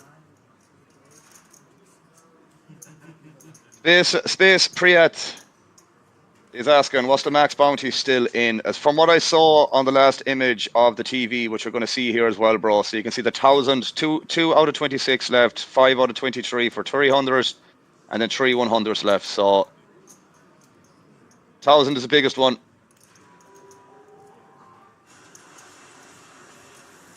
We'll see what this rolls out for Mr. 007. €100. Oh, a ton. A ton.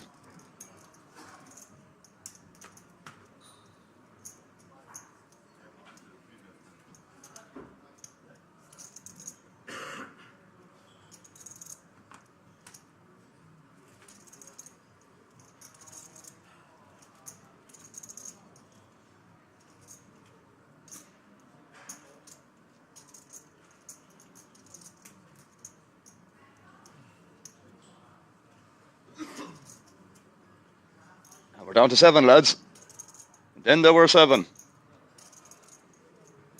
Robert's still in the mix. In case you didn't realise, Andre, but I'm sure you did. Same thing for Yoda. 2 respectable supporters of Mr. Robert, owner of the local casino, if I'm not mistaken, from what I've been told.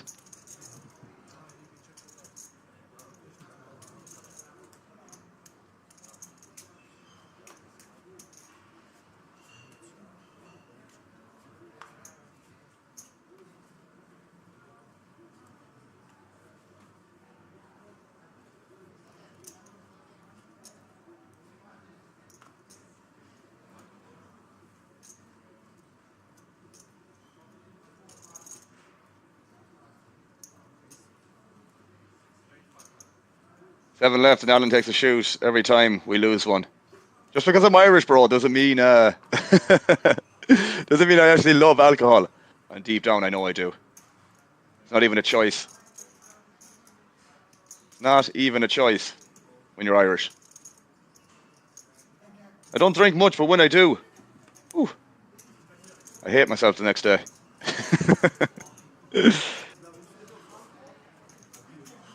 You should have asked me that at the start of the final table, Stratos, by the way. FYI. That would have been way more efficient, and I probably would have agreed to it. Heads up would have been interesting, eh? Heads up would have been very, very interesting.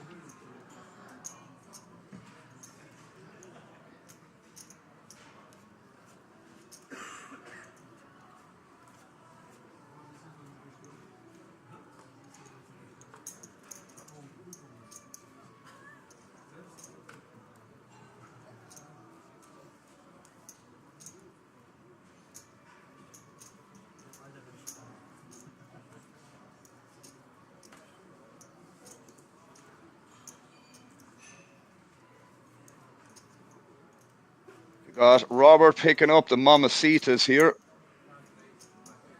Then it is every hand to drink. There you go. That's how trouble starts, Stratos, you know. Very easy to get roped in at that point.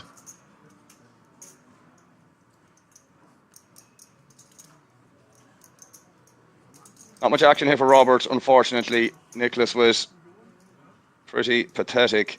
5-2 offsuit. Not even suited, like. Heartbreaking. Better to win a small pot than lose a big one, I guess. Or as the saying goes.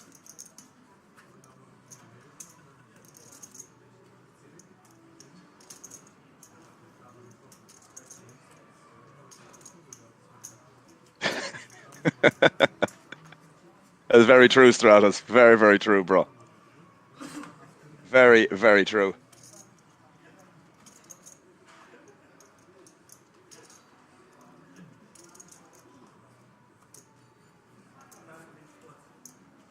No good story ever starts with while I was eating a salad. Jesus Christ, I actually can't think of ever that happening. Mind you, if that did start with that story, bro, it probably would be a good story. If it went in that direction. Might have to start that trend.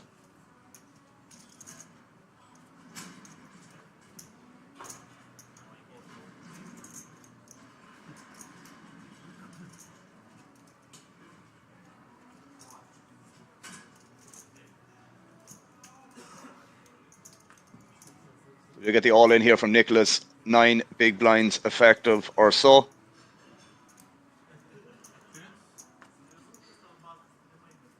Got a parrot card protector. He does get it through. I'm sure he'd be delighted with that.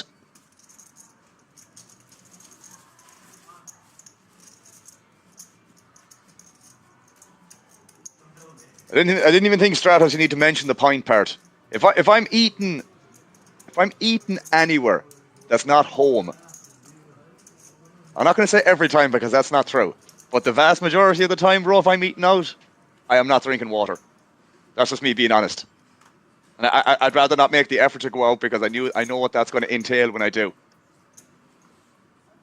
I don't think I've ever had a meal eaten out without an alcoholic beverage on my right hand, I guess, or in my reach and arm distance.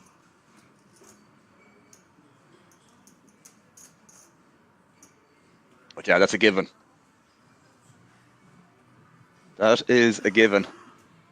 We do an all in here from Nicholas again. Ace Jack offsuit this time.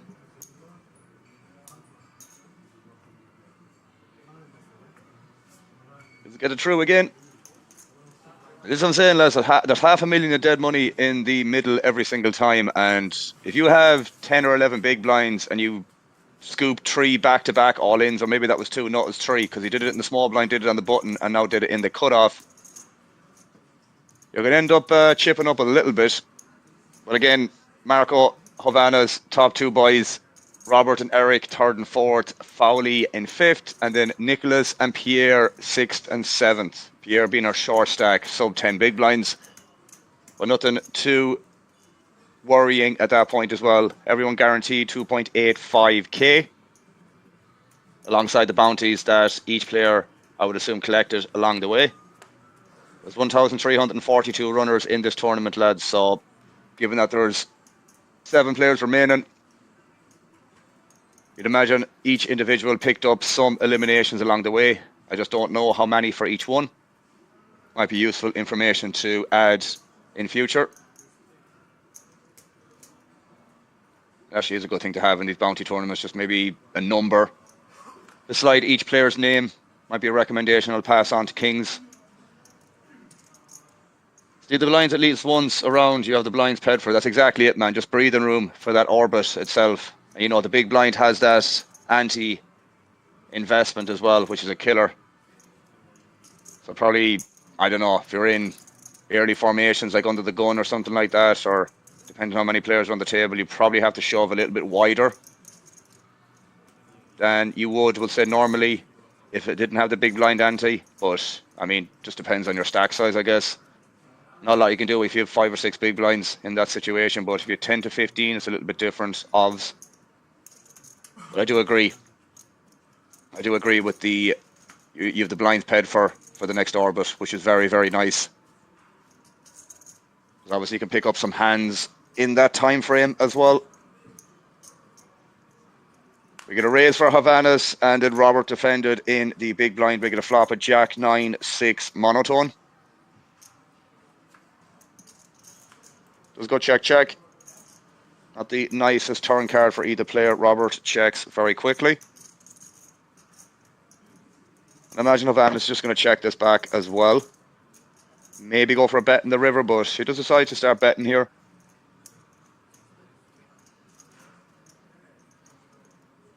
I can't imagine Robert is going to be going anywhere anytime soon. I might have just checked this back again on the turn from Havanas' perspective and maybe just stab river then, is what I might have done. It does end up river in the ace, which Robert, I mean, probably thinks that he wouldn't be betting too much ace-x on the turn, but he is wrong in that assessment, and he's a little bit annoyed by that. This is what I mean.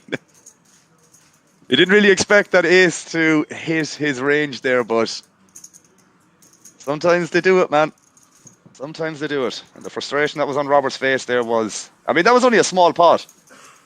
I mean, it was a 2 million chip pot, don't get me wrong, but it wasn't, like, huge. And you can see the frustration on Robert's face. Wasn't happy by any means, I guess. Konstantinos is asking, the biggest mystery bounty is double the first place prize. So... from what one of the guys said in chat, I'm nearly sure it sounds accurate, that the biggest prize for the mystery bounty in terms of the draw, it was 20k, but there was a WSOP ticket added onto that as well. So that's why it was 30k, bro, from what I've heard. So Exploitrix says bluff and river makes less sense when not betting the turn, since all the big spades would bet turn and big blind has not so many chips to do any fancy stuff. I just think with ace 7 there, bro, you're just better off going for a check bet line, I think, personally. It's not like you can't check back, you know, offsuit hands there that you have on the turn for a flush as well and go for the same line in the check bet. The reason why I don't like going for a bet line or check bet line there is, I mean, you're not really going to have much of a range that wants to go for 2 streets of value there. Yeah, you're going to check back some queen of spades on the flop, king of spades and whatnot that can go for 2 streets of value. But stuff like the 9 of spades, 10 of spades, 8 of spades and lower probably can't go for 2 streets of value. So that's why I'd rather check back a lot again on the turn with some of these kind of lower spade flushes. It's very difficult to get 2 streets of value with most of your range there, man, if you know what I mean. As I said, if you have the queen of spades, king of spades, ace of spades, obviously that's different. But the rest of the combos there, because you're not like value betting worse than a flush there on the river, if you know what I mean. You're not really value betting worse on the turn either, because it's 4 to a flush. Like, what are you really value betting there? Like 2 pair? Probably not. So I think that's just a spot where you want to check back turn a lot as well. And then decide to bluff river or value bet river depending on what you have. Is what I think anyways. But I could be wrong in that assessment.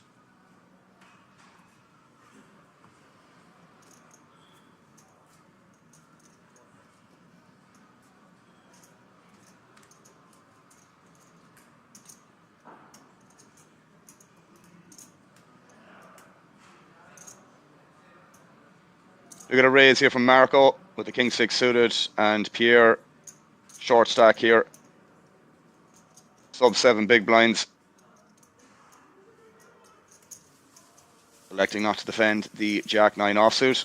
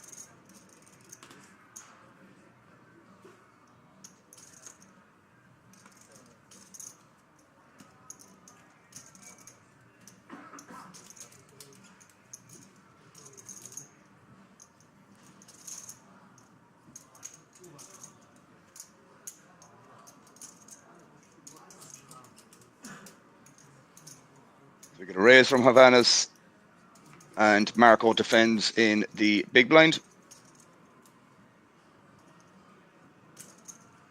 No flush draw here for Havana's.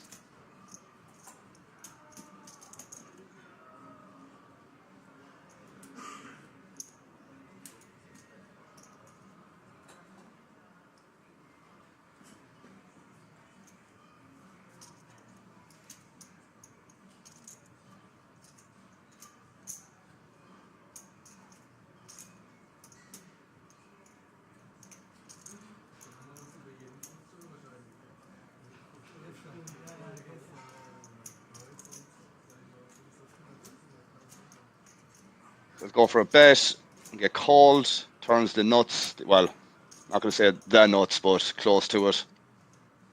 Exploitress is saying, check back turn with no equity. I mean, yeah, that river was a miracle this time is not the play mostly. You balance your showdown hands with checking and no equity hands with your stronger spades by betting. You can't bet Everton on the turn, bro. That's what I'm getting at. You can't bet Everton on the turn. And as I said, what you're reopening there on the turn in that situation isn't going to be very thin either, for the reasons I mentioned. So you want to check back a lot of single spade hands as well on the turn, if you check back the flop as well. But you can't just bet Everton on the turn. That's no equity, bro, is what I'm getting at. A lot of them ace highs are probably the ones that you don't want to be betting. Stuff like queen highs, random 10 highs, random 9 highs, I prefer betting. But with ace 7 in that situation, I don't like it as much. I'm not saying you should never do it, but you definitely have worse hands to do it. So I'd rather go for a check bet line with ace 7 there than start betting it on the turn, personally. But to each their own. I get what you're saying, and I don't think you're wrong. I think with that specific hand on the turn there, I'm less inclined to bet. Because you're going to have worse hands in that situation as well than ace high. Although on that board, it doesn't matter too much. But I'd rather go for a check bet line and then start reopening weaker hands than ace high on the turn on that 4 to a flush. But as I said, I don't think it's a mistake to bet that on the turn. But we definitely have a lot worse hands that we can start stabbing than ace high. Is what I think there.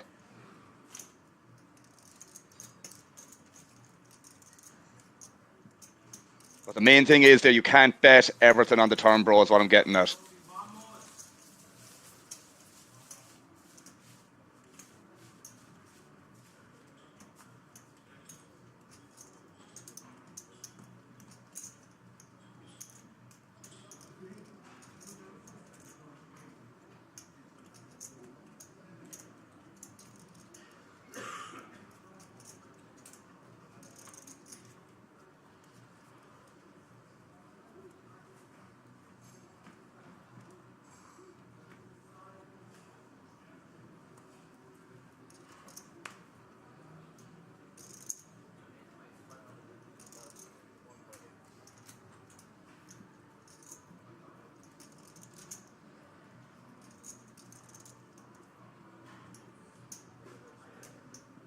Get the all in here from Pierre versus Roberts. Raise first in.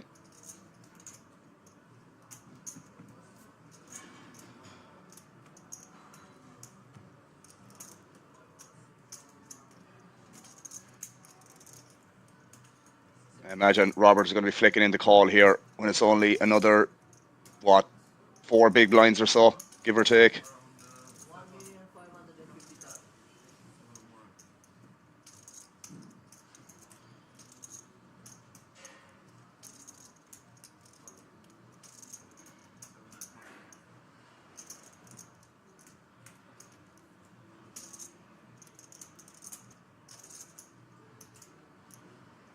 Havana's picking up the queens.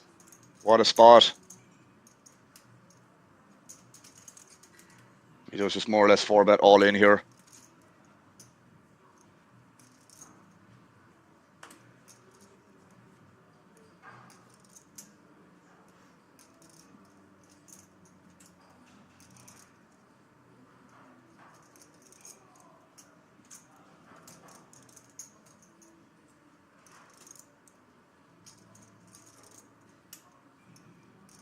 It's an easy fold here for Robert, unfortunately.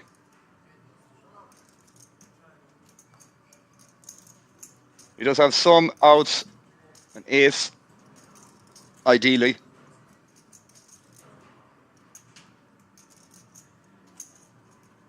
We'll see how this develops, lads.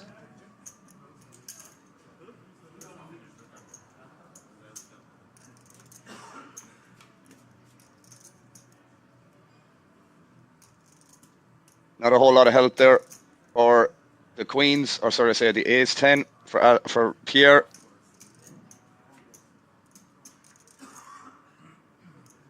We'll pick up some extra equity, but outs aren't clean with the club. No ace, no 10 of clubs is what I mean.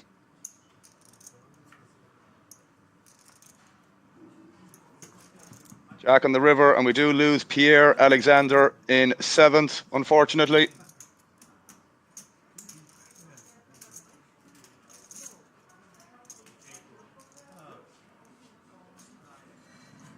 We're down to 6 people. We're down to 6.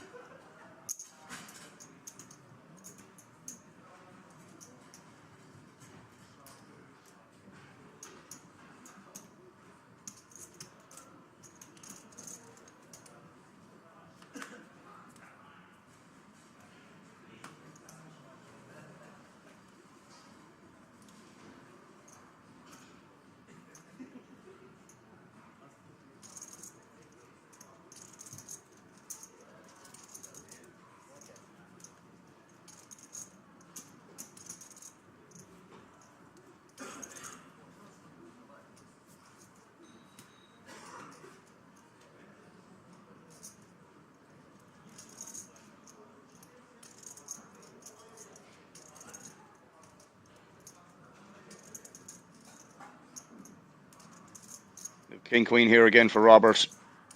He's going to run to the King Queen of Havanas.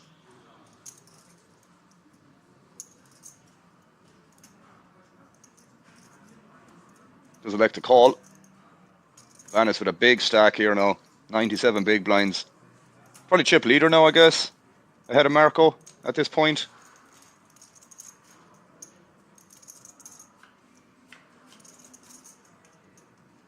We go to a flop.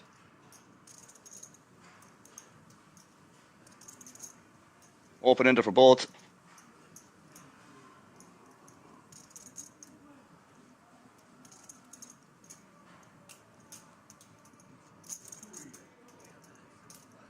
Starts with a bet.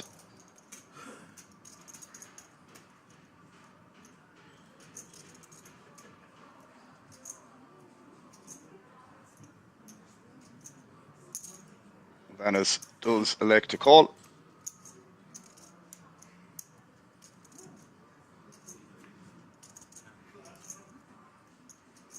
Four of hearts on the turn here.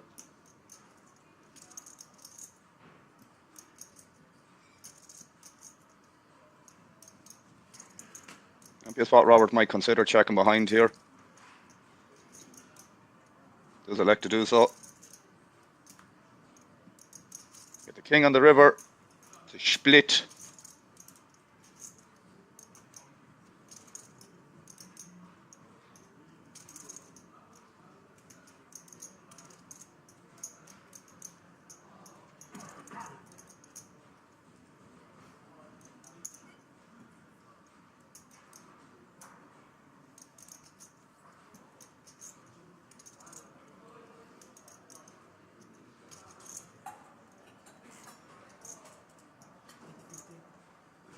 Vanis does elect to bet here. It's very, very small, unless he's grabbing for more. Yeah, 850k.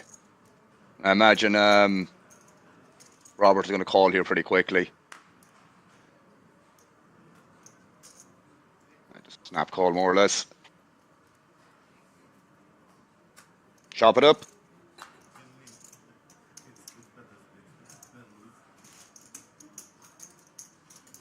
Chop it up.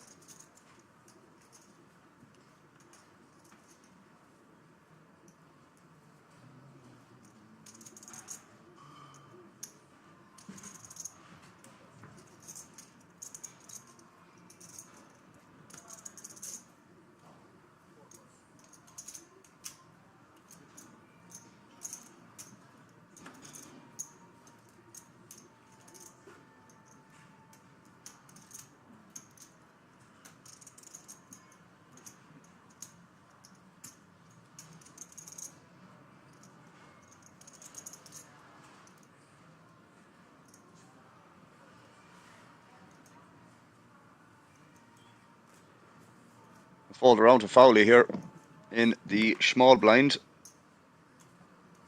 Like to fold, doesn't consider limping or anything like that.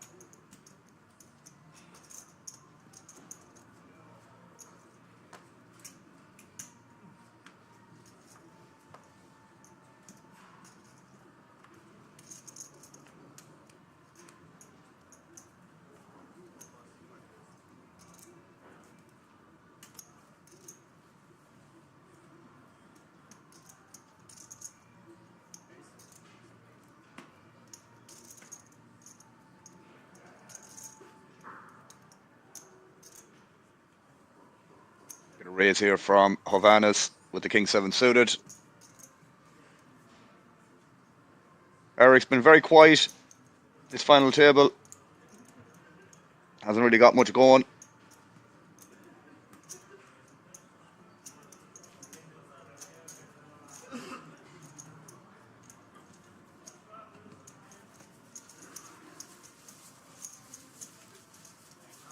Does it get to fold?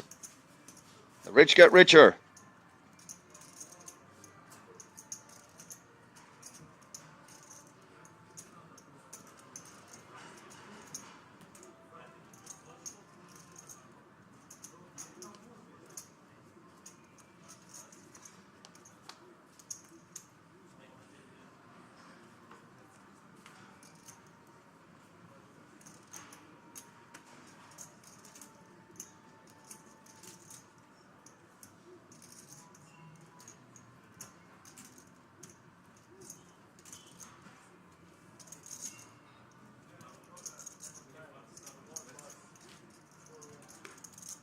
Marco gets a walk there. It's just too tight from Eric there, just like folding the 9-8 off.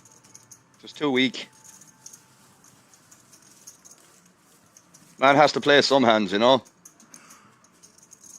He's going to get blinded out otherwise, and it's not like the table is 9-handed anymore as well. It is 6-handed at the moment.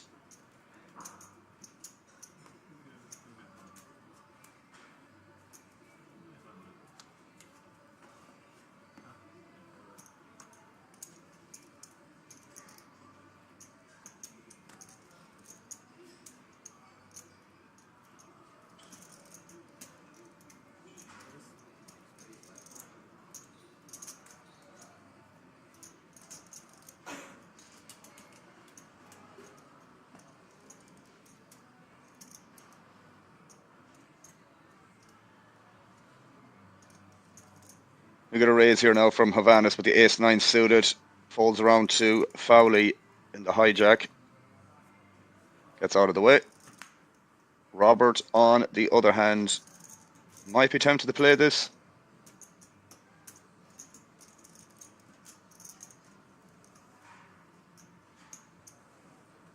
Does like to get out of the way, which is whatever.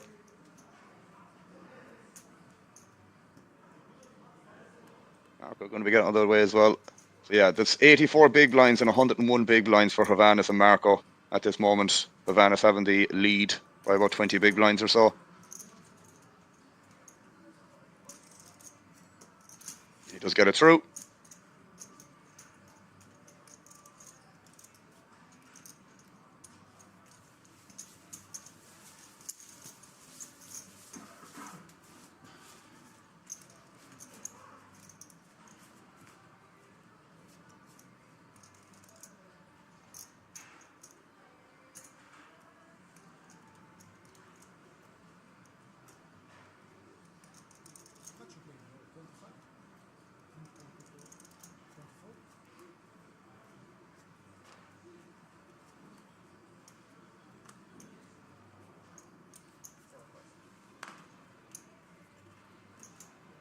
See Robert getting out of the way there. Eric going to be folding as well.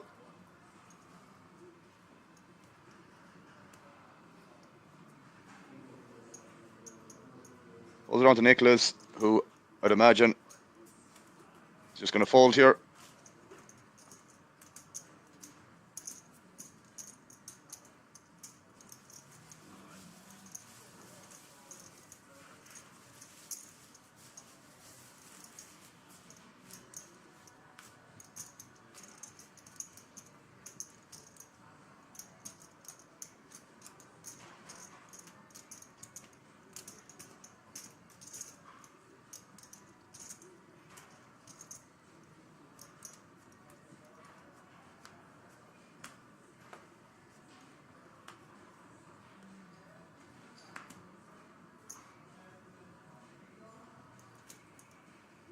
Robert with the king queen suited.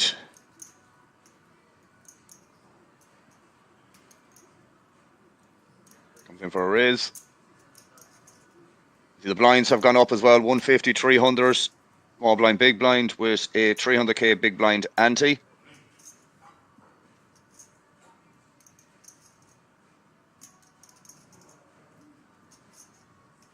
Hold around to Nicholas now with the 8-8 off.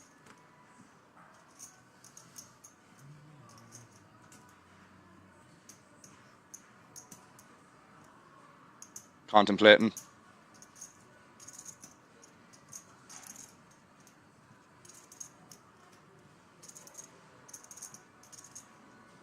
I think ace-8 suited here will be fine. I think ace-8 off, man. Ace-10, I think 3-bet jamming is fine. I think ace-9 is very close. I think ace-8 might just be a fold here. I could be wrong.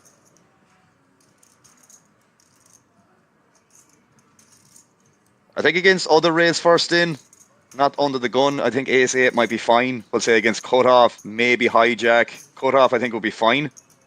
I think versus under the gun there, ace-8 offsuit, not going to be great, I don't think, or maybe not the best play. Again, bear in mind, this is completely on assumption / intuition. I don't know if I made this clear earlier on. I am not an MTT player by any means, lads. I play 500 and 1k online for cash is what I do. All this is trying to piece the puzzle together from what I maybe know from cash games. But yeah, Fowley going to be getting out of the way here. I mean, I don't think Robert can call this off here for 20, well, just an effective all-in. They might be tempted. These spots really break my heart now if I was in game.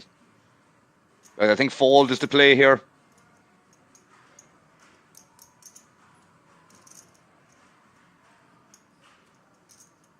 I'm not sure what you guys think, but yeah, I think fold is probably the standard. Just too big of a 3-bet jam, I suppose. Which is pretty awesome for King, Queen of Hearts. Pretty sure Everton below Ace-Jack is a fold. Except Ace-Jack suited, fair enough.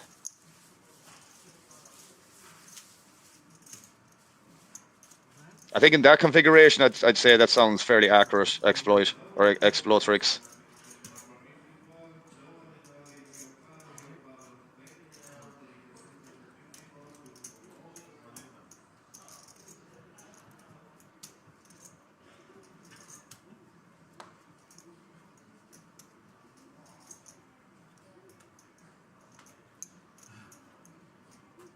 If Eric wants to play this, he doesn't even consider it, man. It's way too tight, man. Although maybe folding that in that situation might not be bad, to be fair, but Matt needs to play some hands. That's why Marco didn't open that either, but he does have Havanas behind him. He does have a bigger stack than his. So Havanas.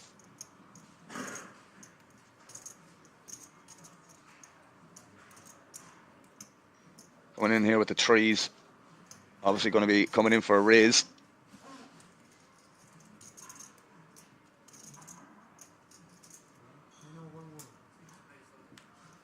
Just decides to open jam. See Fowley getting out of the way there. Robert's not going to be calling off with the ace-3. Be in pretty bad shape. Actually, not the worst of shape, in fairness. Shows the ace, shows the 3. Take it down. Well played, Hovannes.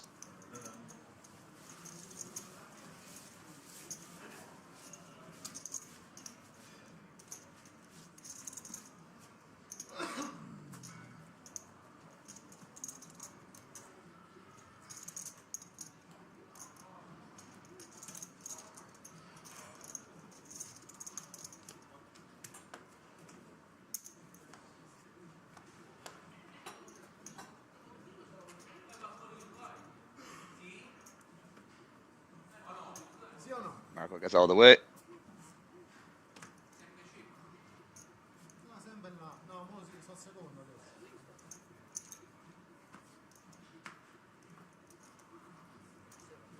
Fowley folds on the button. Oh, Eric picks up the kings. He doesn't. I don't even know if he checked his hand. Just got to walk with the kings.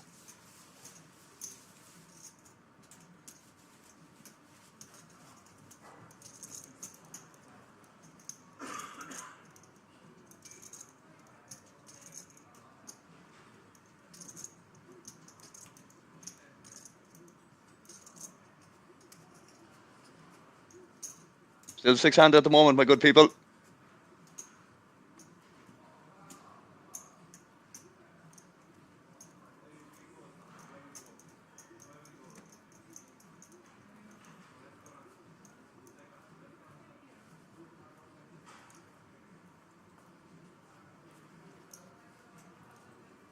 Fowley now with the queen 10. Doesn't even consider opening it off 13.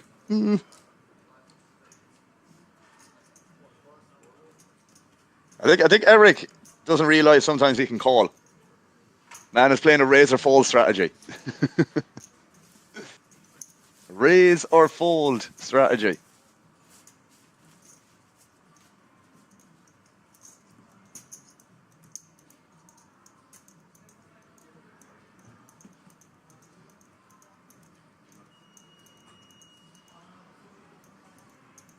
So here we have the chip counts, my good people.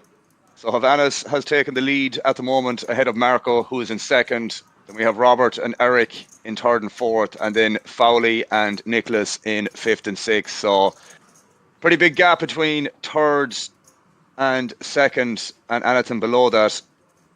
Chip in a chair, lads, as I like to say alongside this. Mossy on YouTube is asking, is this live or a rerun?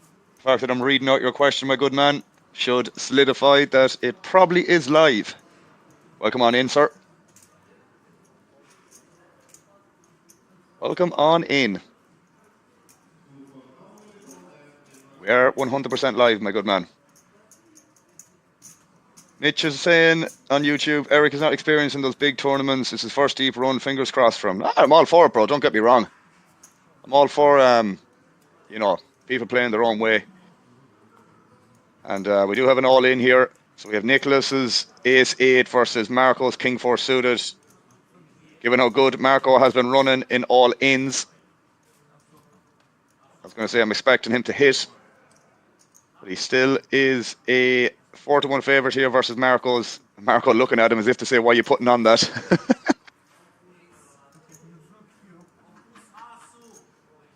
why are you getting up to go?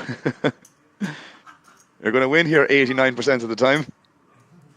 Man is not out of the woods yet. Still one card to come.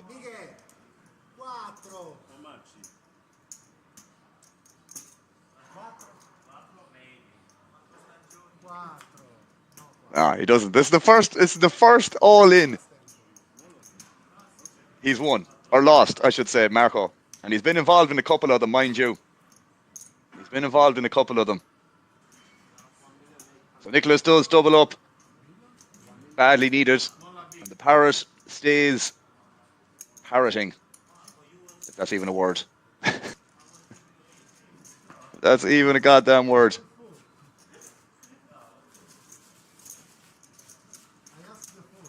We're playing together a lot, and I guess ICM is a big point here. That's for sure a consideration, man. 250 buy-in, 21k up top plus the ticket. It does have an impact for sure. I'm not definitely not disputing that, but you know, at the same time, there's definitely been some spots where he probably shouldn't have done what he did. But you know, not massive blunders by any means, but definitely mistakes. I would say, with all due respect to him. But at the same time, he's there, I'm here. What the hell do I know? What the hell do I know? I'm just a commentator, you know? Allegedly.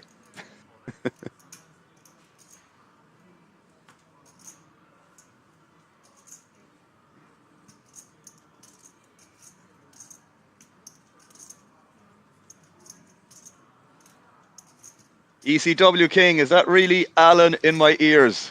Alan for now, bro. Welcome on in, my good man. Hope you're doing well. Been a minute.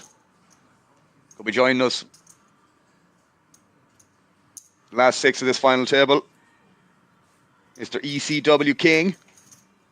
I think Dan is meant to be coming on soon enough, by the way. I'm not sure when exactly, but he's begun in a hiatus, but there's a top pair versus top 2 pair in this situation, and I imagine Nicholas might be unfortunately going broke here.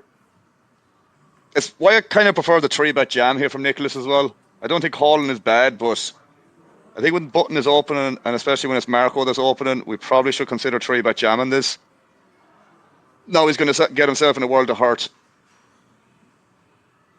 Because now he's just going to open ship this, or not open ship it, but re-raise all in basically.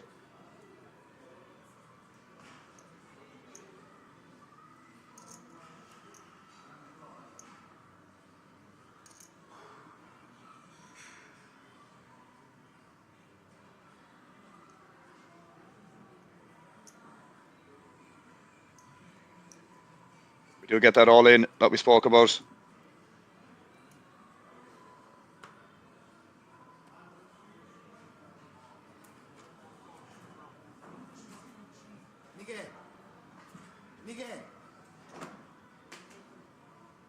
We do have that all in, lads. And Nicholas is not in great shape.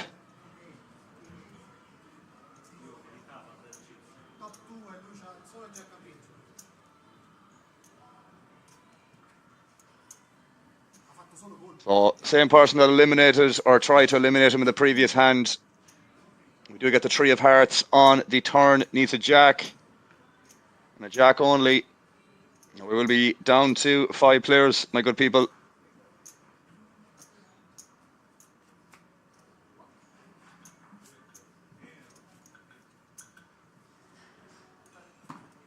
And that is a deuce of spades, people. We lose Nicholas.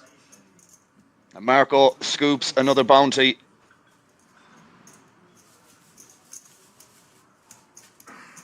We're down to 5 people, as I said already.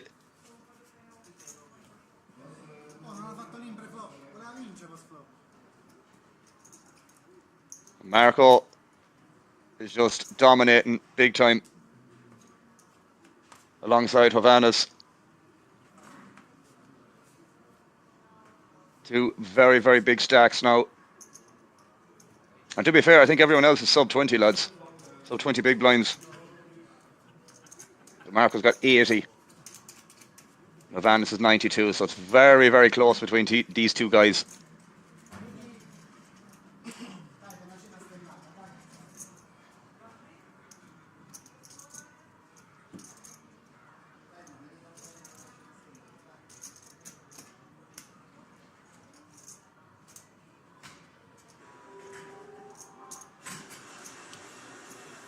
Dan is here now in the small blind with 4 dudes, just decides to give a walk to Fowley.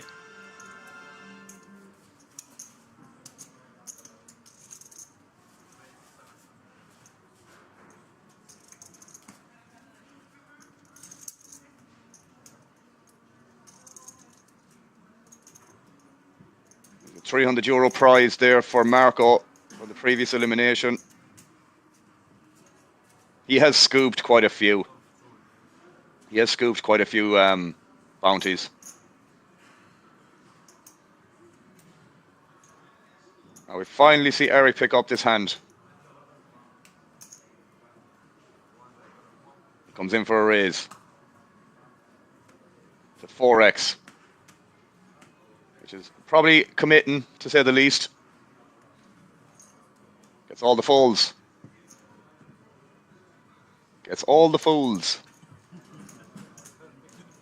Mitch is just saying as well, the community is rooting for him. He is such a nice guy, but I got your point, and there are many spots to pick up some chips. Yeah, I mean, look, man. As I said, he's there, I'm not. Anyone that's made it this far, I'm rooting for them. Although at the same time, I mean, he still has 20 big blinds, bro. There's still plenty of maneuverability. But yeah, needs to be a little bit conscious of the bigger chip stacks, which Marco and Hovannes are in that vicinity.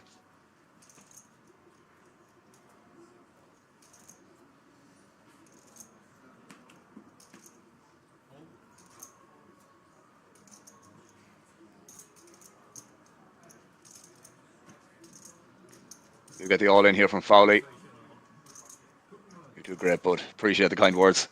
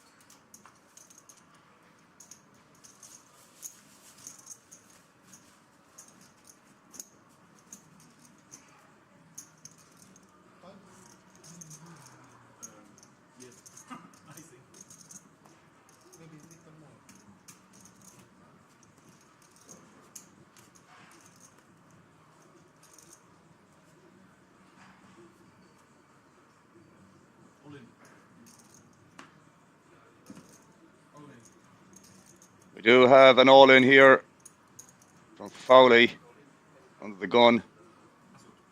Rejam from Roberts.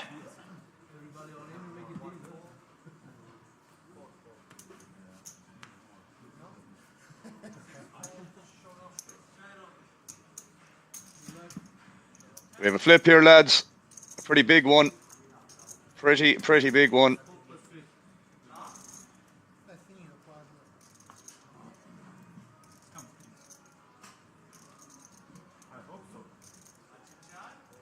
See how this pans out, my good people.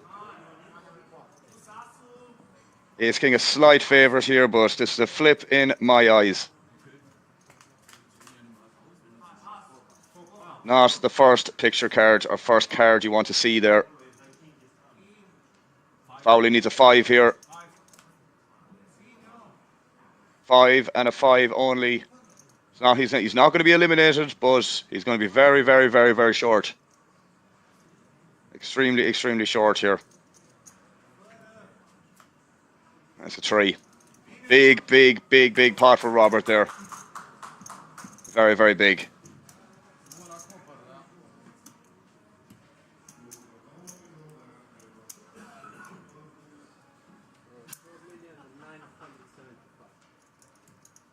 Vamos, Roberto.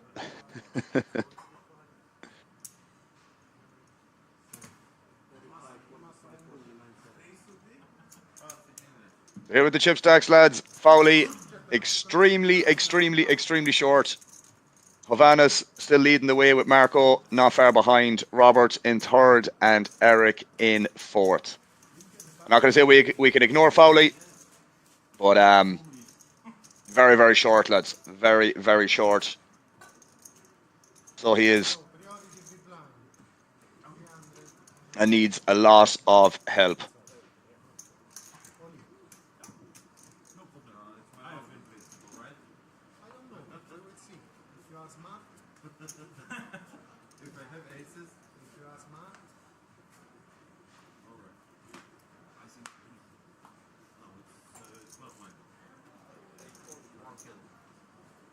Immediate all in from Fowley. People should be calling relatively wide here, but Hovannes is obviously going to come over the top here and just isolate Fowley versus Marco's cold call on the button. There's a bounty in play here, lads. Bear that in mind. Again, I'm not sure exactly what's left, but I still think there's €1,000 up for grabs.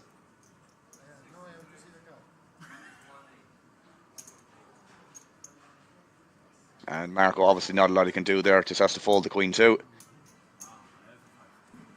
So we could be having another elimination here, my good people. Fowley needs some help here with the Jack 5 off.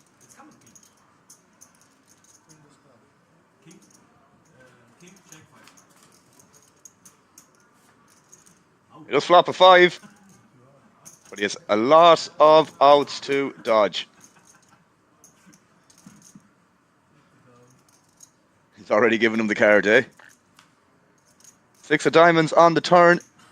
He's to dodge an ace, a queen, and a heart. And he manages to do so. Chip and a chair, lads. Chip and a chair.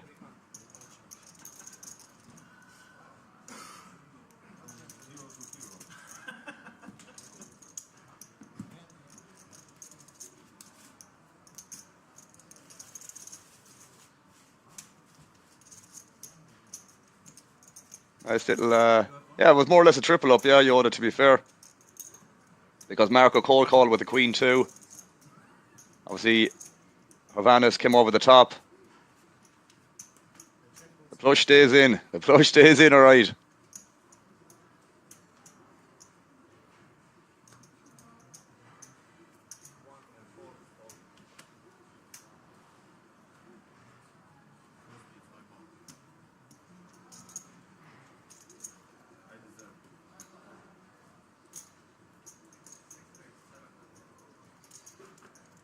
Van is here now coming in for the raise, and Fowley reshipping over the top with the ace 3 off.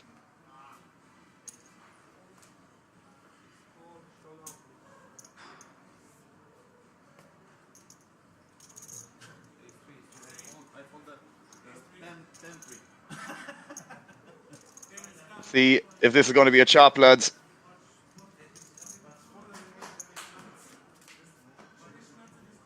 More than likely will be, to be fair. Yeah, just chop it up now at this point. Still has to do the run out, but still, chop it up.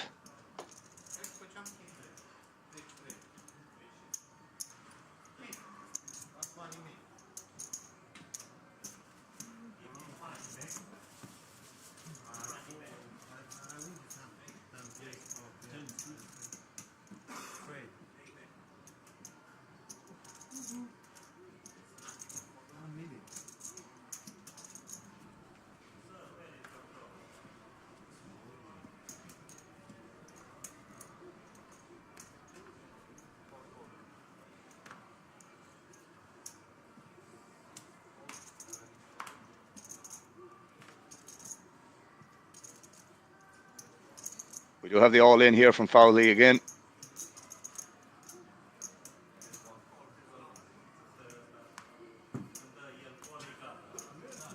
We get called by Eric at the king queen off.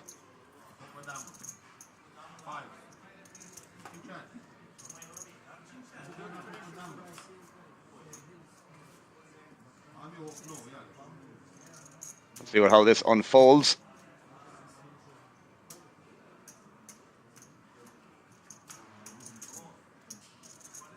King on the turn. So Fowley needs a 5 and a 5 only. We will be losing him. Oh my God! Chip in a chair, lads. Chip in a chair. Right, I have a bit of an announcement.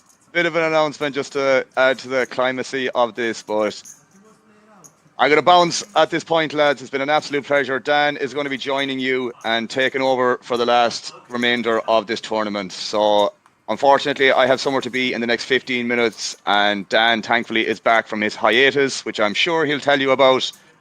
But yeah, Dan is going to join now. So, as I said, guys, thanks very much for everything, and I'll catch you on the next one. and welcome on in Senor Danielson. Take care, guys.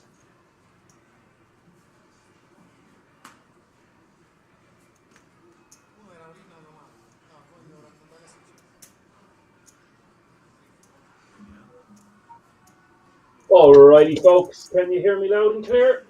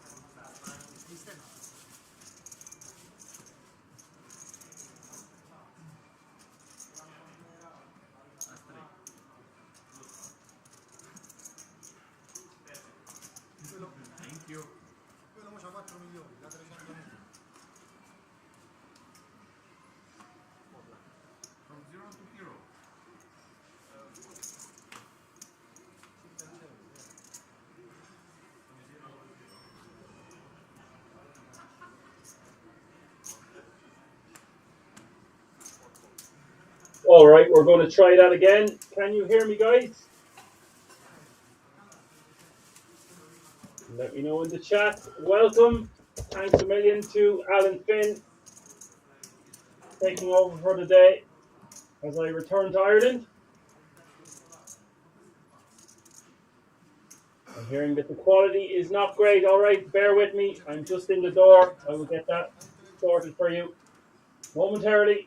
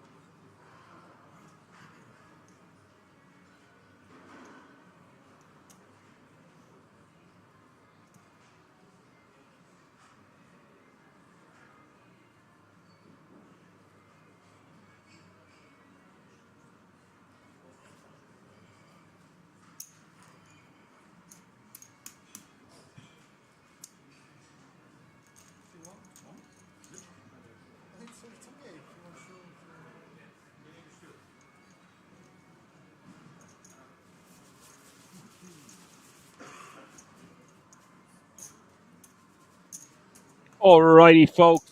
3 is the magic number. Can you hear me loud and clear? Welcome. I want to give a massive round of applause for Alan. Doing at least half the day for me there, and I really appreciate it. Got some settings changed there. I'm just in the door back from Sofia. Alan, unfortunately, was only able to do half the day for me. I was trying to tune in on the bus, but the reception was bad. Looks like you are having a whale of a time out there for the EPSC Mystery Bounty. There are 5 players remaining now, all guaranteed a minimum of €5,450. This is a €250 buy-in. If you're just tuning in on this Monday evening, welcome. The final day of the Bounty Edition main event live from the King's Resort in Rosvedov. Alan, the giveaway Go Finn, commentating all day, and it is now your main boy, Action Man Dan, in the booth, your Irish pundit and broadcaster for the rest of this event. Like they're having a lot of fun out there. Winner of this one is going to take home €21,900. And I'm sure some of you in the chat might fill me in as to what madness has took place. All the madness that takes place at the King's Resort on a normal MTT. I'm sure there's been a lot of carnage here today because we are down to 5 players already. As the puck says, have I joined just as Dan took over? It's the return of the Irish. What's up, buddy? Master says I can judge whoever I want. To presume these are comments from earlier.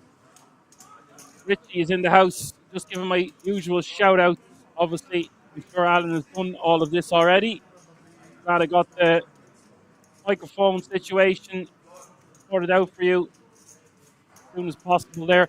Only that you mentioned, am I speaking from a toilet? Because I was on the bus there right beside the toilet. And I was like, I don't know if I had a microphone with me, but I could have tried to just go into the jacks there and do a few hands. Get out my GTO solver. Have an old ponder. We're on the ferry back to the Shetlands, arrive in about 12 hours. Wow.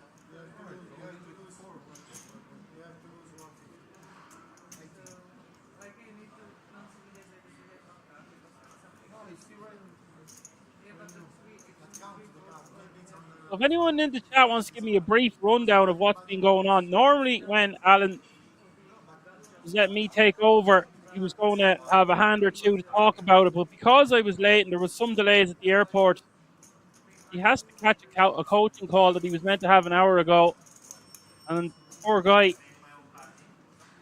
had no electricity for nearly 10 days, a good week actually anyway, and had to reschedule the coaching call with this guy already.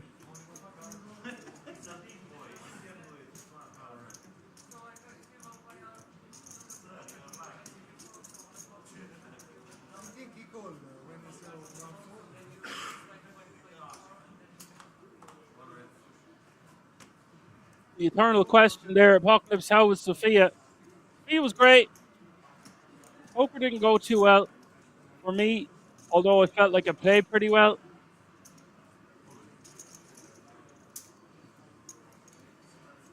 Lost my first bullet in the 1K with tens into kings. Structure was decent, but it does catch up as the evening progressed. And I got back in for a second bullet the following morning in a hyper turbo version, and there was a lot of value in that, to say the least. I lost a huge pot, about 80 big blinds with a ace queen on a queen jack 9 flop with 2 spades against ace 9 of spades. So I got it in against a combo draw in pretty good shape. It wasn't to be. So Vanis with 85 bigs is your chip leader here, and Marco de Percio, who needs no introduction. By the way, he looks like Beppe that was on EastEnders before. I'm sure it's not the same guy, obviously. We have spoke about this, I think, before, but he is up over 400k. He's a PLO bracelet winner. He's won some other events, and he would be my pick of the 5 players remaining. Average stack is 13.42 million. not too far away from 50 bigs. Small blind is 150k, big blind 300k with a 300k running big blind ante. I will say this is probably the freshest I've ever come back into Ireland from going anywhere else abroad.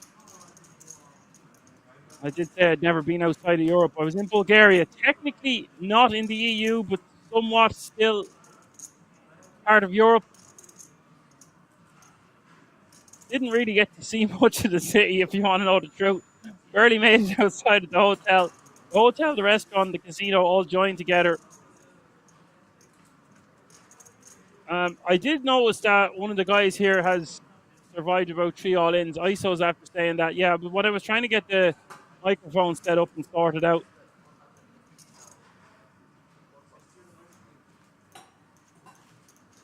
I did like your picks from the rugby, although I was a little bit jealous at the time of Apocalypse, I'm not going to lie, because I couldn't even watch the match.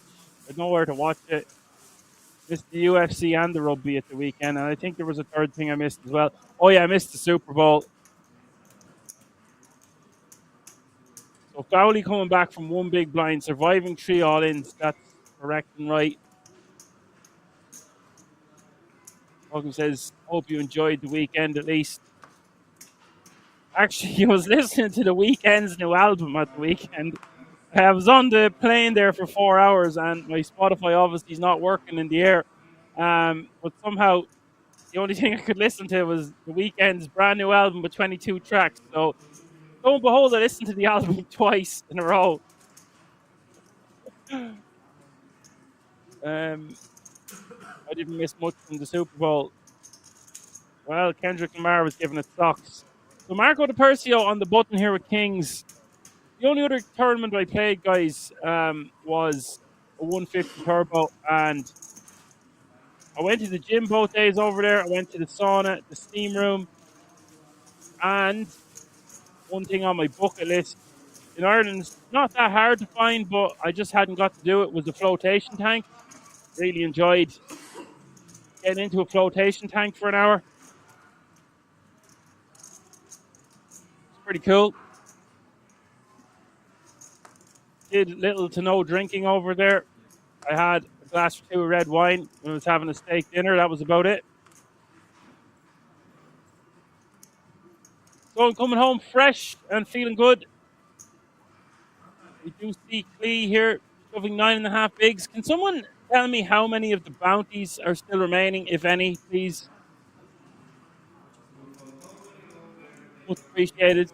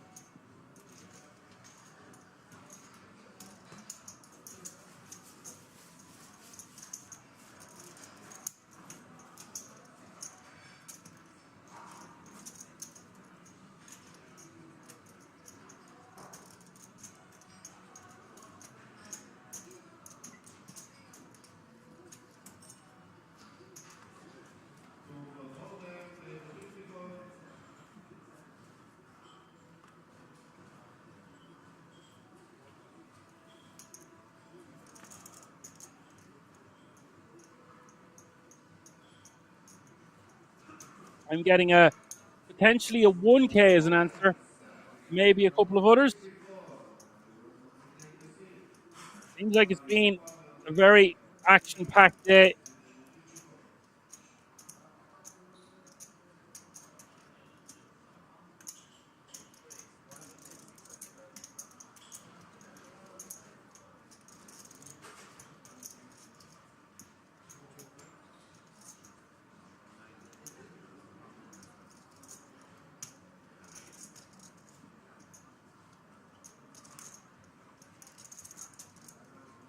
You see Robert 3-betting to 1.6 mil with the Queen Jack off suit.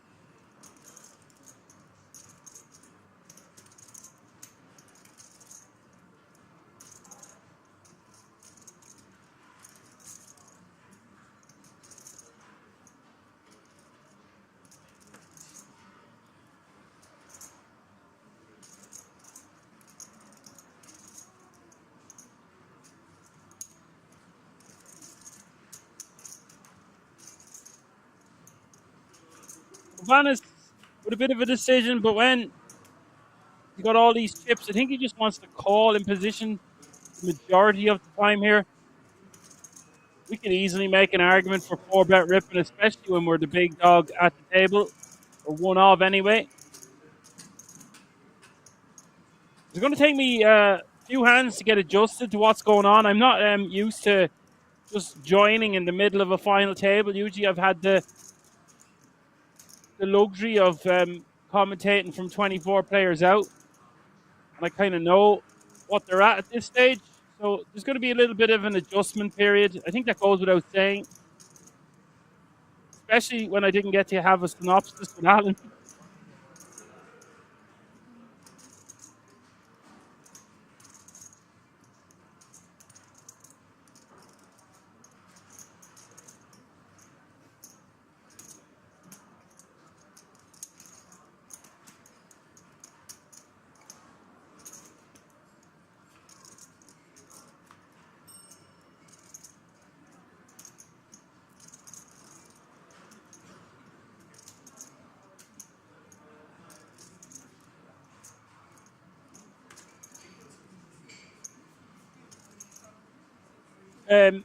EPLO tricks. EPLO tricks, I suppose that's what it is. Hello, welcome. Not sure if I'm used to seeing your name in the chat. It says, don't like the 3-bet combo. And you know what? It's actually one of the first things I should have mentioned. I don't particularly like his 3-bet combo. And I don't particularly like his 3-bet sizing. When we make it 600, you just make it 1 mil on top against the chip leader at the table. He's got a lot of chips, and he can put all the pressure back on you. I would prefer to have a king blocker or an ace blocker in this exact type scenario, and I would much prefer to just call from the small, because the chip leader is going to barrel a lot against us on flop, turn, river.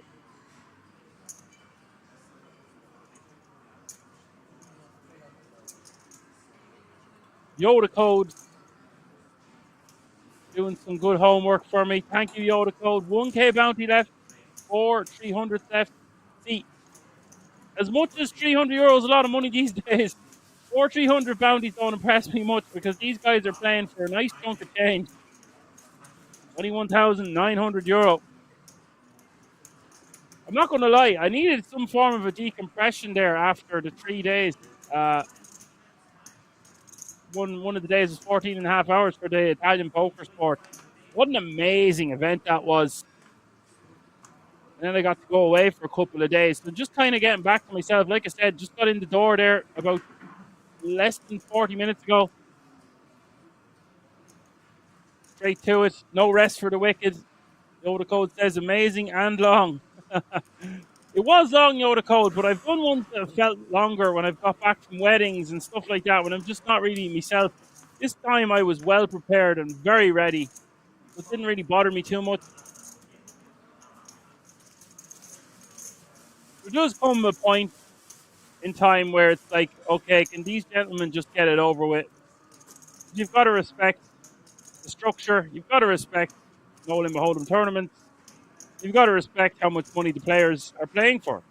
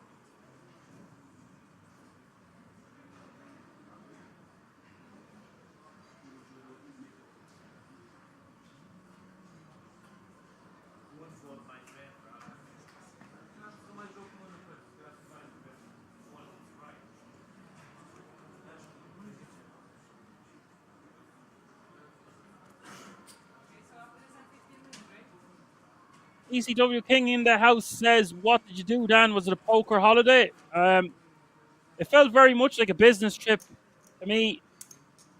But I kept busting, so I kept going to the sauna and the gym. Didn't really find an ice bath, but did have ice cold showers over there, so it was much of a muchness. And I got to do the flotation tank, which I thought was delish. We do see Marco a top pair here on the N872 club flop.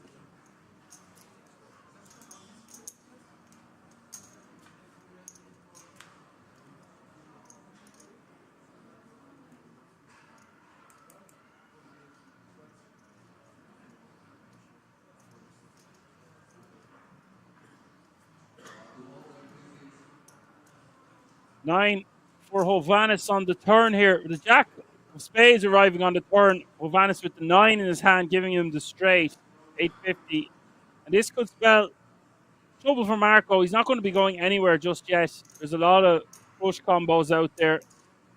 A lot of hands he can beat. He is going to call. Rivers, deuce of clubs. Not a total brick here. Push arrives.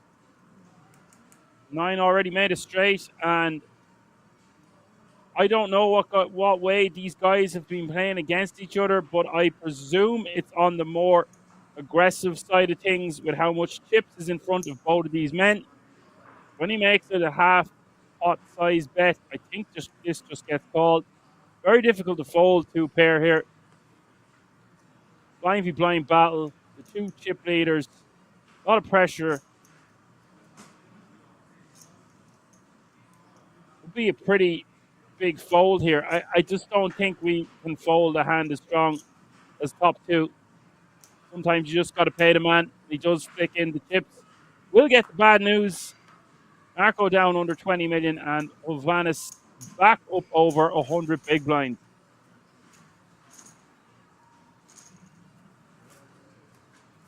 And it does look like that is going to bring us to a break. Hovannes with 106 bigs. Marco now in second place with 64. Robert with 22. Fawley with 21. And Clee has a lot of work to do when we get back. He's the only player under 10 big blinds. We'll see you all in a few moments, less than 15 minutes for lots more action. Don't go anywhere. We're going to keep it right here. See you all in a few moments. Speaking with people who are actually Italian, not, twice removed like myself. I guess it's a pretty common last name in the southern region. You're like a pretty heavily diluted marinara. Yeah, you're like Chef Boyardee. Exactly. Franco-American. You're precisely spot on. Yeah. And you know what? I'll accept that because that canned pasta got me through some dark times. I'll tell you right now, they put me in some dark times as well. But yeah, that's not wrong. The chef, I didn't go to bed hungry on a few occasions thanks to that, man. Yeah, you didn't wake up happy either. No. Sutera. Oh, the silent prayer before jamming is very powerful. 2 jacks. It's a spiritual culture, but I'm heavily Catholic. It screams ace-9, which is sharp when you got 2 jacks. You think he's actually... No, I don't think there's levels to this. I'm adding levels to something that I doesn't love really that. exist. Come on. But now when you're Radishi? Stop it. Does he have a first name? Try again. I liked Radici. I think that rolls off. It's a K sound, Berkey. Does it have to be? I want to say yes. Yeah, you're probably right. A summons by Radicki with this ace-10. Sutera has trended in the right direction. He's managed to send his troops to the battlefield on a couple of occasions. They've come home with new POWs. And this time they rate to do more of the same. Set of jacks against 1 pair. Queen, king for a swing? I was going to say, you want the ace, the king, or the queen? There it is, the king. And now you see Space.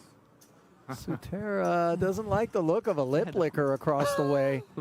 I wasn't greedy. I was just pulling for the ace. Well, a 4-liner did show up, but it was the version that didn't People say threaten. And jacks now are look at the hard to lips play, in huh? turn from Sutera. those multi-way dynamics change things a bit, I think. I'm going to ask you something. You ever been in that spot where maybe you did have that thought, but then as you observed the brewing reaction from your opponent to that prospect, you pulled up lane? Yeah, probably in my younger days when I didn't have much else to go off of other than my ability to read the room and, try to guess correctly. Now I think I would just fight the urge, even if my instincts told me something was awry. Yeah, and we're going to have a fight on our hands here as yet again Cowboys have mounted up, this time for the surging Stetsura. And Sposato with ace-king of diamonds. We know what direction he's headed.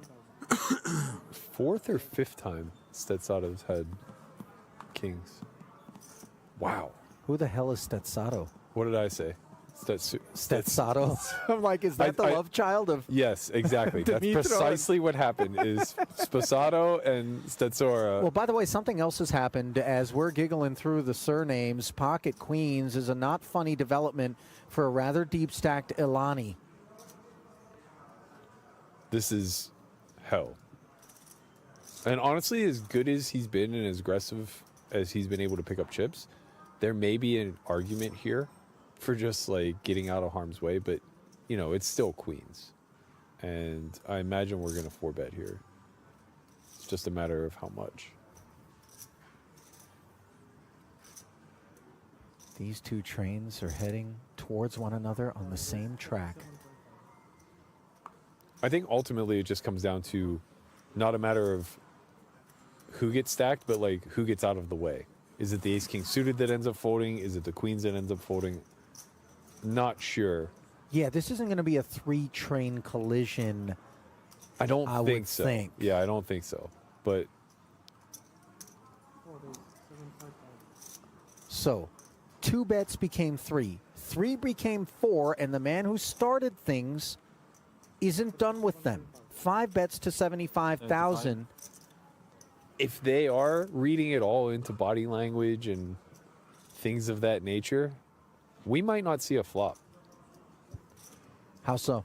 The degree at which that 75K went in for a 5-bet with no thought whatsoever kind of indicates to me we might be against the blade here. Well, listen, Sposato's knife's fairly sharp under normal circumstances, but a very dulling effect brought on by the 4 and 5 bet behind his 3 bet.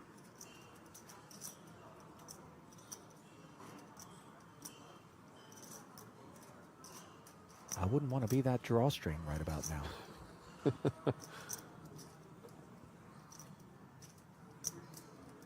Yeah, I don't think I would feel very comfortable playing 6-bet all in here with anything but aces. There's not a whole lot of times where ace-king, suited in particular, flirts with a muck pre-flop, but this would strike me as one of those times. I think so.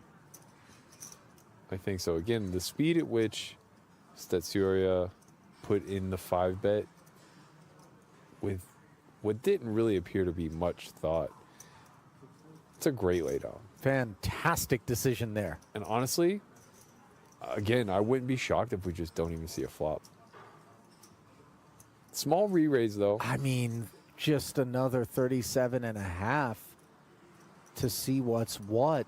Yeah. I don't want to make light of it, and obviously you play 124 effective from here, sub 1 SPR, so things could get expensive independent of board textures that would maybe leave us worried. And is the decision more for all than for some as it stands? Yes, it is. Great My goodness. Bravo, Ron Ilani. And he shows it. He shows the kings. And Sposato performed. And by the way, it's not as though we can critique Stetsura's choice to 5-bet here. No. Of course not. Of course not. Aí, Lucas, esse TV table. 37 minutes.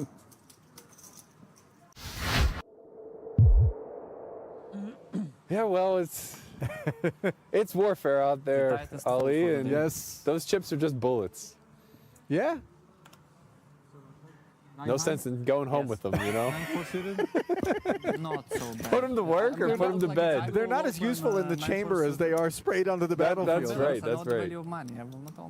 Until rent comes due, in which case you're looking for a few and some clips. Hey, you know, there's some nice weather in California here. They're kind to the homeless. Looking at you, Santa Monica.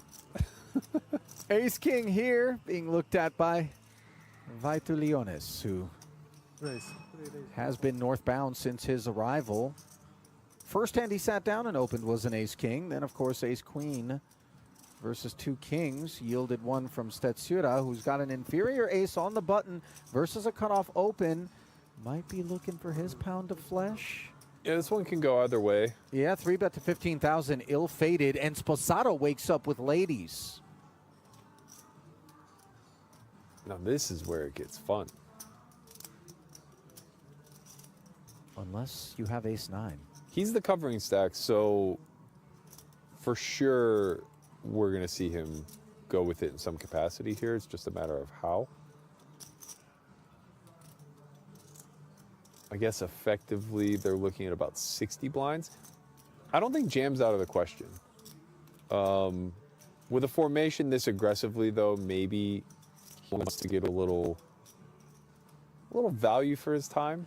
You know, the thing is, as a big stack, if he were to come with some normalish 4-bet sizing, does it not at times appear to the opposition like it's more situational? For sure. Cut off open, button, 3-bet. In context, those two played that little pot moments ago, and you could lure something less than ace-king into hazardous procedures. Yeah, Instead, we know that this one is a somewhat foregone conclusion. Right. I think that's facts. It's more you start to play with the line of protecting your hand versus maximizing the value. And it gets a little dicey, you know, like 2 10s in this spot, I'm pretty sure you're on the cusp between jamming and folding, whereas like, you know, 2 aces, you're very clearly just playing 4-bet not all in. And everything that falls in between that spectrum is gonna want to try to do the best that it can to maximize both its fold equity and its ability to get worse to put money in the pot. This is very gross for ace-king. I mean, we didn't really have this spot in mind when we opened to 5K, and yet the hand is the hand. He's going to choose to jam it. Yeah. Sposado isn't looking for the exits. So this is the thing, like, if you choose the 4-bet not all in here with queens, I think in general it's to snap a jam from either. But perhaps he was thinking to himself that he would very quickly call if the button were the jammer. Potentially he has a decision here versus the original opener. Buona fortuna. So we're off to the races in a classic. Maybe. If... Oh, did he call? I think, yeah. Oh, okay, I'm seeing call 109 in there, so unless my eye's deceived. Perhaps the writing was on the wall here as the ace-9 ducks out of the way. And all of a sudden, the fate of the Lithuanian hangs in the balance. To the flop we go. 10-4 tray. Not what was needed. 1 ace in the muck. That much we know. Can we find a king? Some running wheel hopes. And the latter of them present courtesy of the deuce of hearts. Any 5, any ace, any king. Or just a 7 of clubs. And no sooner does Vaitulionis arrive at this feature table than he is dispatched.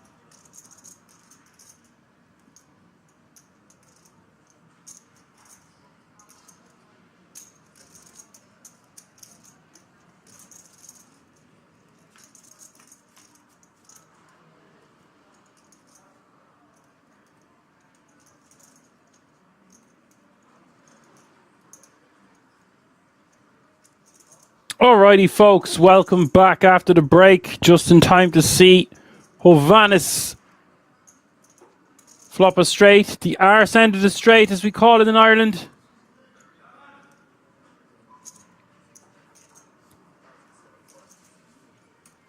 My buddy did make the final table of the main in Sofia. He ended up coming 7th, but there was a guy, I'm sure some of you in the chat know who this guy is. He has a KFC chicken bucket on his head. He won a bracelet. He's up about 3.5 million on his Hen and Mob, but I can't remember his name. I don't know if anyone knew or anyone told me his name when I was there. I wasn't really hanging around after I bust.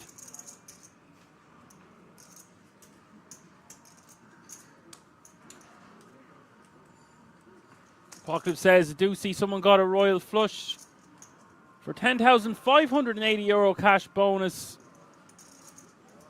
Yoda Code has declared the top bounty was €19,650 and a World Series of Poker Europe ticket. So €30,000 total.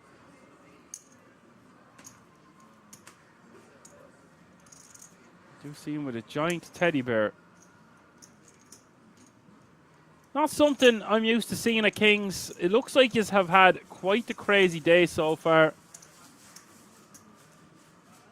Feel like I'm arriving at the end of a party. I mean, it's really the biggest part of the party right now because they're playing for so much money. But you get what I'm saying. You've got Foley and Ulich Klee fighting it out at the bottom here. Actually, Robert not too far behind. You've got 15, 13, and 7 bigs. And then Marco Di Persio firmly in second place, by the way.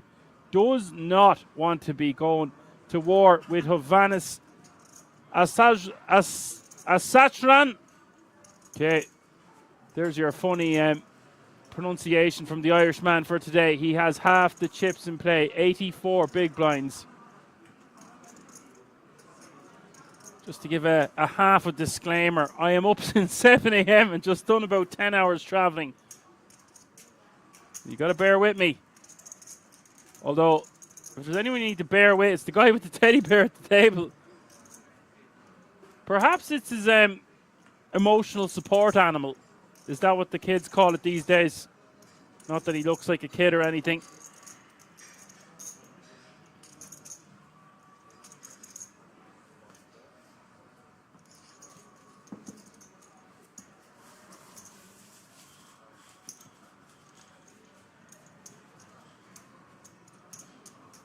Yoda Code says it's a sloth. Oh yeah, it is holding on to him for dear life, all right.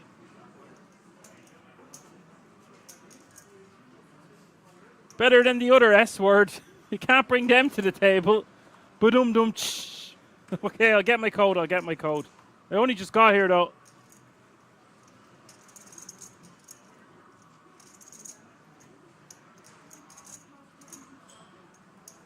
I admit I'd be struggling if I was sat next to someone hugging a teddy bear in a casino. Yeah, perhaps. Although, where was I? Yeah, in Sofia.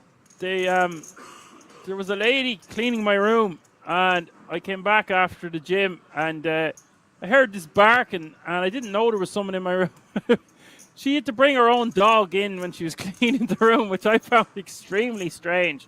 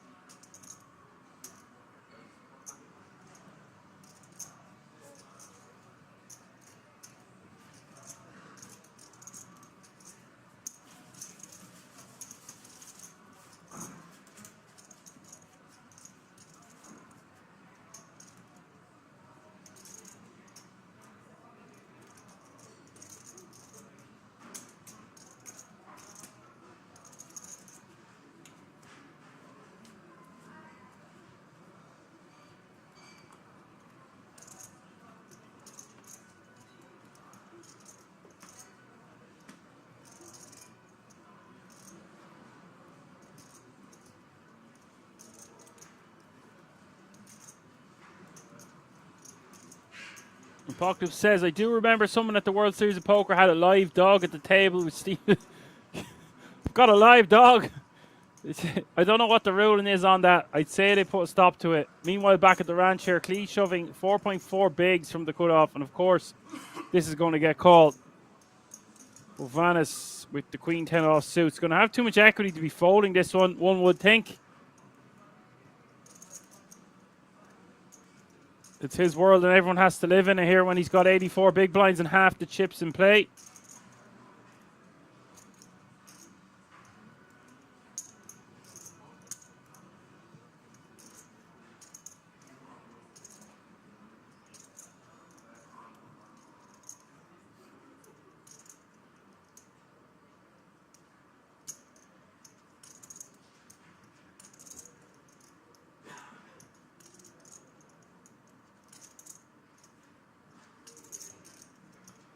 Now, I'm not sure what Foley is supposed to do. There are some significant ICM considerations here. But rejamming seems like it might be the best one. And I would way prefer if Hovannes had isolated from the small blind to make hands like A7 offsuit fold. Now Hovannes has hit a 10 on the river. This one getting checked down. Trying to eliminate Ulrich Klee, and that's exactly what happens here.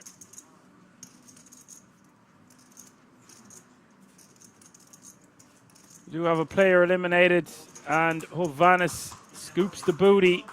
And now it's Foley who's going to be your short stack with 11 bigs, and that means 4 players are remaining now.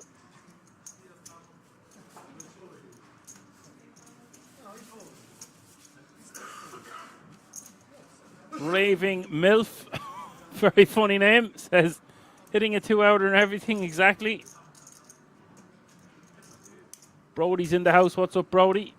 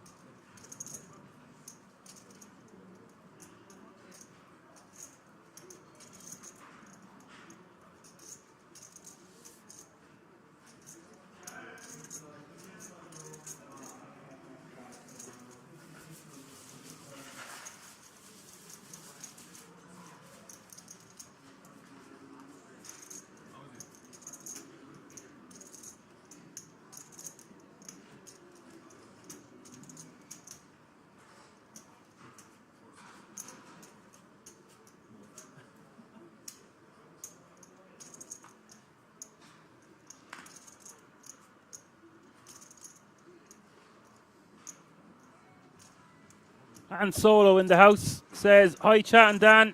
I would be really impressed how the blind man taught his dog poker. It is an interesting group tonight indeed, and I am very late to the party.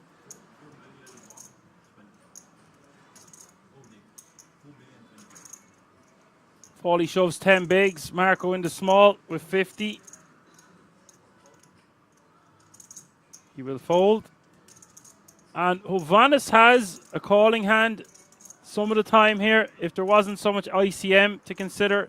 I think 10 bigs is a bit too pricey and spicy for Hovannes when he can keep this dynamic going and keep whittling away at the other 3 players remaining in this field at their blinds and antes. That's why I predict we will see him let this one go. Something like ace-4, ace-5 suited, and I think we got to start dancing. Maybe even an ace-5 offsuit. But doubling up someone here sucks. It doesn't hurt us too much, but when there's such big pay jumps, we can just comfortably fold this and keep attacking the blinds and antes. All these times that we can accumulate those chips, we are adding 1 million to our stack, which is not to be sniffed at this late stage.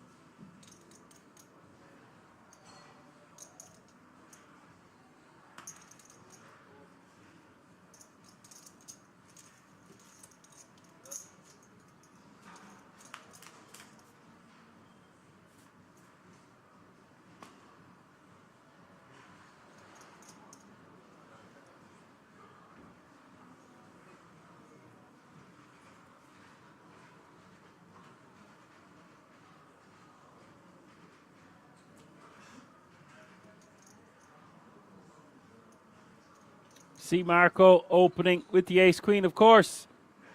Fawley going to rip here from the small with a lot of equity. We can see this is almost a coin flip for the slot and Fawley's tournament life. It seems like it should be one player to a hand, though. The slot is sitting back down. He ain't going anywhere. Not without a fight. And it's a fair fight at that. 9.25 million in this pot.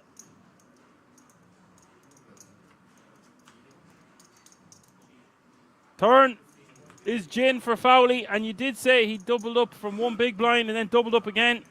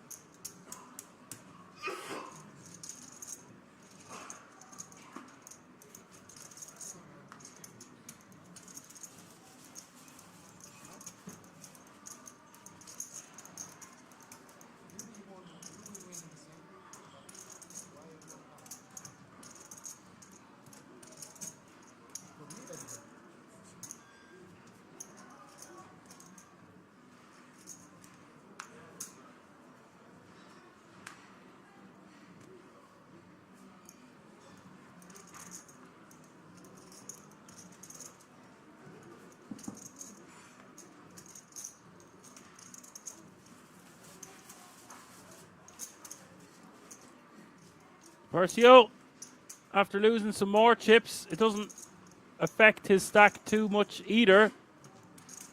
But very soon, if he was to keep losing hands like that, he'd be back down with the other two players that find themselves under 20 bigs. Hell of a fight going on here, four-handed.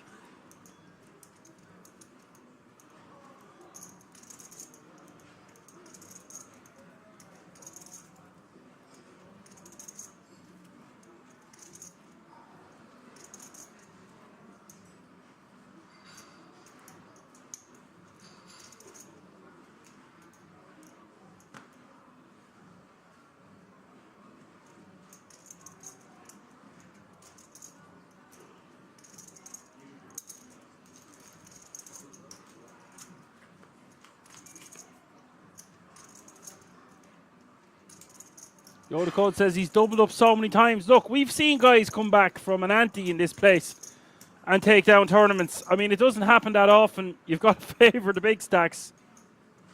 But no limit hold'em tournament, so volatile. Anything can happen. Expect the unexpected. And what do I always say? There's always a surprise around the corner at Kings.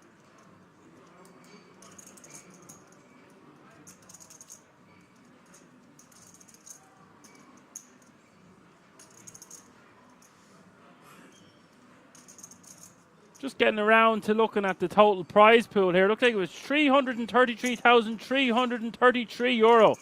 You always like when I give an out 33. Well, there's plenty of trees involved with that one. What a tourney for a €250 buy-in. 1,342 entries. Jeez, we're getting some numbers these days at Kings in 2025. The game is alive. 1.4 million is the bet on the turn here. Plenty of equity here for Hovannes. Marco does pick up a piece of it.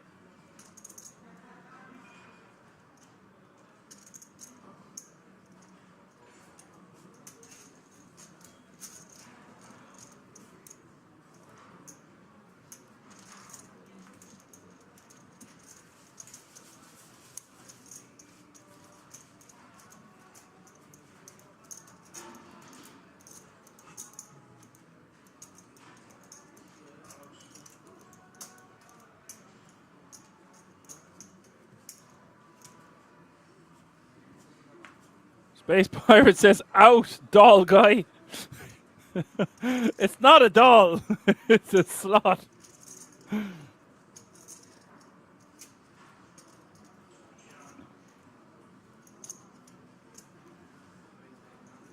I did just come back from a place where there was a guy with a KFC bucket of chicken over his head, an empty one, and it obviously wasn't used for actual chicken. But thought this was very funny nonetheless, and the guy was an absolute beast. I'm sure to God that someone in the channel knows who I'm talking about, be it on YouTube or the Poker Room Kings on Twitch. Oh, he's going to take that one down with a 3-bet, and he will show the goods. He presumed this guy is a very much hit it or quit it kind of a guy. From the few hands I've saw with him, he's not messing around with cards. He either has it or he doesn't. He doesn't strike me as someone who's going to pull off a 3-barrel bluff anytime soon. ISO says, you saw Buckethead. Yes, I did see Buckethead. I have a photo of Buckethead on my phone. I can confirm this is not a drill.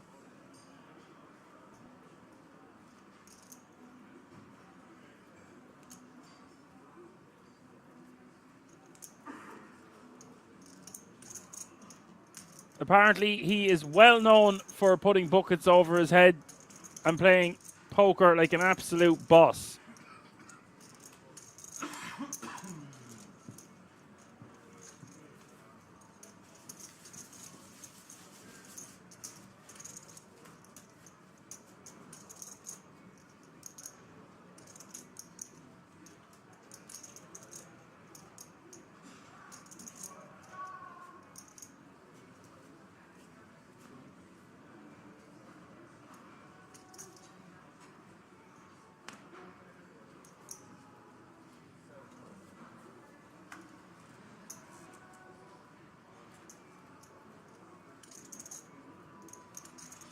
Buckle says, not that guy from the raving party then. No, I don't think so.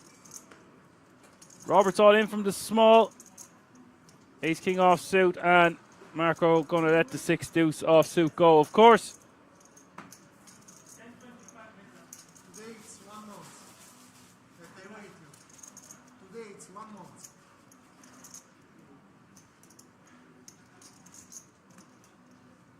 ISO says, wrong Buckethead. Buckethead is a guitarist known for wearing a mask and a KFC bucket. Yes, when I messaged my friend about this guy, that's the picture I got sent back. So I know exactly who you're on about.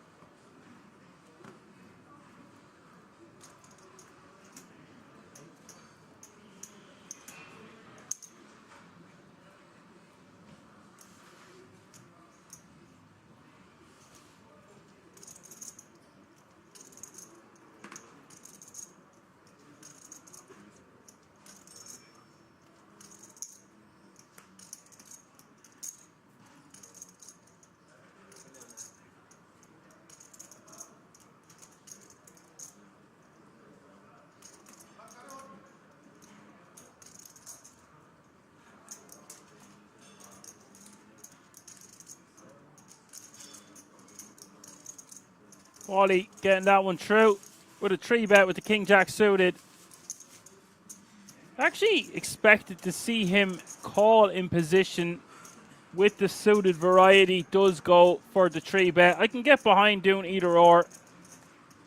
If I had to lean towards one, I think I'd rather just call in position than use that as a 3-bet with the ICM, etc. Plus we have 20 plus blinds.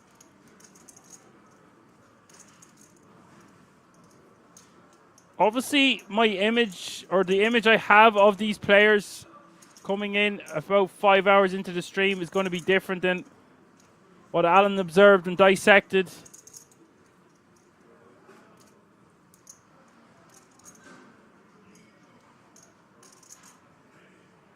And Marco has a hand that's probably good enough to be calling here for 11 bigs, especially with the bounties still in play. Does call. Can see him folding like an ace-6, maybe even ace-7 offsuit there. But ace-8 suit, ace-8 offsuit plus. Going to be a call. 10 million in this pot, and Robert needs to get lucky or he is going to say goodbye to us in 4th place.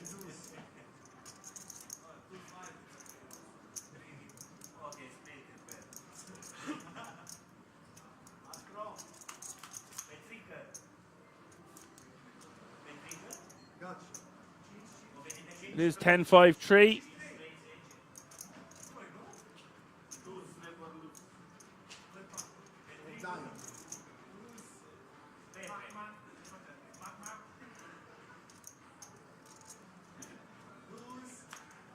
Turn is a 5.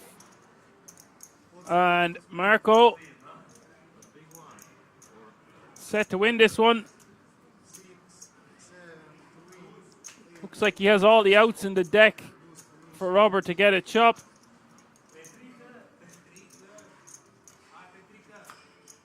River is a 6. And that's not going to do it, folks. That's not one of the outs you see on the screen. I think 31 is a bit of a stretch there. Is that correct, guys? Don't want to say the graphics are incorrect, but 31 outs there, that's incredible.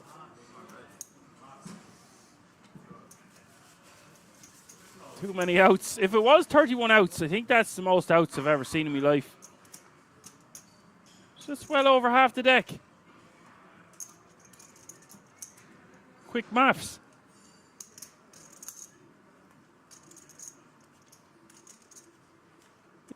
Is calculation 31 outs as we hit the river? It's like a horrific bad beat to be leaving in 4th place there. Got a feel for the guy. Alas, he does get a nice payout of €7,000. Pretty sexy from a 250 buy-in. He's got 60% of the deck. Oh, wow. Anything over an 8. Yeah. It's just, I don't know if I've ever seen on my screen that someone had 31 outs before. I'm pretty sure that's unprecedented. Sure, Apocalypse or some of the regs in the chat will tell me if they've seen something like that. In my 3 years tenure working for Kings, I don't think so. I know that most of them are split outs, by the way. Let's get that straight. I see EPLO saying that as well. Yeah, a lot of them are. It does change it a bit, but it still seems pretty disgusting to be leaving in 4th place. Having said that, he did have ace 4 against ace 8 going in. 3 players remaining now. All guaranteed a minimum of €9,200.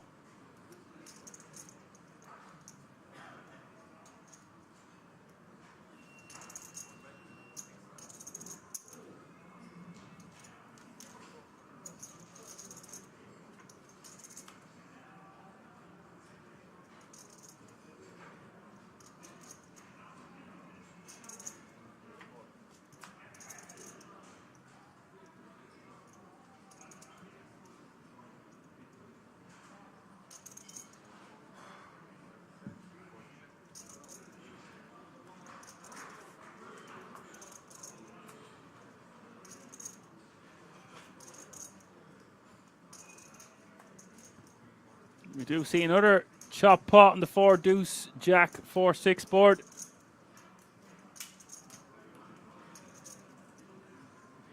Pocket says if it was full ring, then 31 literally wouldn't be possible. Yes.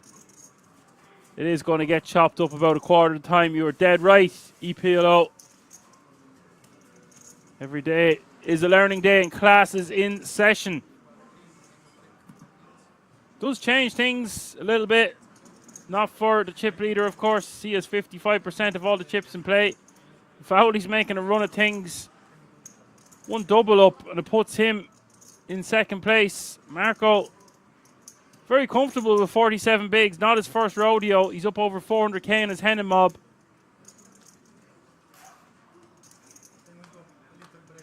It's going to be tough to take down the chip leader. Looks like he's been having a very good run today.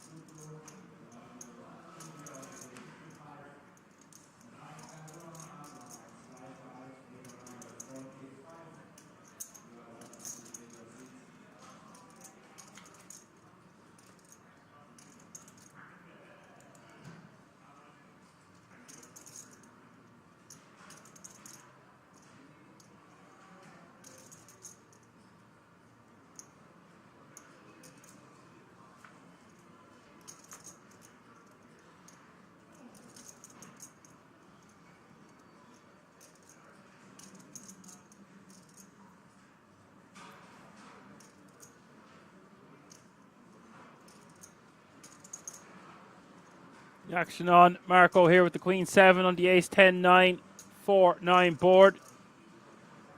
And Hovhannes going to be picking this one off for that sizing. Really don't see any other option. He's not going to be folding.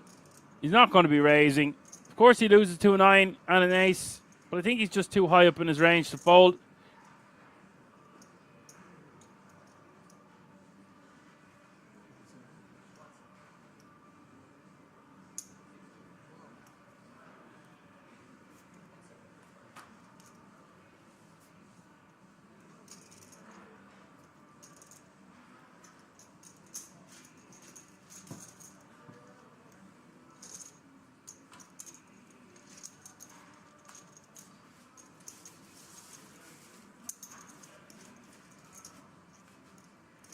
And does pick him off for that sizing and takes down quite a nice pot.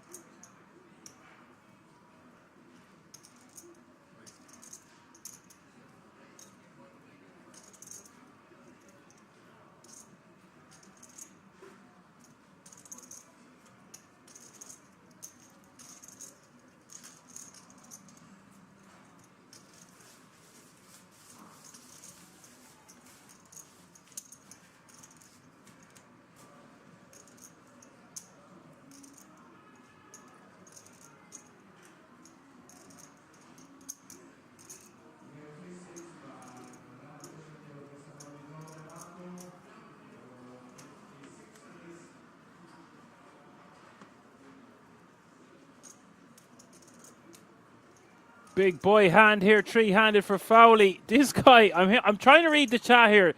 So he's come back from one big, and it is a miraculous story, has to be said. Maybe it is a lucky slot he's got.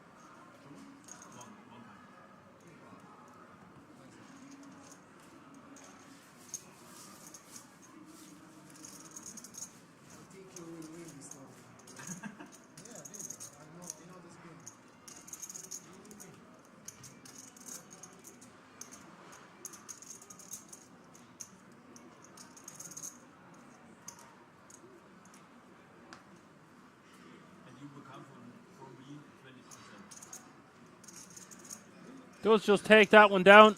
Don't like his sizing at all. I would like to see him make it a min raise. Maybe a min raise with a little bit of cheese on top, like 2.2 bigs. I could get behind 2.5 if he really wants, but 3.3 is going to just price out a lot of the hands he would want to continue, especially when we are three-handed. It is so hard to make a hand and hold them, even full ring, even to have a pair. We are now three-handed playing for this title, and I like limping or going for like a 2.2x strategy there, or just a min raise. 3.3, I can't get behind.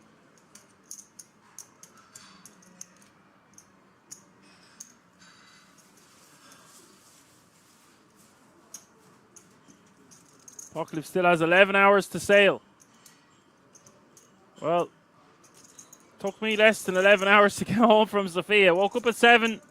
Flight wasn't till 12, but to get breakfast and pack, and couldn't really sleep. Then obviously 2-hour difference. It was a 4-hour flight, 2.5-hour bus, and alas, here we are. So happy traveling to you, Apocalypse. It does take about a whole day.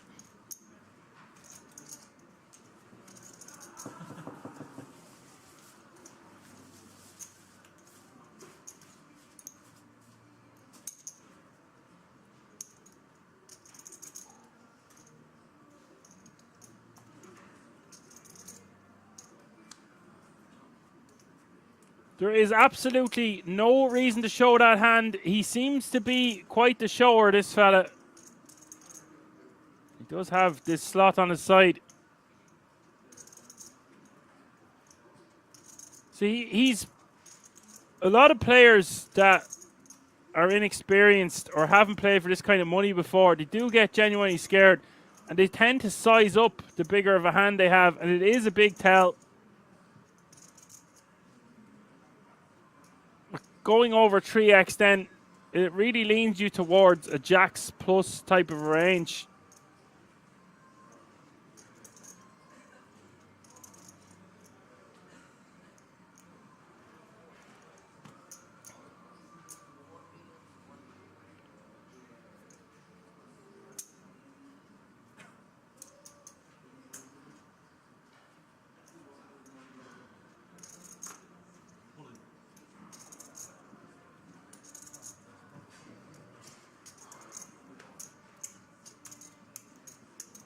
Fowley looks to be going for 4-bet rip here.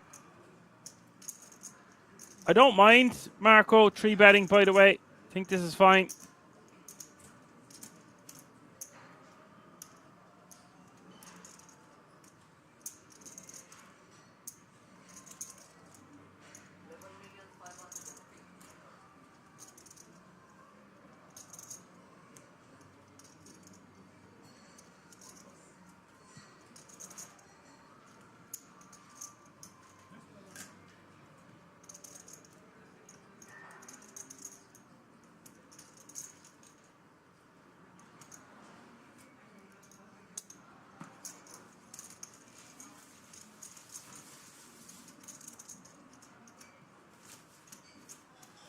Does take that one down with a 4-bet rip. We could just call there, by the way, from the small blind with the ace-7 suited. He decided to 3-bet this combo. It's not every day Fowley's going to 4-bet rip it in his face, but perhaps he does want to 3-bet there, folks, because he doesn't really want to bring in the chip leader, and he does have a great combo to do it with, and we are suited. Don't mind calling there either.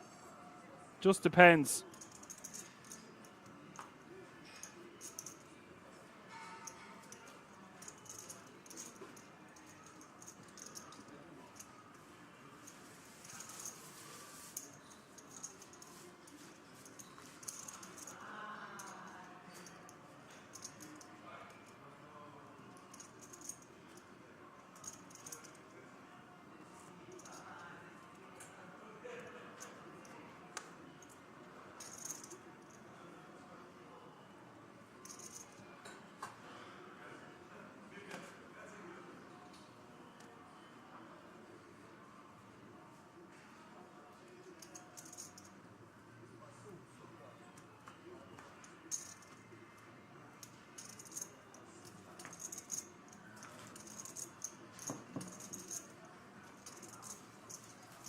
Does get back to 25 bigs, but now Fowley has overtaken him.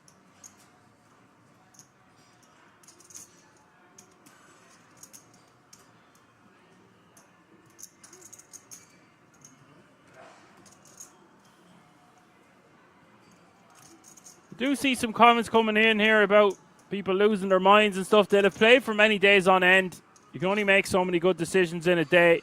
Pressure's on. You're under the lights, camera action.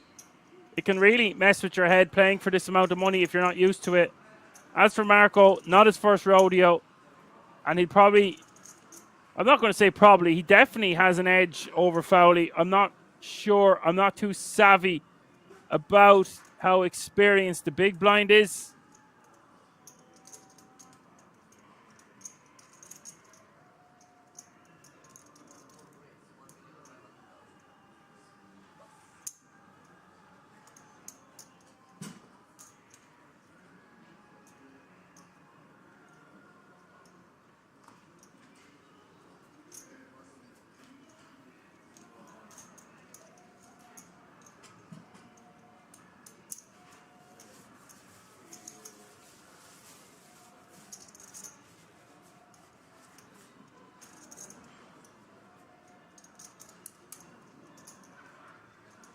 Some funky music playing in the background on this Monday night.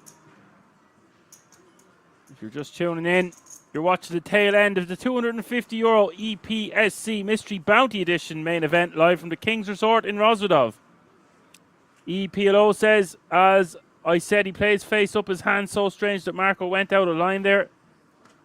But you can't just let a guy keep raising. You've got to combat his strategy of opening from the button, and ace-7 suited does fall into the category of being a good 3-bet folding hand there. I would prefer to do it with an ace that's unsuited because we can't hit a flush. We don't get to see a flop if we're going to get 4-bet ripped on.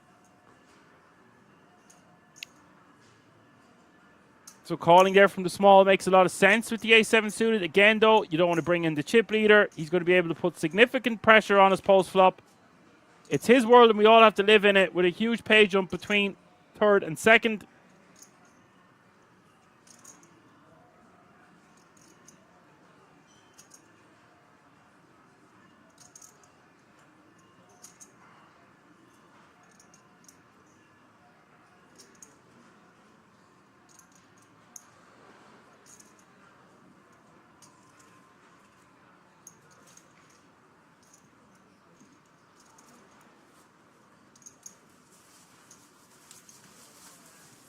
Ace-10 going to take that one down.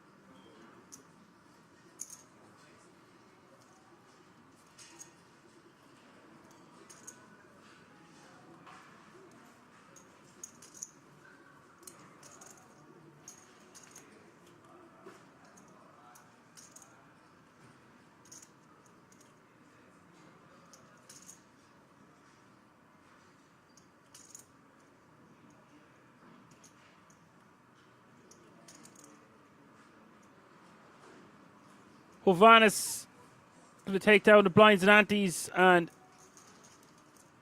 he can just comfortably keep doing this. I'm just looking at the payouts here, folks. €9,200 for third.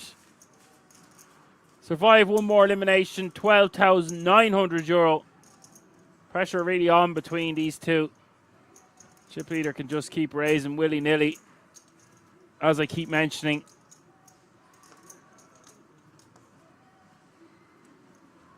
EP says, true, but nearly 11 big blinds 3-bet with a 30 big blind stack is not the play versus Fowley, I believe. I actually think that's a great point. Well said.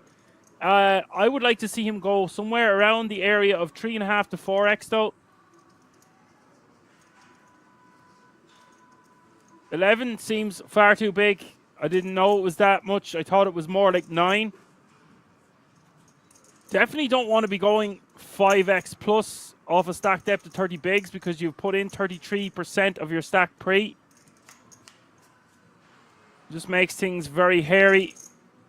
The chances of you going post flop are very slim, and I know he doesn't want to go post flop.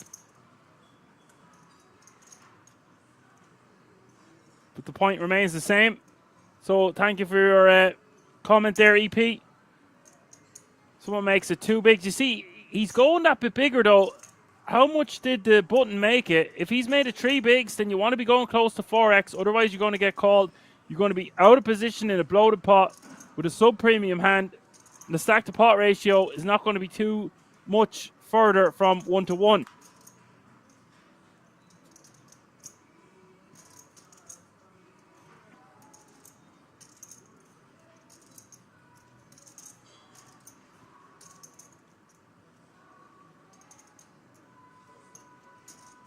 Don't Stop Believing playing in the background. Probably the most overplayed song of all time, or one of about 10 overplayed songs of all time.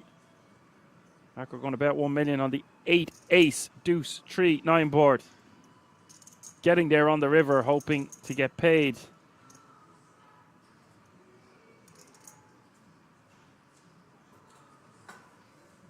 I don't know much about Hovhannes, but he seems to be playing pretty straightforward from what I've seen so far. EP says, sure, but Fowley plays all the time pretty face up. They have experience and an edge just out playing post flop. And it looks like we are going on a break. You see Fowley and Marco basically identical in chips. Hovhannes with 100 bigs. Perhaps they're going to discuss and run some numbers. I will see you all in a few moments. Don't go anywhere. Lots more action to come. Sort of ready for it. We're going to keep it right here. Do you think he's ever boxed? Stay tuned. Strikes me as the type. Might go toe to toe. If we presented the opportunity for, you know, a Grizzly slugfest, I think he's ready to upset some people over at PETA. Do you remember that video of the Aussie whose dog was locked up with the kangaroo, and he just jumps off the Jeep and punches it in the snout? What a legend that guy was. A beautiful 1-2 combo. I love animals, but that Roo really deserved a bop on the schnoz. Right, yeah. And he's not going to be any worse for wear, you know? No. The dog got home safe. He really didn't know what to do with it, by the way. Unlike Poodle, who with 2 sevens, well aware of what is required. 16K sales ins. Pasado says 2 overs. Let's go. I'm rooting for Poodle. Not Prepaid? Oh my god. Not even for good reasons. Because just busting here alleviates the pain. No, Ali. Oh, you're brutal. I'm rooting for the 9 big blind stack. Wow. Let's keep him in the mix. See what he can do. There you go. Let's go. Oh, hang on. Threats, even though Poodle has flopped himself a cozy set to remove 1 pair issues, now he must fade a 9. Clean. Okay, clean. Professional. Yeah. Board pairs. Rivers irrelevant. Oh my goodness. Well, it's sort of relevant. That deuce was necessary as the gutter did come in. And you know what? I stand corrected. Poodle now has 12 big blinds, so we're going to get to see a real display of short stack ninja. But full house. Yeah, straight wins. Full house. It's too tempting, such a big tournament, but it's also. But we need to scout where the Euros are going in December. 6 re-entries, or maybe even more. And Because then of, maybe like, go we have, somewhere like, else. A lot of flights. Yeah. They make a field tough. Still hesitating. And I also has to go to Las Vegas because I leave some money on the deposit and I should show up, you know. Okay, Bahamas it is, Ali. Must be nice, by the way. Shoko's like, I gotta pop by Vegas. I left some money on deposit. Oh, you're a man about the world. You don't. I don't leave money on deposit. when I stamp my passport at customs, it's with all the money that I brought. You don't have some drop-off points across the globe? Nah. Try to stay off of Homeland Security's radar, Maddie. Well, that's easier said than done. And also probably not the best thing to say. Right. Why am I trying to stay off the radar? Ace 10 is very much on the radar of this ace queen as a 6K opener from the small blind. This is a modern day cooler, as our booth brethren Henry Kilbane likes to refer to it. Let us observe how Thomas wants to approach the affair. I actually thought you were comparing Thomas to Henry. They are a bit of a doppelganger. You know, as I look at that image there, you're right about that. Take a day off, mate.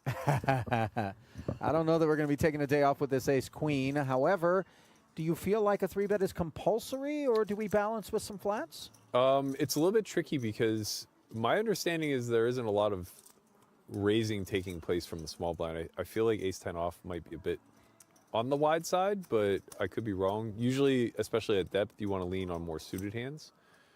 As raise candidates, if you're Stetsuda? Yeah, but, you know, ace-queen is ace-queen in a 1v1 spot blind versus blind. You're going to be ahead of the vast majority of those opening hands. So we go up to the 3rd floor.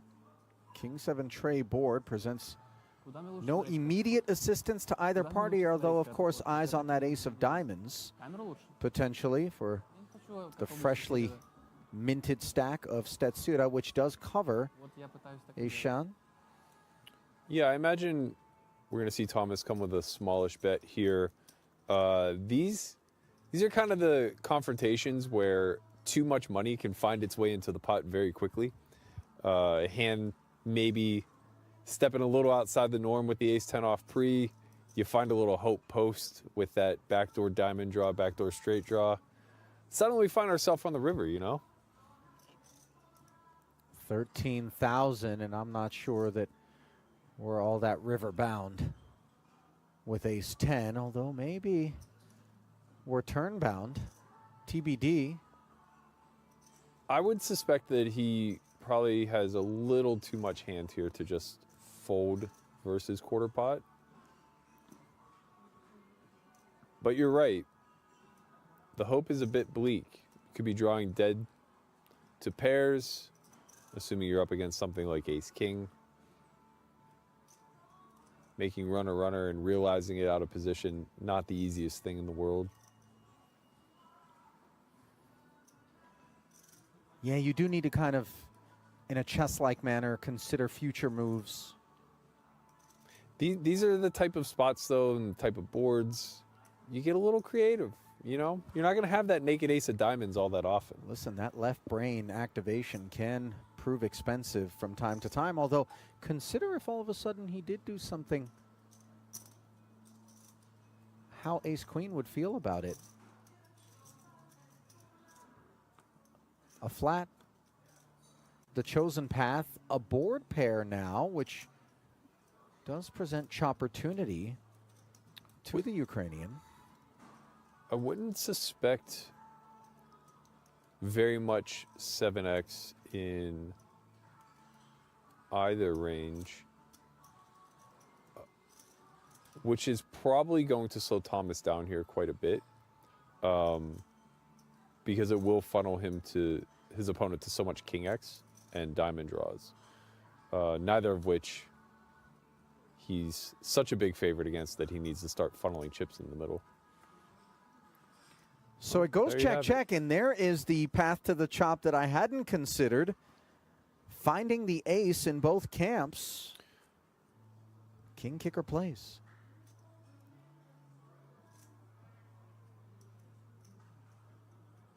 I wouldn't be shocked to see something along the lines of like block bet jam here. Instead, It is a check from Stetsura, and I think he's kind of hoping that maybe he sees a normalish bet sizing out of Eshan, who is deeply incentivized as the pre-flop 3-better to rep this ace-king high board. Yeah. Personally, I'm quite greedy in these spots. What's that, Gordon Gecko? I think unless I gave a lot of credibility to Stetsura to being capable of having ace-king here, I would go very large, somewhere between pot and all-in, just trying to put a king in a blender. He seems to have kind of positioned himself into having mostly just bluff catchers as played.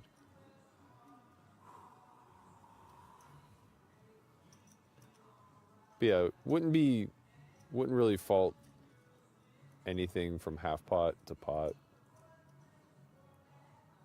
Well, what have we here? Into 64-5 comes a full pot-size bet. And now the polarity of this sizing creates some discomfort for Stetsura because you don't necessarily love calling 65,000 in the hopes that you're simply going to be able to get half of what's out there. Right, yeah. I think like most of the time you're expecting to chop. Some of the time you're expecting to lose the ace-king. But, you know, let's give Thomas some credit. He's not just going to triple off all of his bluffs. He may have some hands here that find themselves at bottom of range through the bet check line that are kind of forced to rep the ace. This is really the only size I think he's going to choose one check to on the end. I think the non-zero frequency with which we just scoop this one, if Eshan is ambitiously bluffing for half of his remaining stack, is part of what lathers forward the call. Yeah. And let's carve it up. And Thomas is, there's That's the pain. eyebrows. Yeah. That is okay, pain. buddy. He has The the options build. are, I mean, I have to this tell guy- you, he has the build for it. The wingspan on him, I mean, Yes. he'll reach over and pull your stack in himself from the 2-seat. You're Yeah. sitting in 7, and Yeah. he's like, no, I got this. King, queen suited, meanwhile, back at the feature for Eshan. Has itself some issues here. As an open to 5,000 is mulled over by Ilani. Yeah, I think we can see this one go either way. Probably leans 3-bet. And if it leans 3-bet, Ilani's not going to miss it. That's for certain. We've seen him take the aggressive option just about every opportunity he had.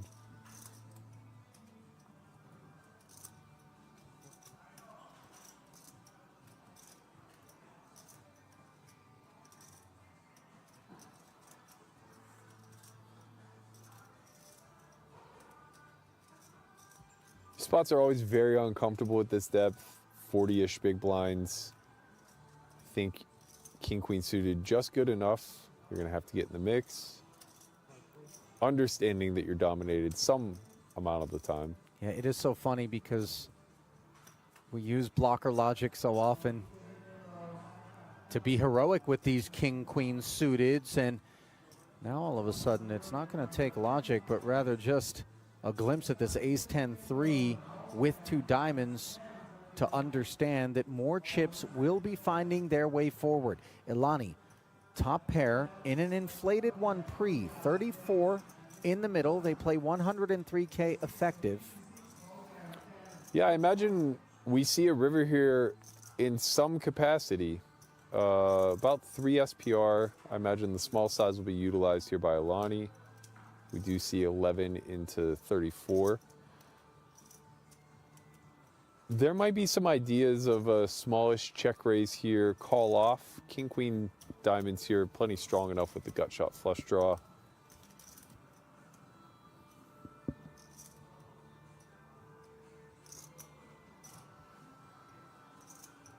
You can see in the equities about 60-40. These are spots that when in doubt, you kind of just find a way to funnel the money in. I imagine he would be able to set up a little bit of, or have a range of hands that he can target that will fold. comparable hands to what he's holding that don't have a front door, back door, so like king, queen of spades perhaps would be a hand that he could target. He could apply a lot of pressure to hands like jacks and queens that choose to c-bet. So I do think he's going to come with the check raise here. There it is, 32,000 on the strength of the nut flush draw and the gut shot, as well as being able to leverage the presence of the ace to maybe send some pocket pairs packing.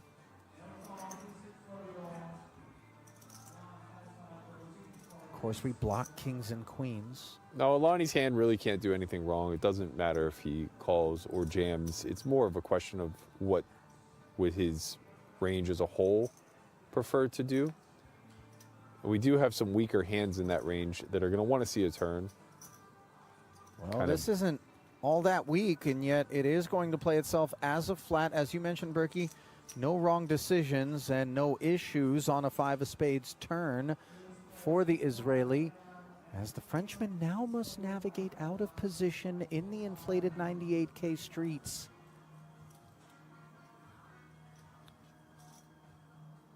When he set this up for a jam, I suspect he'll follow through. Feels a little tough because we're not exactly sure what we're trying to get to fold, but, you know, kind of as mentioned, you'll see kings, queens, jacks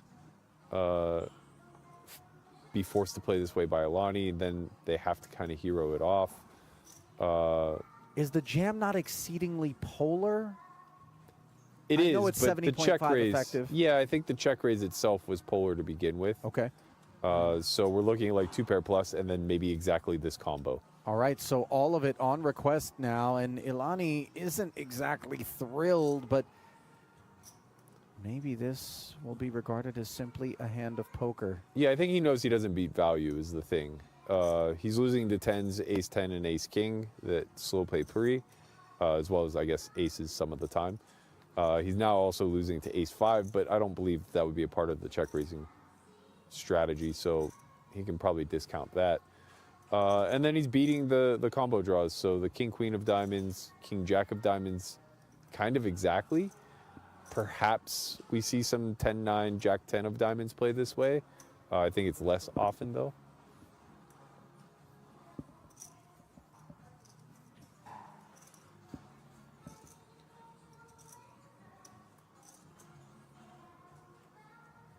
It's a big confrontation here. We're gonna need to see some help if king queen is going to improve. Otherwise, Ilani is going to get himself on quite the stack, and he does. 3 of heart river, not going to do it for him. So the calls seem to be a bit of a foregone, if uncomfortable, conclusion to the jam on the turn, and a clean run out.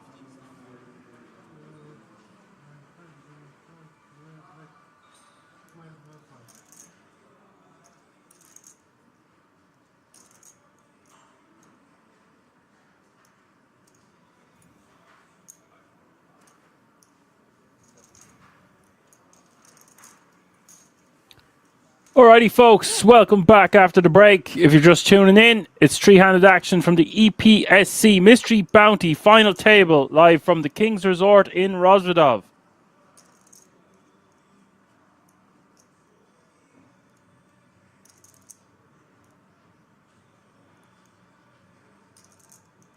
Marco going to kick things off here. It's a massive yes from Marco, flopping trips with his ace-10 offsuit. Vanis deciding to play this one conservatively, and we'll just call with the king-jack offsuit from the small blind.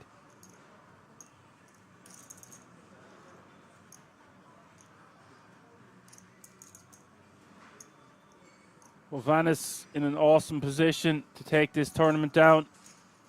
Really nice title here, 21,900 euro, and I presume they've all accumulated a few bounties at this stage.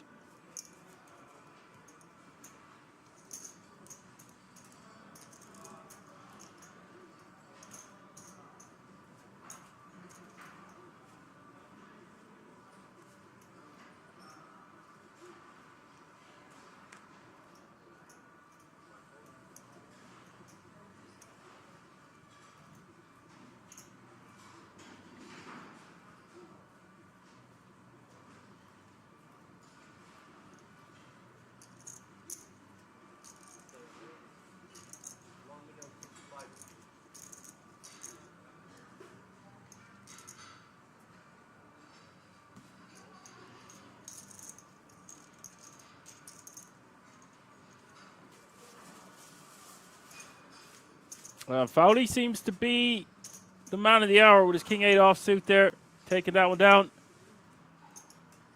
Don't know what the slot's name is. Has anyone asked him what the slot's name is?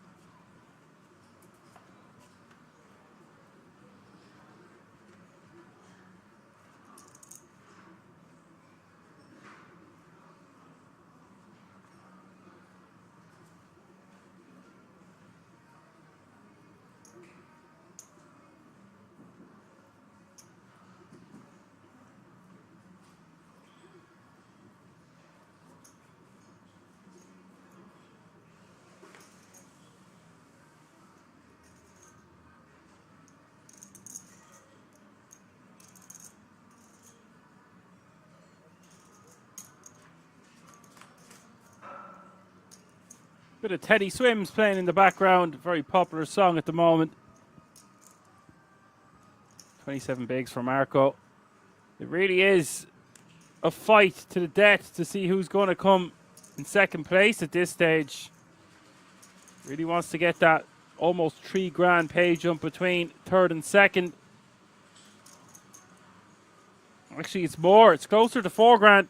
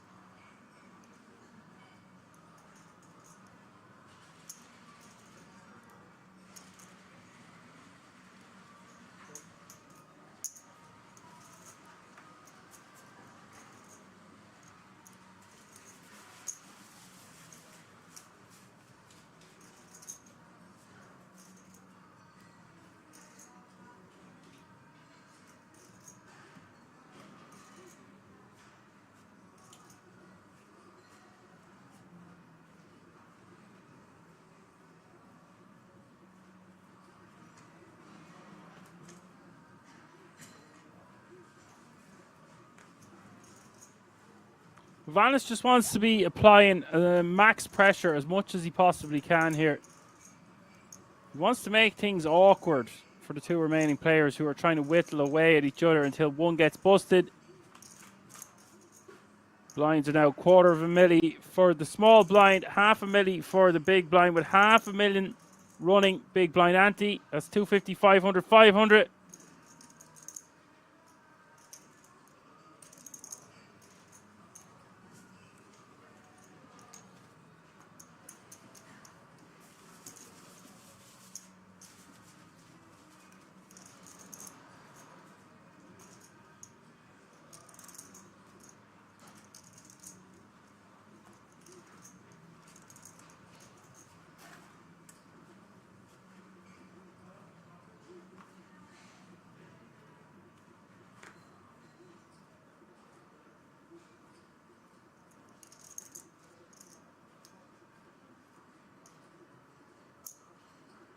Bird flying by to say hi. One of my favorite moderators in all of the lands. What's up, buddy? Talk to me. How are you doing? Nearly a 4-figure payday for everyone involved. They've already reached that, of course, with the bounties.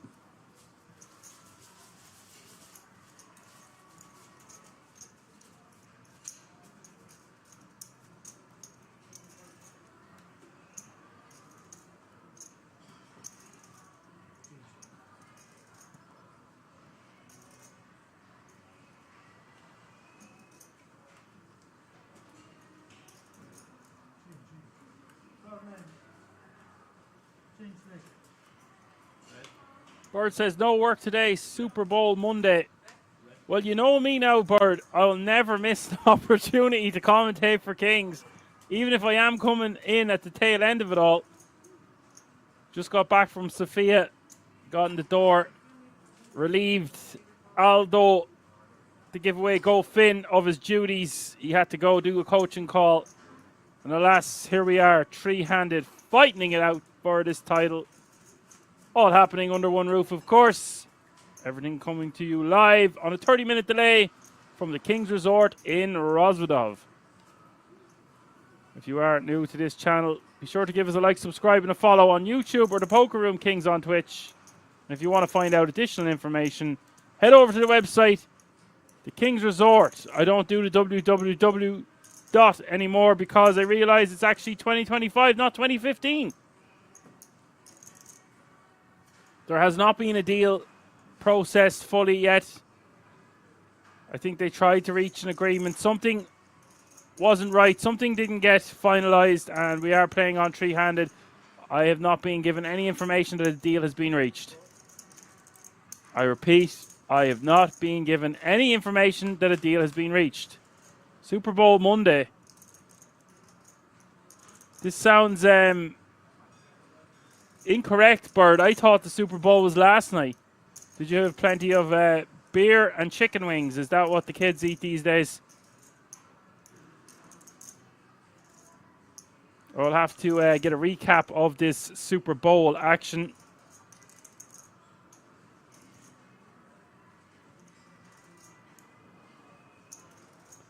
Trips for the big blind.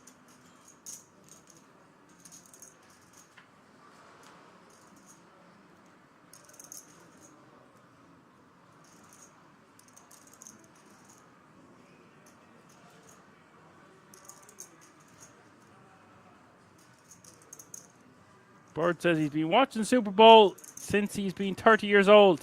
Or since 30 years. Does that mean you've been doing this for 30 years and take the Monday off? I hear there's no sport to be gambling on better than the Super Bowl. There's something for everyone in the audience is what I've been told. I did not get to see any of the Super Bowl, only 30 seconds of Kendrick Lamar on stage.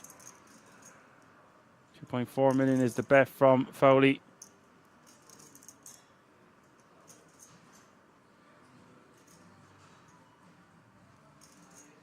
Setting up a second barrel here. We'll get some diamonds to fold occasionally. We'll get a deuce to get out of there. Does pick up additional equity. That 4 of spades giving him a good shot straight draw. It is one of the turn cards I think we want to be barreling on because it's very rare that we're going to hit a 3. Vanis miscalculating slightly in my opinion. I would way prefer to just call here. Let the villain do the work for us. I don't really understand this jam. Maybe he's thinking that Fowley's not going to double barrel a hand here, that he's not just going to call off with. But break it down. What is Hovannes so afraid of? Just call. We have the deck crushed, even if we only have a 5 kicker. We are three-handed now. So hard to make a hand.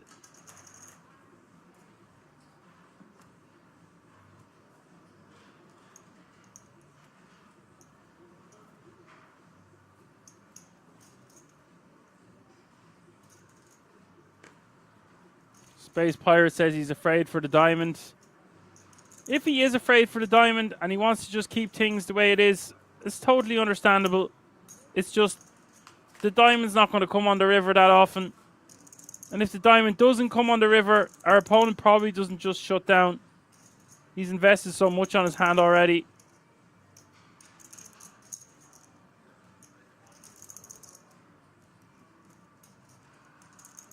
EP says, I think he jammed since Fowley. He's not folding aces. But that's what I'm saying. He can stack off with a very strong hand. Because it's so unlikely that we would have a 9 that would jam there on the turn. So again, another good point, EP. You're just giving free cards to the draws.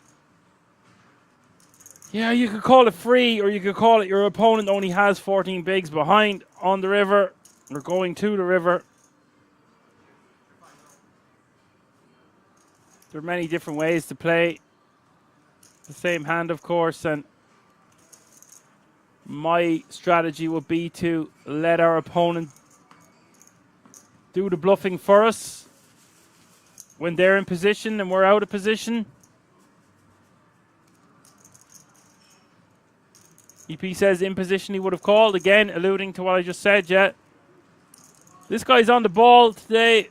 EP, seems like you've been with us. I don't particularly remember you seeing us or seeing your name in the chat before.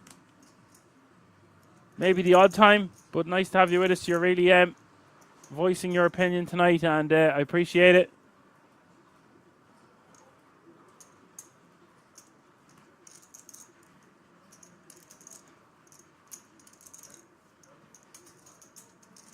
Foley is just going to complete in the small. I personally would prefer to just rip. Sub 10 bigs to start the hand with the ace-3 offsuit.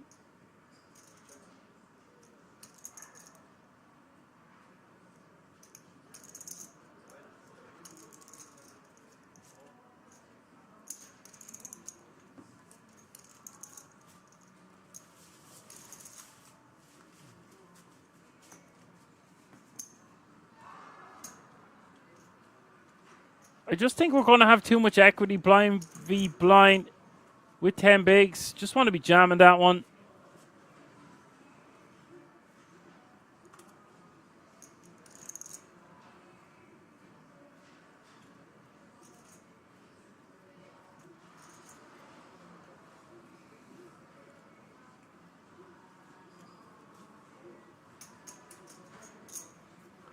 Backstreet Boys, I Want It That Way. A timeless classic. Kush says Super Bowl halftime was boring, y'all agree? Who else was performing other than Kendrick? Go on, lads, fill me in on the Super Bowl. I know my friend won a couple of K on his bets.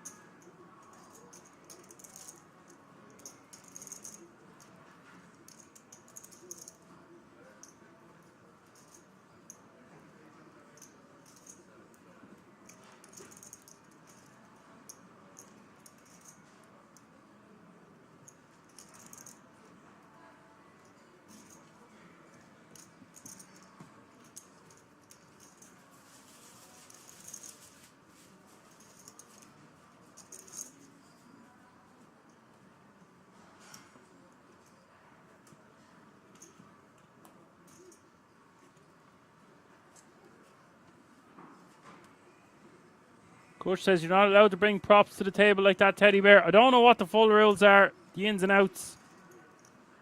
They're quite lenient with these things at Kings. Got to remember, there's a lot of card rooms in the world and they all have different rulings, I suppose, or what way they view things as a violation or they don't. Like I keep saying, I just got back from Sofia. There's a guy with a empty bucket of KFC chicken over his head. Some places they might say that that's too much of a distraction. Take it off. Take off the mask. In general, I think players are allowed cover up more than they should be, but what's good for the goose is good for the gander.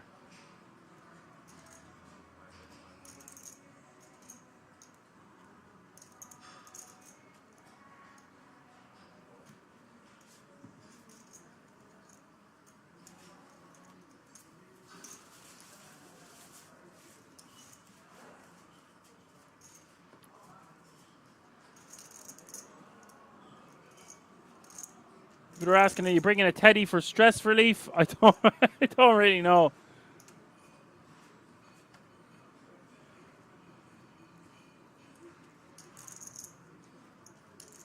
I wonder who comes to the idea to bring a teddy bear into a casino. Well, maybe he won it in one of those machines. The machines with the claws.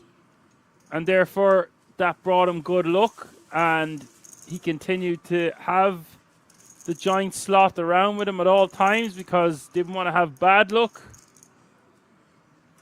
I don't think he's feeding them any milk, no. It is indeed a slot. But at the same time, it is indeed just a cuddly teddy bear toy, whatever you want to call it. It is definitely not a doll. It's not a Barbie, and it's not a Ken. What have I come home to, by the way? What an event this is. It's all kicking off. Marco raises the minimum with a little bit of cheese on top, and Fowley is going to be rejamming for 4.225 million total, which is 8.5 big blinds. And this is going to be getting called, guys. Marco doesn't like this. In fact, he probably hates it. But for 6.4 bigs more, in for a penny, in for a pound, and he's not getting an ideal price. He is getting about 2-to-1 on his money. So he needs about 33% equity to make this a profitable call. And you can clearly see on your screen he has 42% equity. I am actually a little bit shocked that he folded there. Any more, we could get away from it. But I think when we're raising on the button, we should know whether we are committing to the big blind or not. And although it does hurt our stack, we still will have basically 7 million if we lose. I could get behind either or. Let me know what you think about that one in the chat. I would be more inclined to call than fold there, but I am more on the action side of things. Alas, my alias is Action Man Dan.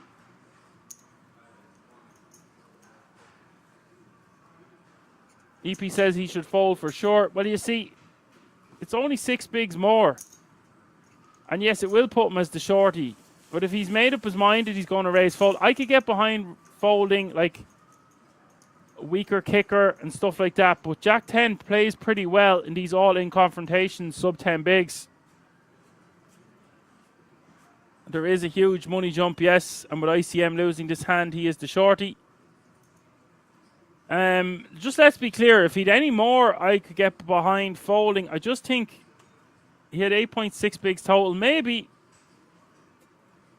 I'm not amazing at ICM. I have to brush up on it. I'm just a color commentator. Not even that good of a commentator, if you want to know the truth. But I just always want to lean on the side of action more so than folding there. I think when we have 2 bigs invested, 6.4 bigs more, it's close either way. 7 bigs and below, I'm always calling, by the way. So we are really haggling over about 1 to 1.5 big blinds here if we really want to get into it.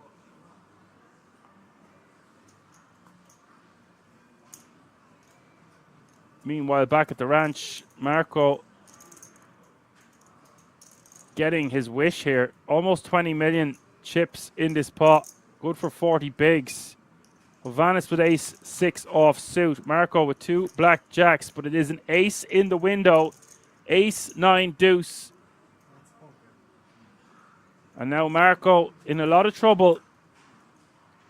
Turn is the 7 of clubs.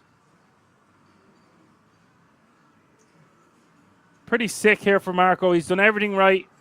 He's a beast of a man. He's up over 400k on his hand and mob. But it is not to be his day to take down another title. Does have a bracelet to his name. I am fond of the Italianos, being 12.5% Italian myself. But we do say goodbye to the fan favourite, Marco Di Persio, in 3rd place. And that means we are going up in the ante. We are going heads up for this title. Kush wants to know how much does the teddy get.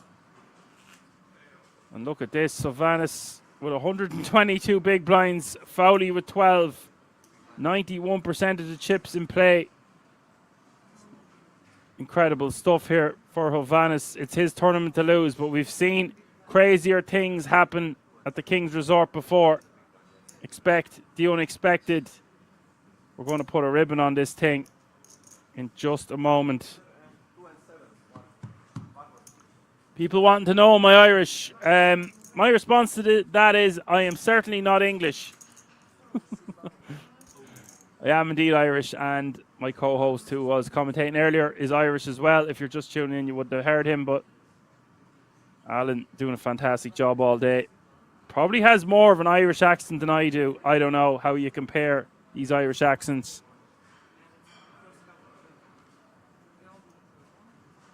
That's up for the chat, the viewers and the fans to decide.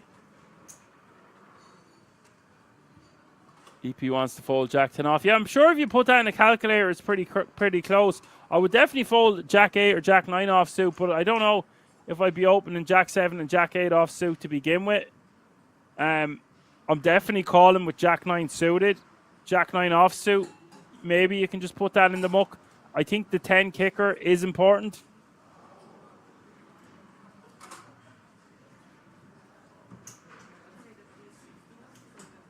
I don't believe we are going on a break either. I think we're going to get straight down to the nitty-gritty.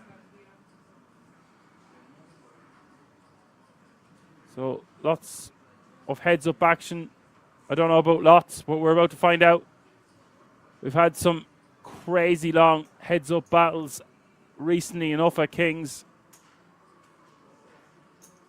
Such a volatile format of No Limit Hold'em.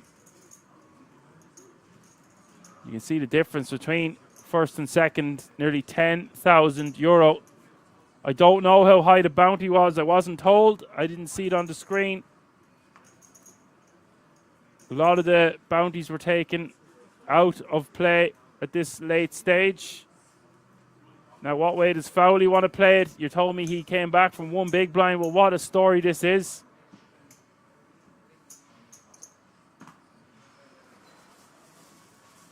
My go-to strategy here, heads up for Hovhannes, will be to just keep whittling away. You do not want to double up your opponent, especially when you're playing two players, him and his slot. Want to keep this fair. Just keep taking away those blinds and antes. He might have no say in the matter. 9 bigs here for Fowley. Does rip. Hovhannes with Queen 7 off suit. Sometimes we would just call this Queen 7 pretty decent hand to have heads up for sub 10 bigs. But again, do you want to double up your opponent?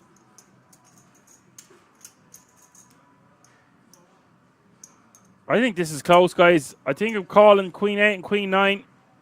I'm folding Queen 6, Queen 5, Queen 4, Queen 3, Queen Deuce. Does get rid of the Queen 7.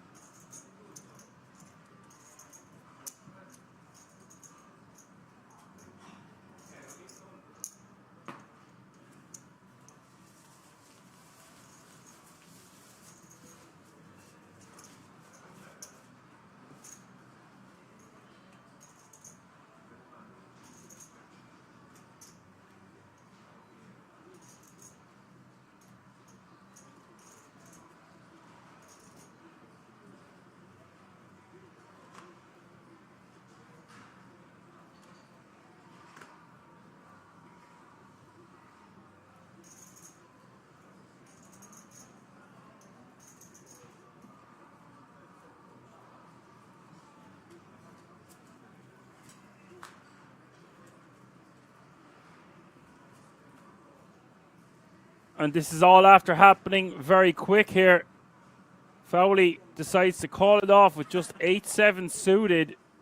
Looks like he wants to spin and win.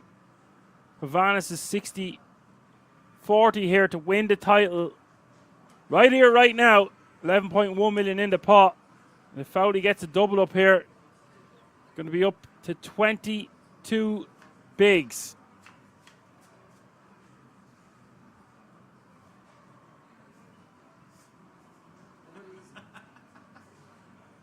And that's an interesting flop here, folks. An open-ender for Fowley. Top pair. Decent kicker for Hovhannes as we hit the turn. Turn is a 10. And that just bangs it out of the park for Fowley. Sit back down, buddy. You're now playing 22 big blinds. Won't hurt Hovhannes too much, of course. Still in pole position. Sometimes, if you want to make an omelette, you got to crack a few eggs.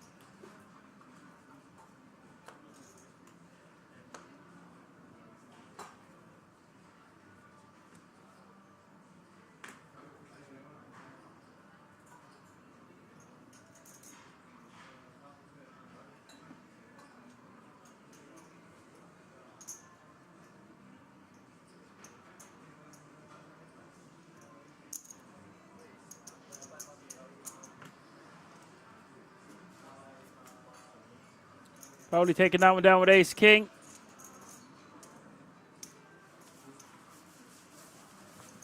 Space Pirate says, lucky guy. Sun running. I've missed a lot of today, but it seems like he's had the universe on his side. The slot trying to guide him to victory.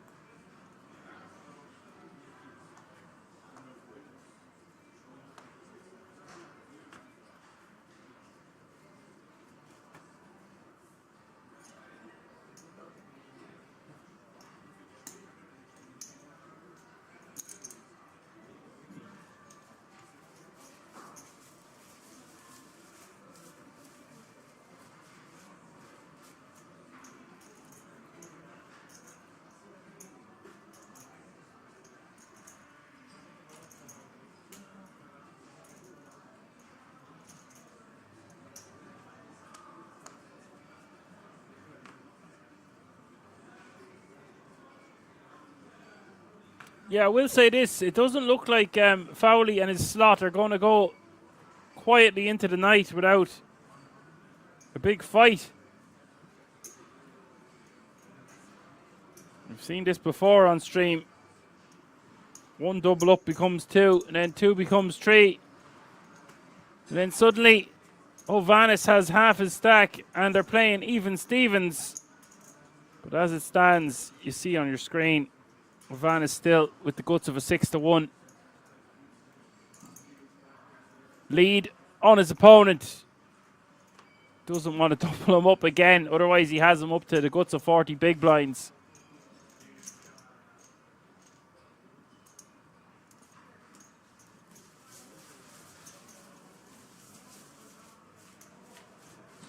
Andy is in the house. Andy sells me coke. Just tuned back in. Nice to hear you, mate. What's up, Andy? Just got back from Sofia. Nice to have you with us. You missed Alan commentating throughout the day. If you were a fan of Alan's commentary, and I hope you were, make sure you give him a like and a follow. He has got a savage cash game channel, Alan F Poker. This guy is fast becoming a 1K NL reg. And lucky for me, he's one of my best friends in the world, that I'm able to get him to fill in when I'm not around, even if he could only do half a day. This guy is getting big for his boots. I was about to say too big for his boots, but I think the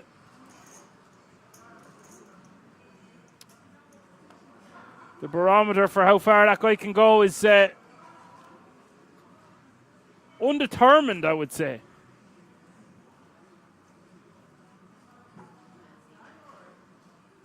Aim for the stars and you'll surely hit the moon. Isn't that what they say?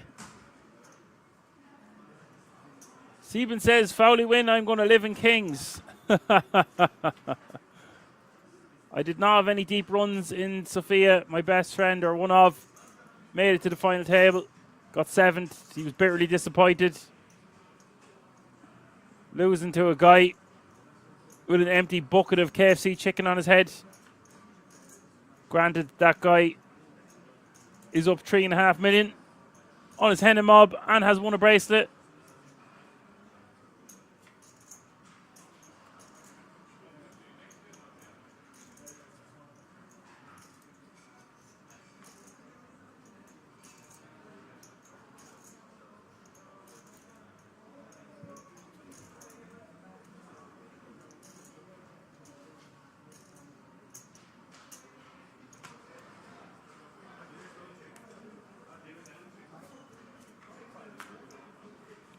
Vanis just wants to keep taking these ones down.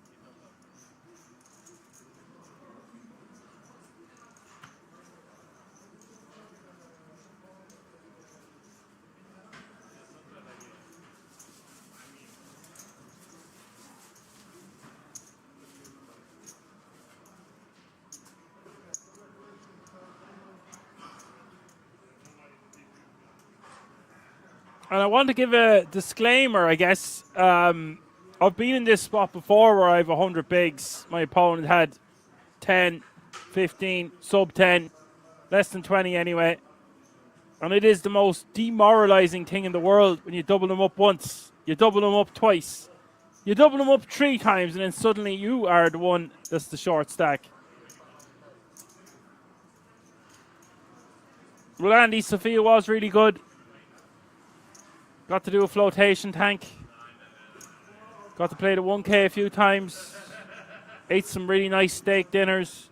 Didn't get to do much sightseeing. If I'm being truthful, I didn't get to do any sightseeing. Did do some sightseeing on some beautiful Bulgarian women, all right.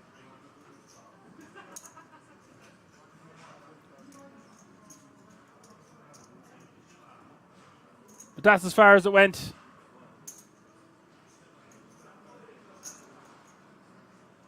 $1.5 million is the call here from Hovannes. I think Hovanes's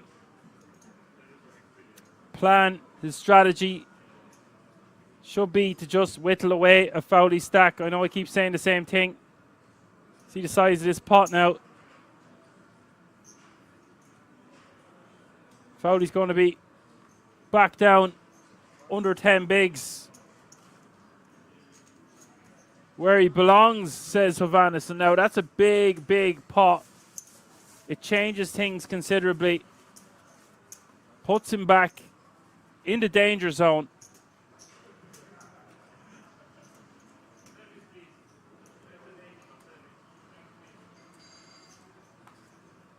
Looks like Sebin is having a good time watching this heads-up battle anyway.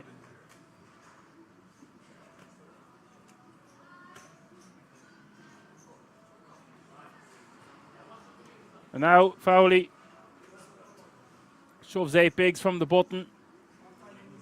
Hovanes going to call with the king-9 suited.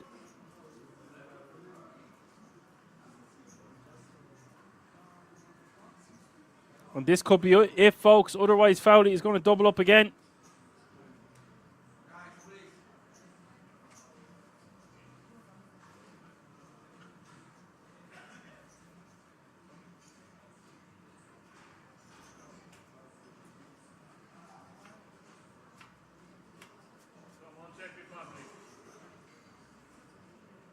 Oh, wow. 8-6-4 is the flop.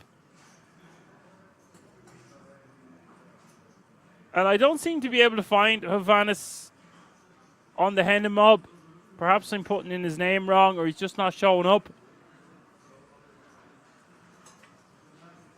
But he seems like he's been a complete gent about this. That's strike 2 for Fowley. Dublin back up to 17 bigs. Hovanes sits back down.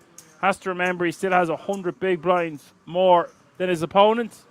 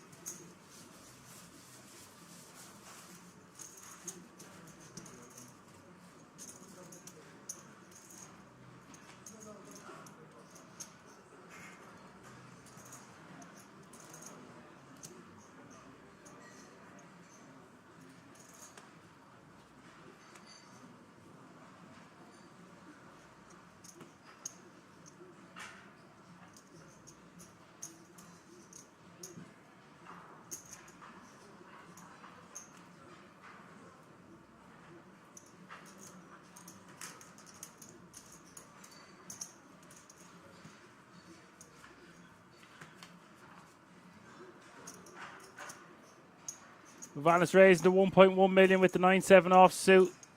Probably feeling a bit dejected. This could go on for quite some time yet. Seatbelts and airbags for this one. Fowley wants this title. He hasn't come this far to go away quietly.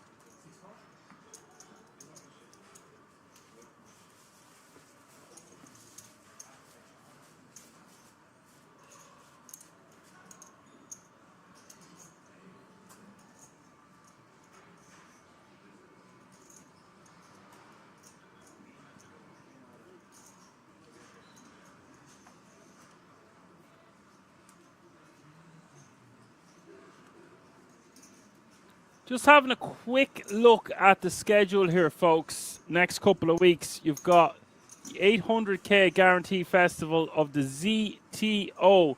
It's the anniversary. That's taking place from the 10th of this month, starting today, really, all the way until the 17th.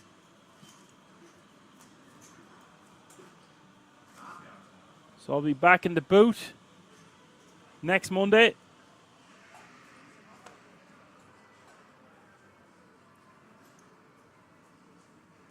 And then the following weekend, you will have the German Poker Days. I won't be in the booth for that one. That'll be on a Sunday. 300k guaranteed in that one. Always a firecracker of an event because people don't go to bed. We play it out throughout the entire night, and that sorts the men from the boys. Better brew your coffee for that one. And then, folks, this is the next 3 events. You've got the ZTO, the German Poker Days, and, of course, the big one, the King's Million. 1 million guarantee, and that's taking place from the 27th of this month all the way until the 10th of March. Put that in your calendar and smoke it.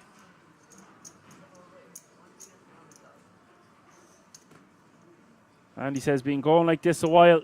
Well, Andy, I'm hearing that this has been going on like this all day. This guy came back from one big, now finds himself fighting it out for the title and a hefty chunk of change. Bird said earlier, yeah, Dan is as Irish can be. I think I mentioned that already. There's more Irish guys in Ireland than me now, but yes,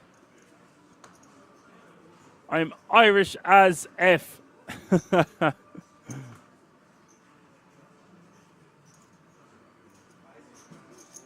Guys, say what you want about these two battling it away. There was no deal done, and they're fighting it out for over 10 grand. Well, it's 12,900 euro for second, 21,900 euro for the winner.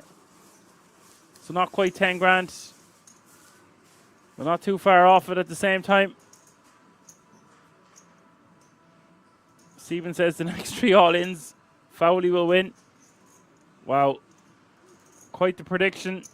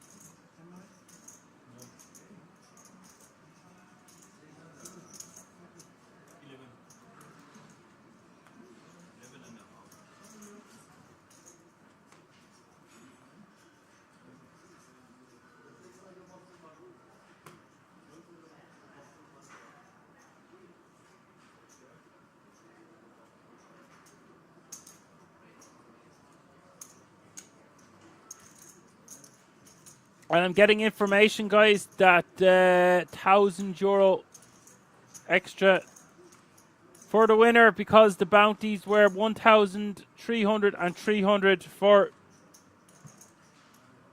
the last 3 eliminations, shall we say.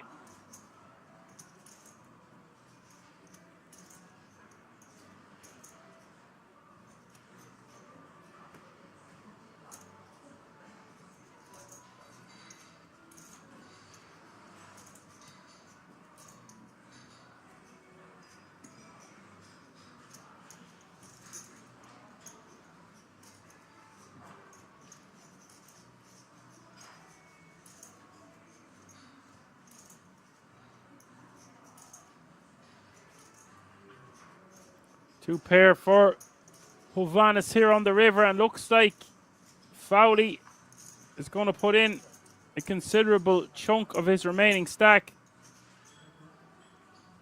And now Hovannes, with the decision of just calling or shoving, decides to go with call in case his opponent has a straight or a flush.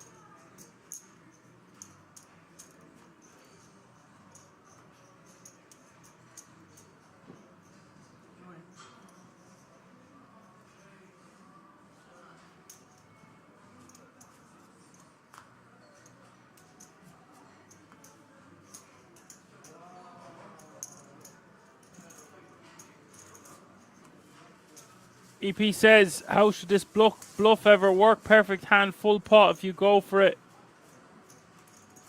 I just don't think it gets through anyway, but yes, I see what you're saying.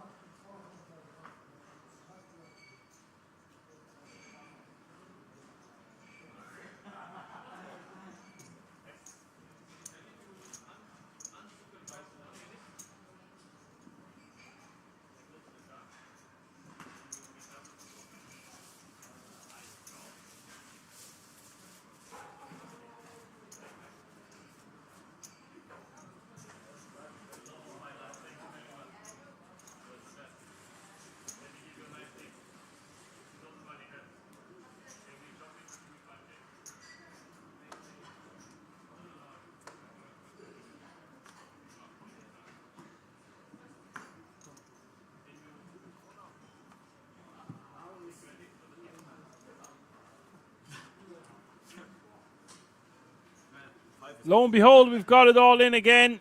And Fowley has it in bad, and quite bad this time, for the third time. He must be feeling pretty good about this, says Andy. EP reckons it's going to be another double up. What's going to happen here, folks? All vote now. 13.8 million in the pot. As we, there's a king in the window. What it is, followed by an ace and a jack. And this could be it. Fowley just with 19% now as we hit the turn.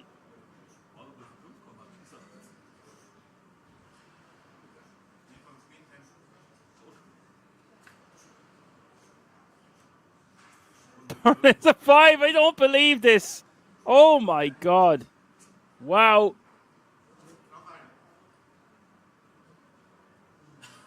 Well, now Hovannes needing to hit this river, or Fowley's going to double up for the third time. It is the 6 of hearts. How, says Space Pirate. Just like that is how. And now he's got 28 bigs And we've got a battle on our hands. And I will be back in just a moment.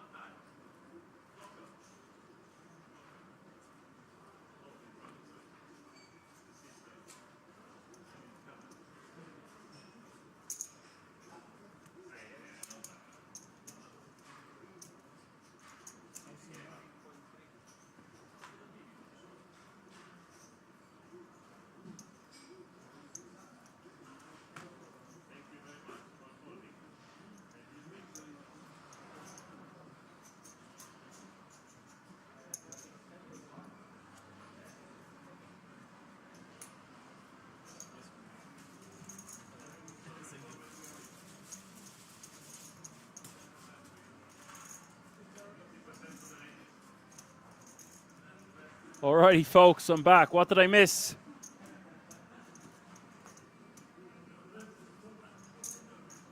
He hits a king on the flop. He hit a 5 on the turn.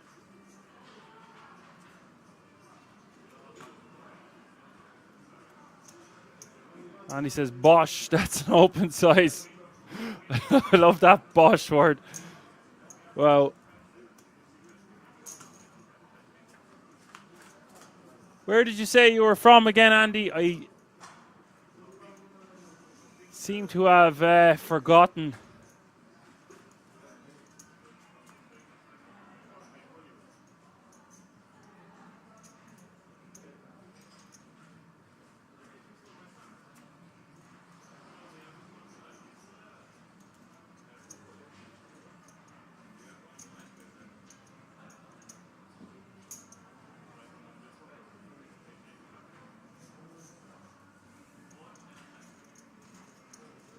This time now, I wasn't leaving my dog outside or anything like that. I was simply putting the oven on.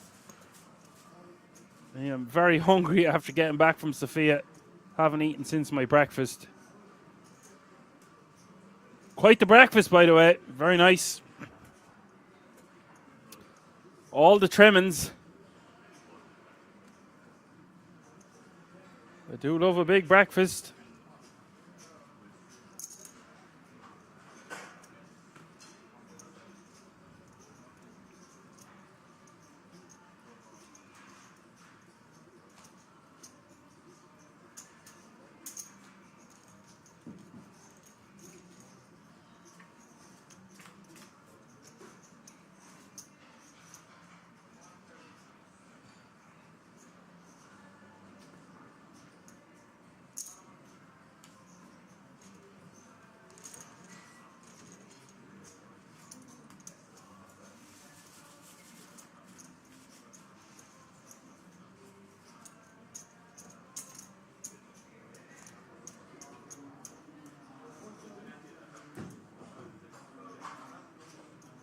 So, guys, although I was late to the party, I did predict that this heads-up battle could go on for quite some time. Blinds have gone up, and that will put significant pressure on the shorter stack by quite some margin, considering Havana still has 50 million in chips.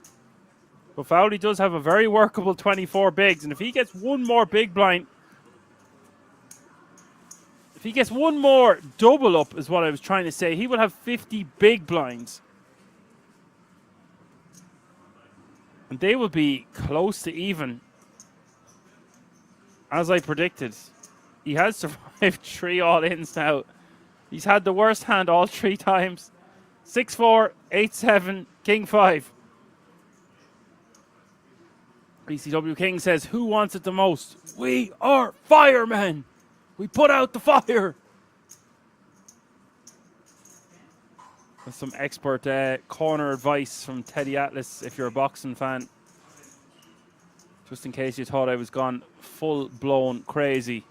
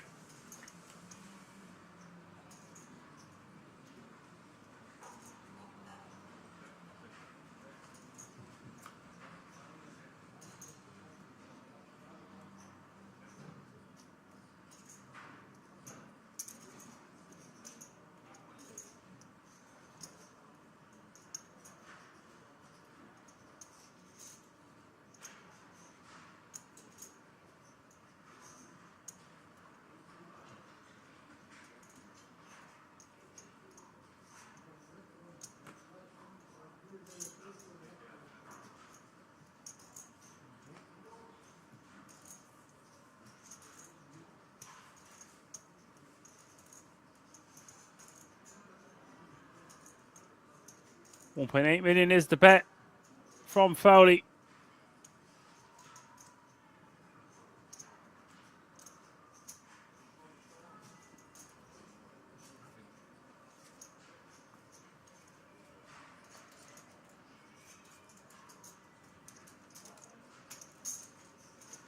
Vanis does pick him off with just ace high on that board. 6-8, queen, jack, 3. Must have a read on of his opponent. Played it that way like he was just going to call on the river anyway.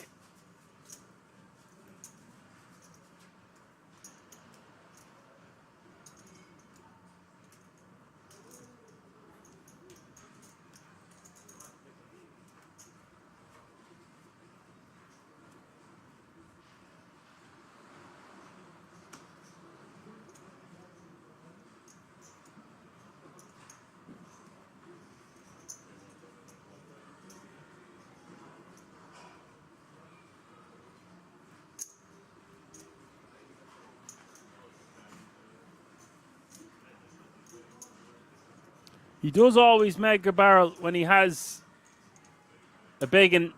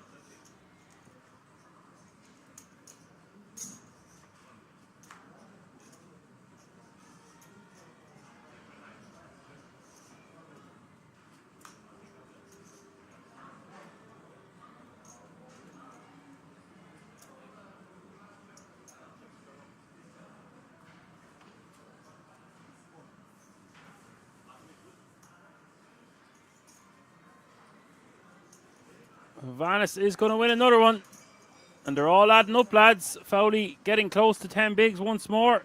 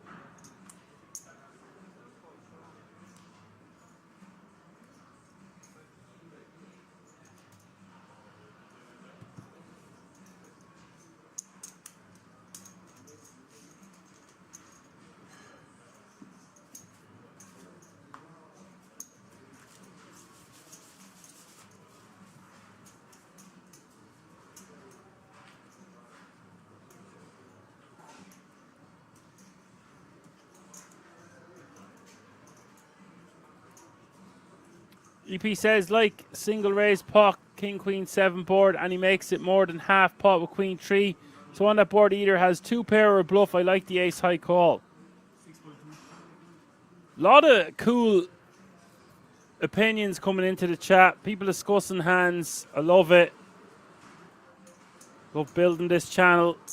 If you're new to the channel, be sure to give us a like, subscribe, and a follow.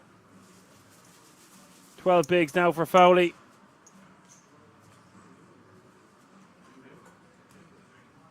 We are here every week, pretty much. Final days only now at the moment. Be sure to come by and say hi. I love seeing all the regs in the chat. I love seeing new faces in regular places. We seem to have a new interested fan every week, so far this year anyway, and for most of last year. And that's the part I love. We're all about growing this channel, making a user-friendly space where people can ask questions even if they've never played the game before. Don't like getting too involved into solvers and GTO world. I want this to be friendly and a good jovial atmosphere for everyone involved. And I couldn't do that without the moderators, so give yourselves a round of applause. Do have it all in. Once more, 10-9 offsuit. Havanis with the ace-4 offsuit this time.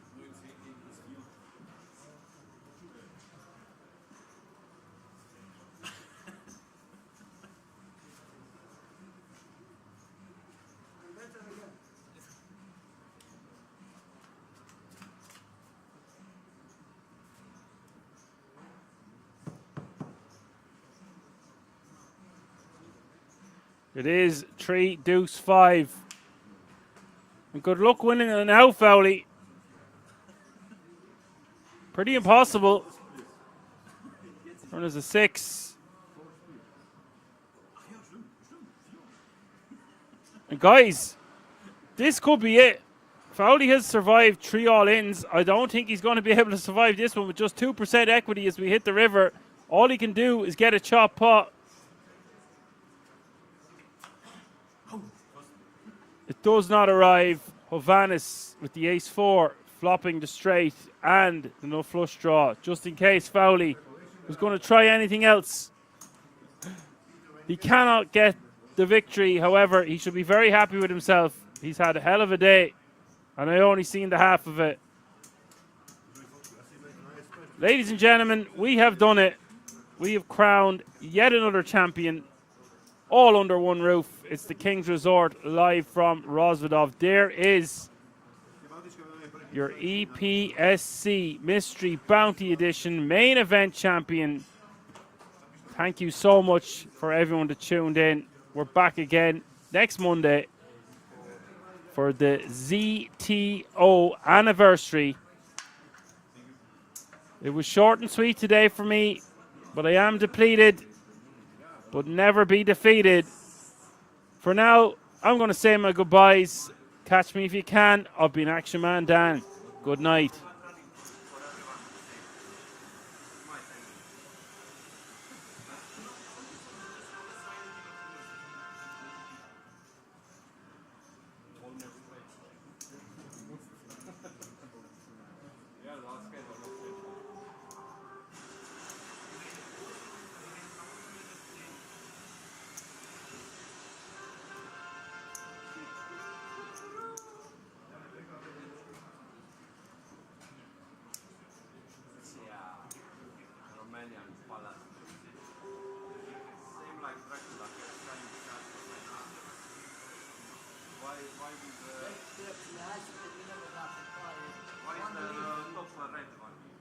Because I have a really red top. Do you want to see my red top?